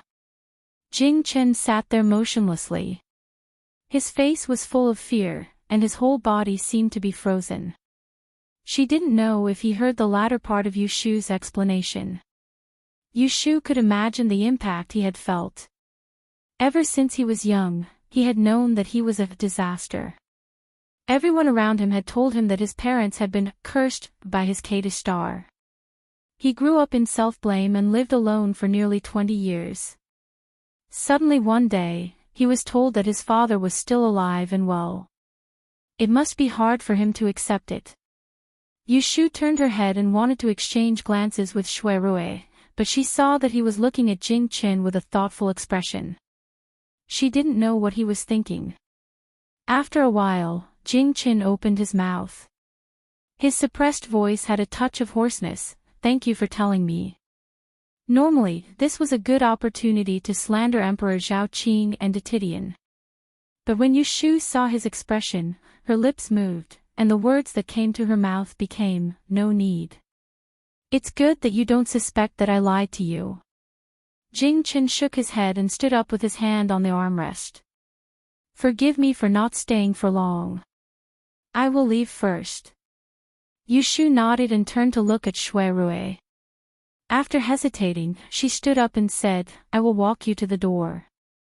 Brother Jing, take care." Shui Rui sat there without moving. He watched them leave. Coming down from the 3rd floor, at the corner of the stairs, Jing Chen suddenly stopped.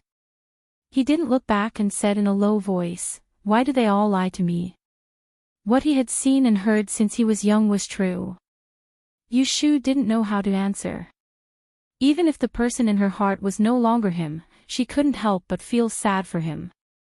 Maybe it's to achieve a certain goal, or maybe it's because of some difficulties. Yu Shu raised her hand and was about to put it on his shoulder when she paused and put it down again. She was not good at comforting people, so she said, "No matter what, he is still alive. Isn't that a good thing?" "Heh, yeah." With a faint chuckle, Jing Chen turned around and looked at her with an unreadable expression. "At least he's alive, isn't he?" Yu Shu sent Jing Chen back to the courtyard. The moment she raised her head, she saw Shui Rui who was waiting for her at the bottom of the corridor on the 1st floor. She couldn't help but quicken her steps and walk up to him. "Did he leave?" "Yes, let's go." Shui Rui reached out his hand and held onto her slightly cold hand. He squeezed it lightly before turning around and pulling her into the house. "Have you forgiven him?" "Aw. Shu, don't play dumb. Jing Chen, he's actually very pitiful." "Yes, I think so too." The two of them disappeared behind the closed door. After the Water and Land Conference, greeting cards floated into the door of Yu Shu's house like snowflakes. Some people heard from somewhere that Yu Shu's new house was built on Baochong Street. They surrounded both ends, and people came to see her all day long. Yu Shu had the experience of becoming famous at the hibiscus banquet last time. Early in the morning, she instructed the 2 mansions to keep the cards and gifts, and invite the guests in for tea.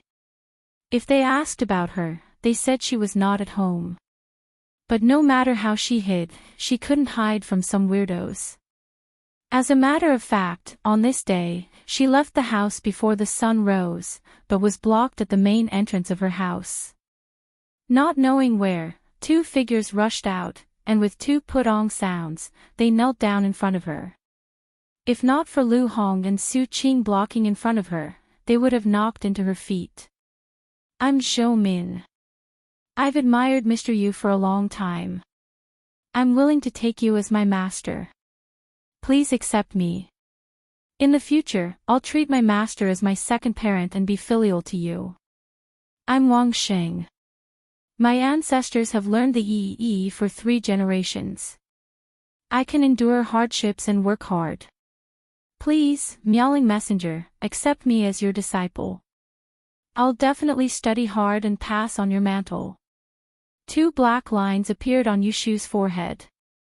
She thought to herself, where did these 2 shameless people come from? They looked like they were in their 30s, and they dared to say they wanted to be her son. And the one who learned the E for 3 generations, who wants him to inherit the mantle.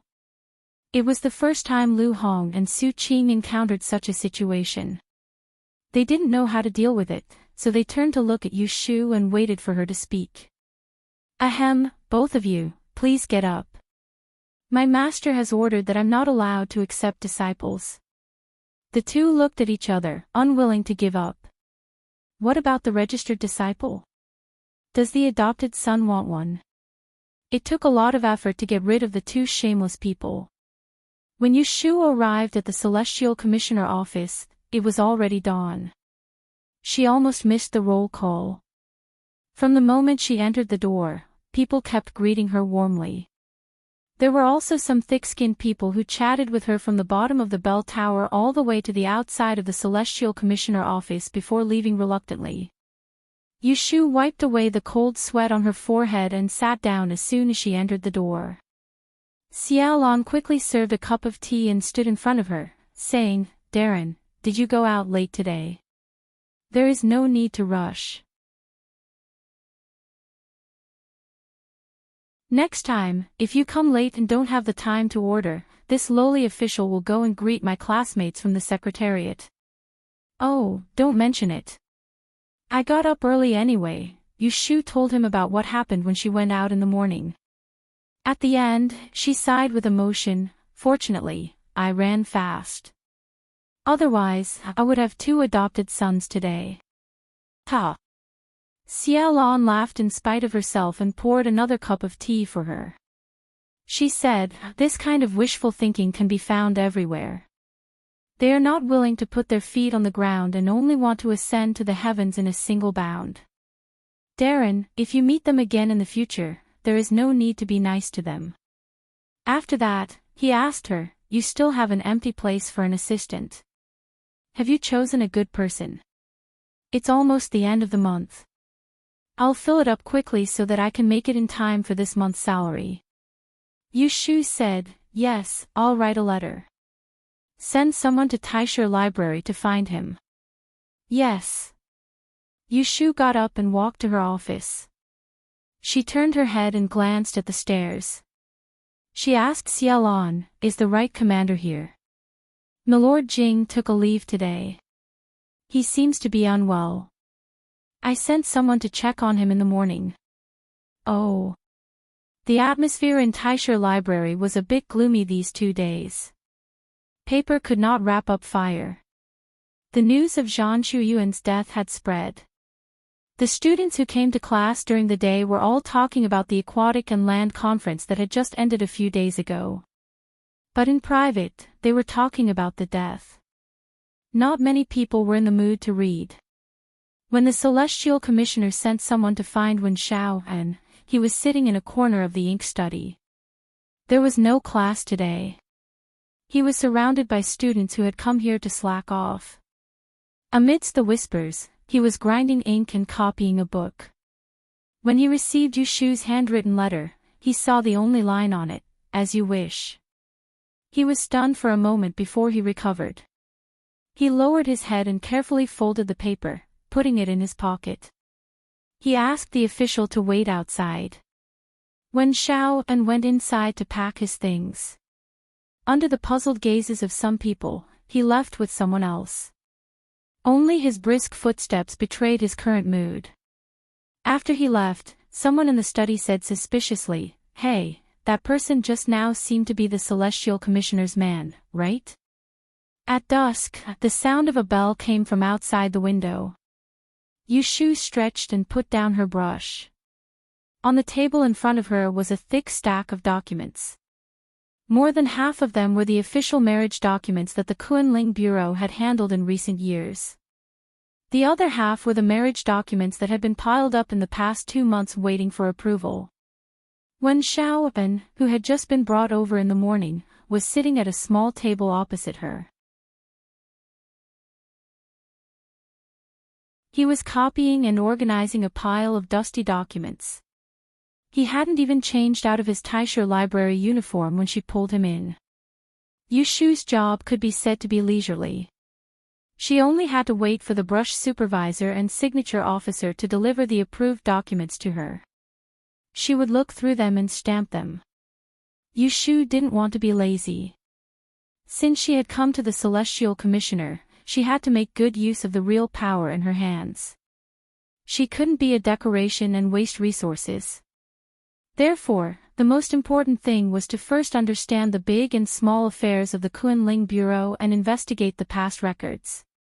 She didn't want to be a figurehead without knowing it. Xiaolan and Ren Jia looked good on the surface, but there was no knowing what was in a person's heart. Who knew if they would play tricks on her behind her back? Yushu looked at the sky outside the window and said to Wen Xiaoan, "Don't work. Let's stop here today." Wen Xiaoan stopped his brush and stood up. "Darren, you can go back first. I will finish writing these down before leaving." Yushu naturally wouldn't discourage his enthusiasm. She waved her hand to let him continue. She called Lu Hong in and put the 8-catty copper official seal into a box to take away. The Celestial Commissioner had guards patrolling at night. There were also people who would lock the official seal in a cabinet. However, most of the high-ranking officials who had guards would carefully carry the seal with them. "Darren, take care." Outside the Kunling Bureau, a middle-aged man stood not far away. He was wearing a dark red official robe with 2 blue clouds embroidered on his shoulders. He looked in the direction of the courtyard door and saw Yushu coming out with someone. He didn't hurry to go forward. Instead, he waited for them to come closer before he cupped his hands and said, "May I ask if you are Yunuyu of the Kunling Bureau?" Yushu looked at him and didn't know him. Judging from his official robe, he should be a 5th-rank official. However, she hadn't seen this person at the aquatic conference. "That's me. And this Darren is." The man lowered his hand and introduced himself. "Celestial Envoy Master of Ceremonies, Cui Shui." Yushu raised an eyebrow. "Cui Shui. Cui Xian's father. So it's Darren Cui. I'm sorry. It's me who has offended you." Cui Shui forced a smile on his face. Yushu could see that he was uncomfortable. Thinking that he was here for the gambling debts of the Cui family's gambling house, she smiled. "Why is Darren Cui looking for me?" "I heard from my daughter yesterday that I offended Darren Yu at the gambling house a few days ago. I taught my daughter not to speak, so I apologized to Darren Yu." As Cui Shui said this, he lowered his head and bowed to Yushu. Yushu moved to the side and sneered in her heart. What did he mean by hearing yesterday that there was a gambling debt of tens of thousands of taels? Were the Cui family deaf? It was obvious that they were planning to let it go when she didn't say anything.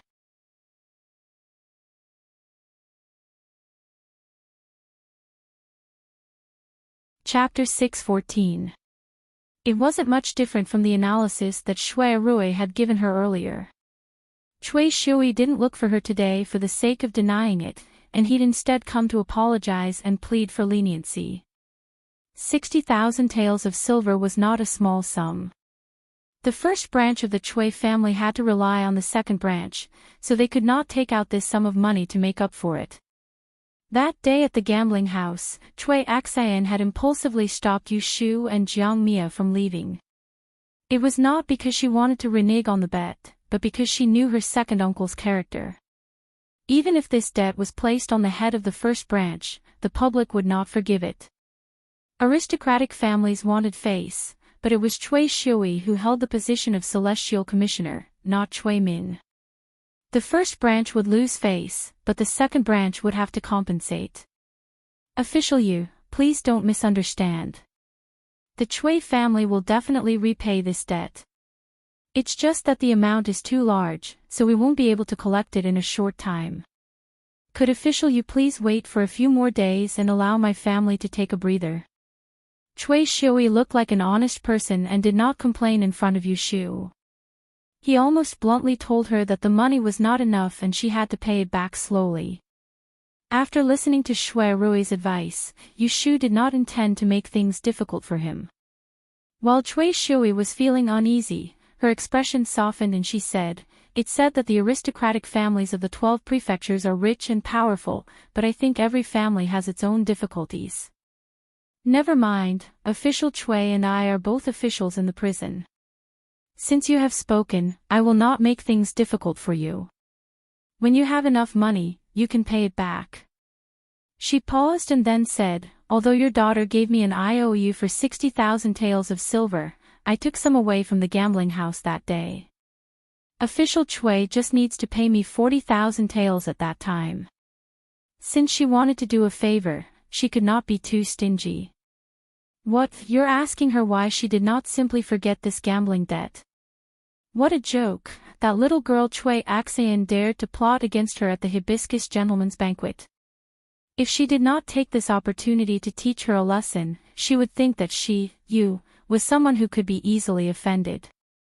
Cui Shui breathed a sigh of relief and raised a hand to thank her. "I will bring my daughter to visit another day to apologize."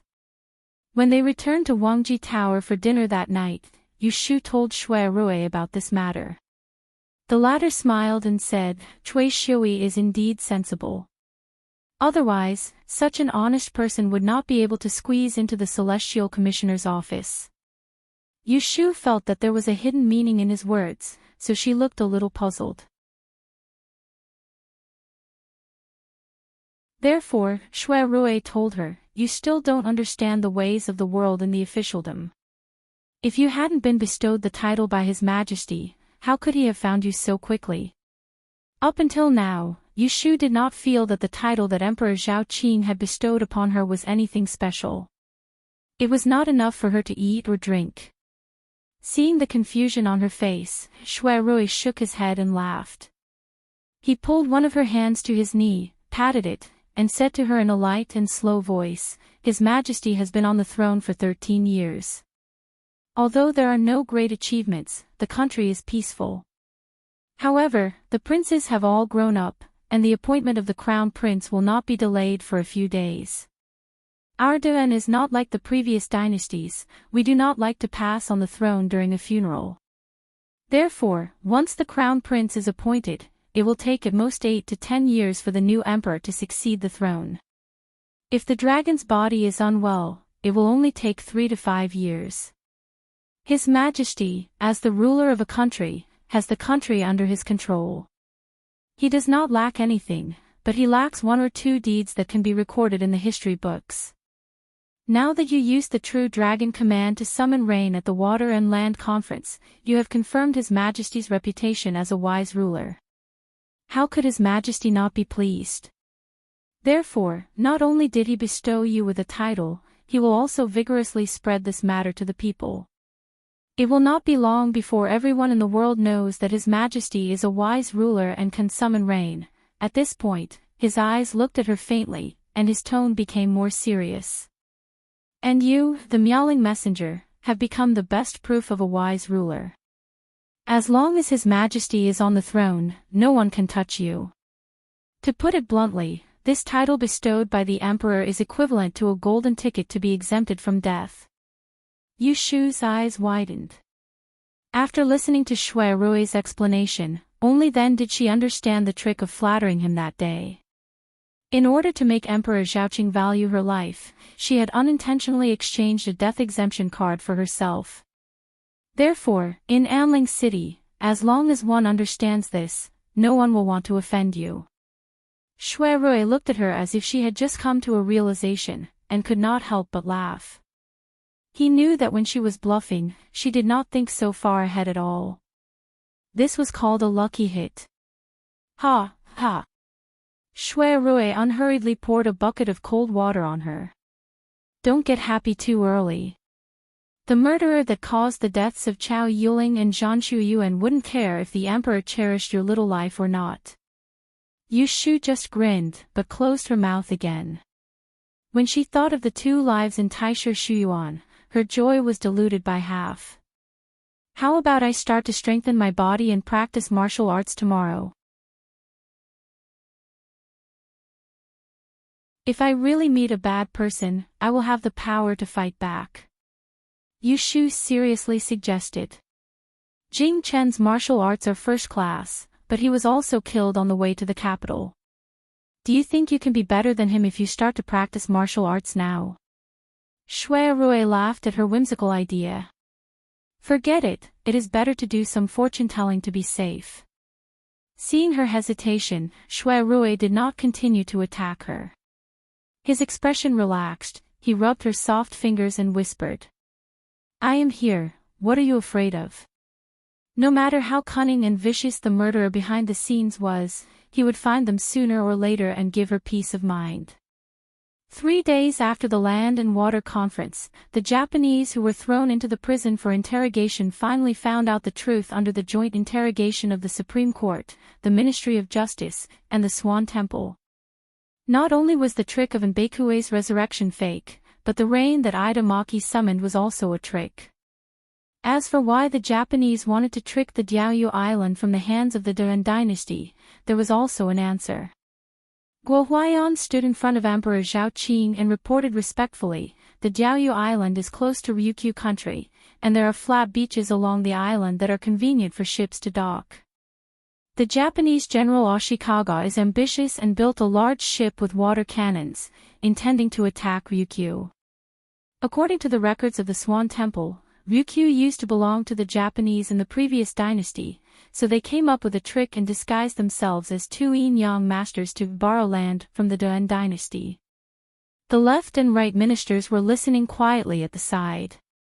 Emperor Zhao Qing sat behind the dragon table, his face gloomy, and his eyes flickered.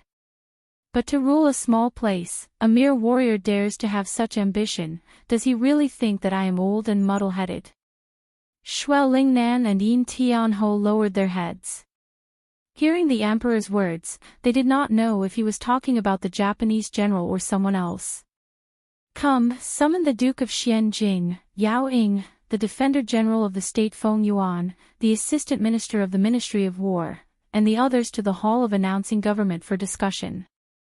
Emperor Zhao Qing obviously did not intend to take this lying down. He immediately summoned a group of ministers to the palace to discuss how to deal with the Japanese. At the same time, Yu Shu, who was sent to the gate by Shui Rui, saw the steward sent by Lu Tan as soon as she entered the house.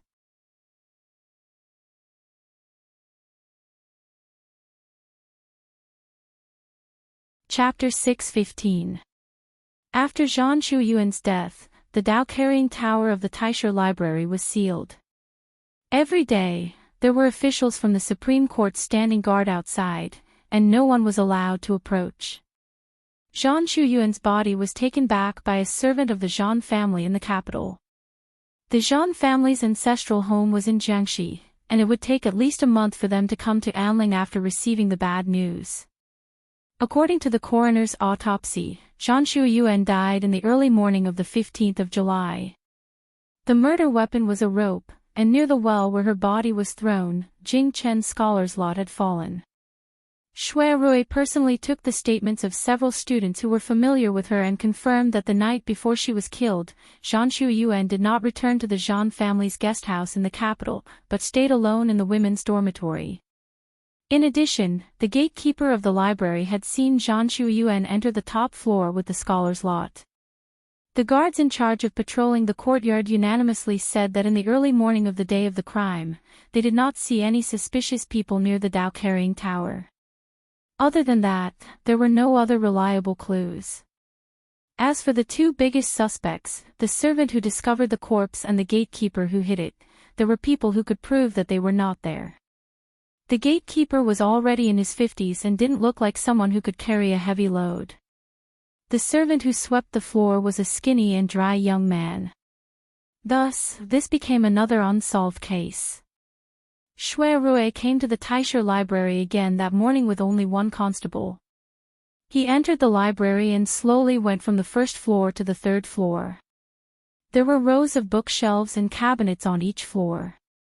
It was too easy for the murderer to hide among them without being discovered.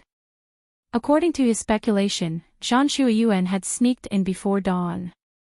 Then the murderer, who had hidden behind a bookshelf, attacked her from behind, strangled her with a rope, and carried her body downstairs, throwing her body into the well to delay the time when the body was found and find a chance to escape.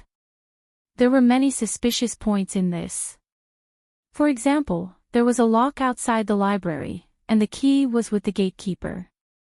The library would only open after 7 to allow students to enter. How did Zhan Shuiyuan enter without a sound?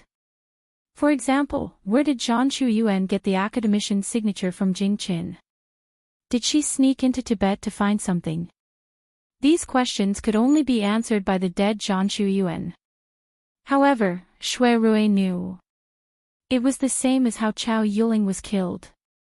Zhan Shuiyuan was also lured to the crime scene by the murderer or his accomplice, and then kill them. In these two cases, the murderer was frighteningly cautious, and there were no witnesses. The crime scene had been cleaned up neatly, and there was not a single footprint left on the ground. He could not find out what Zhan Shuiyuan was looking for before he died. Therefore, Shui Rui was sure that the academician's stick that fell by the well was not left behind by the murderer when he was moving the body. Instead, it was a clue that the murderer deliberately left behind, and it pointed to Jing Qin. This time, it was not to shift the blame. The murderer's intention was to tell those who knew that he was killing because of the great calamity. Once the emperor heard of such a secretive method, it was impossible for him not to be anxious. The biggest possibility was that he would arrange the marriage between Jing Qin and Yu Shu as soon as possible. In this way, Yu Shu would be completely exposed. Cautious, smart, and confident. Shui Rui tried to figure out the characteristics of the murderer, and a vague image appeared in his mind. His eyes kept flashing, and he was actually a little excited. It was said that meeting one's match is a happy thing in life. For him, meeting a smart and cunning murderer was also rare. "Sir, did you find anything else?" the constable asked expectantly. Because of this case, the few of them had not been able to sleep well for several days.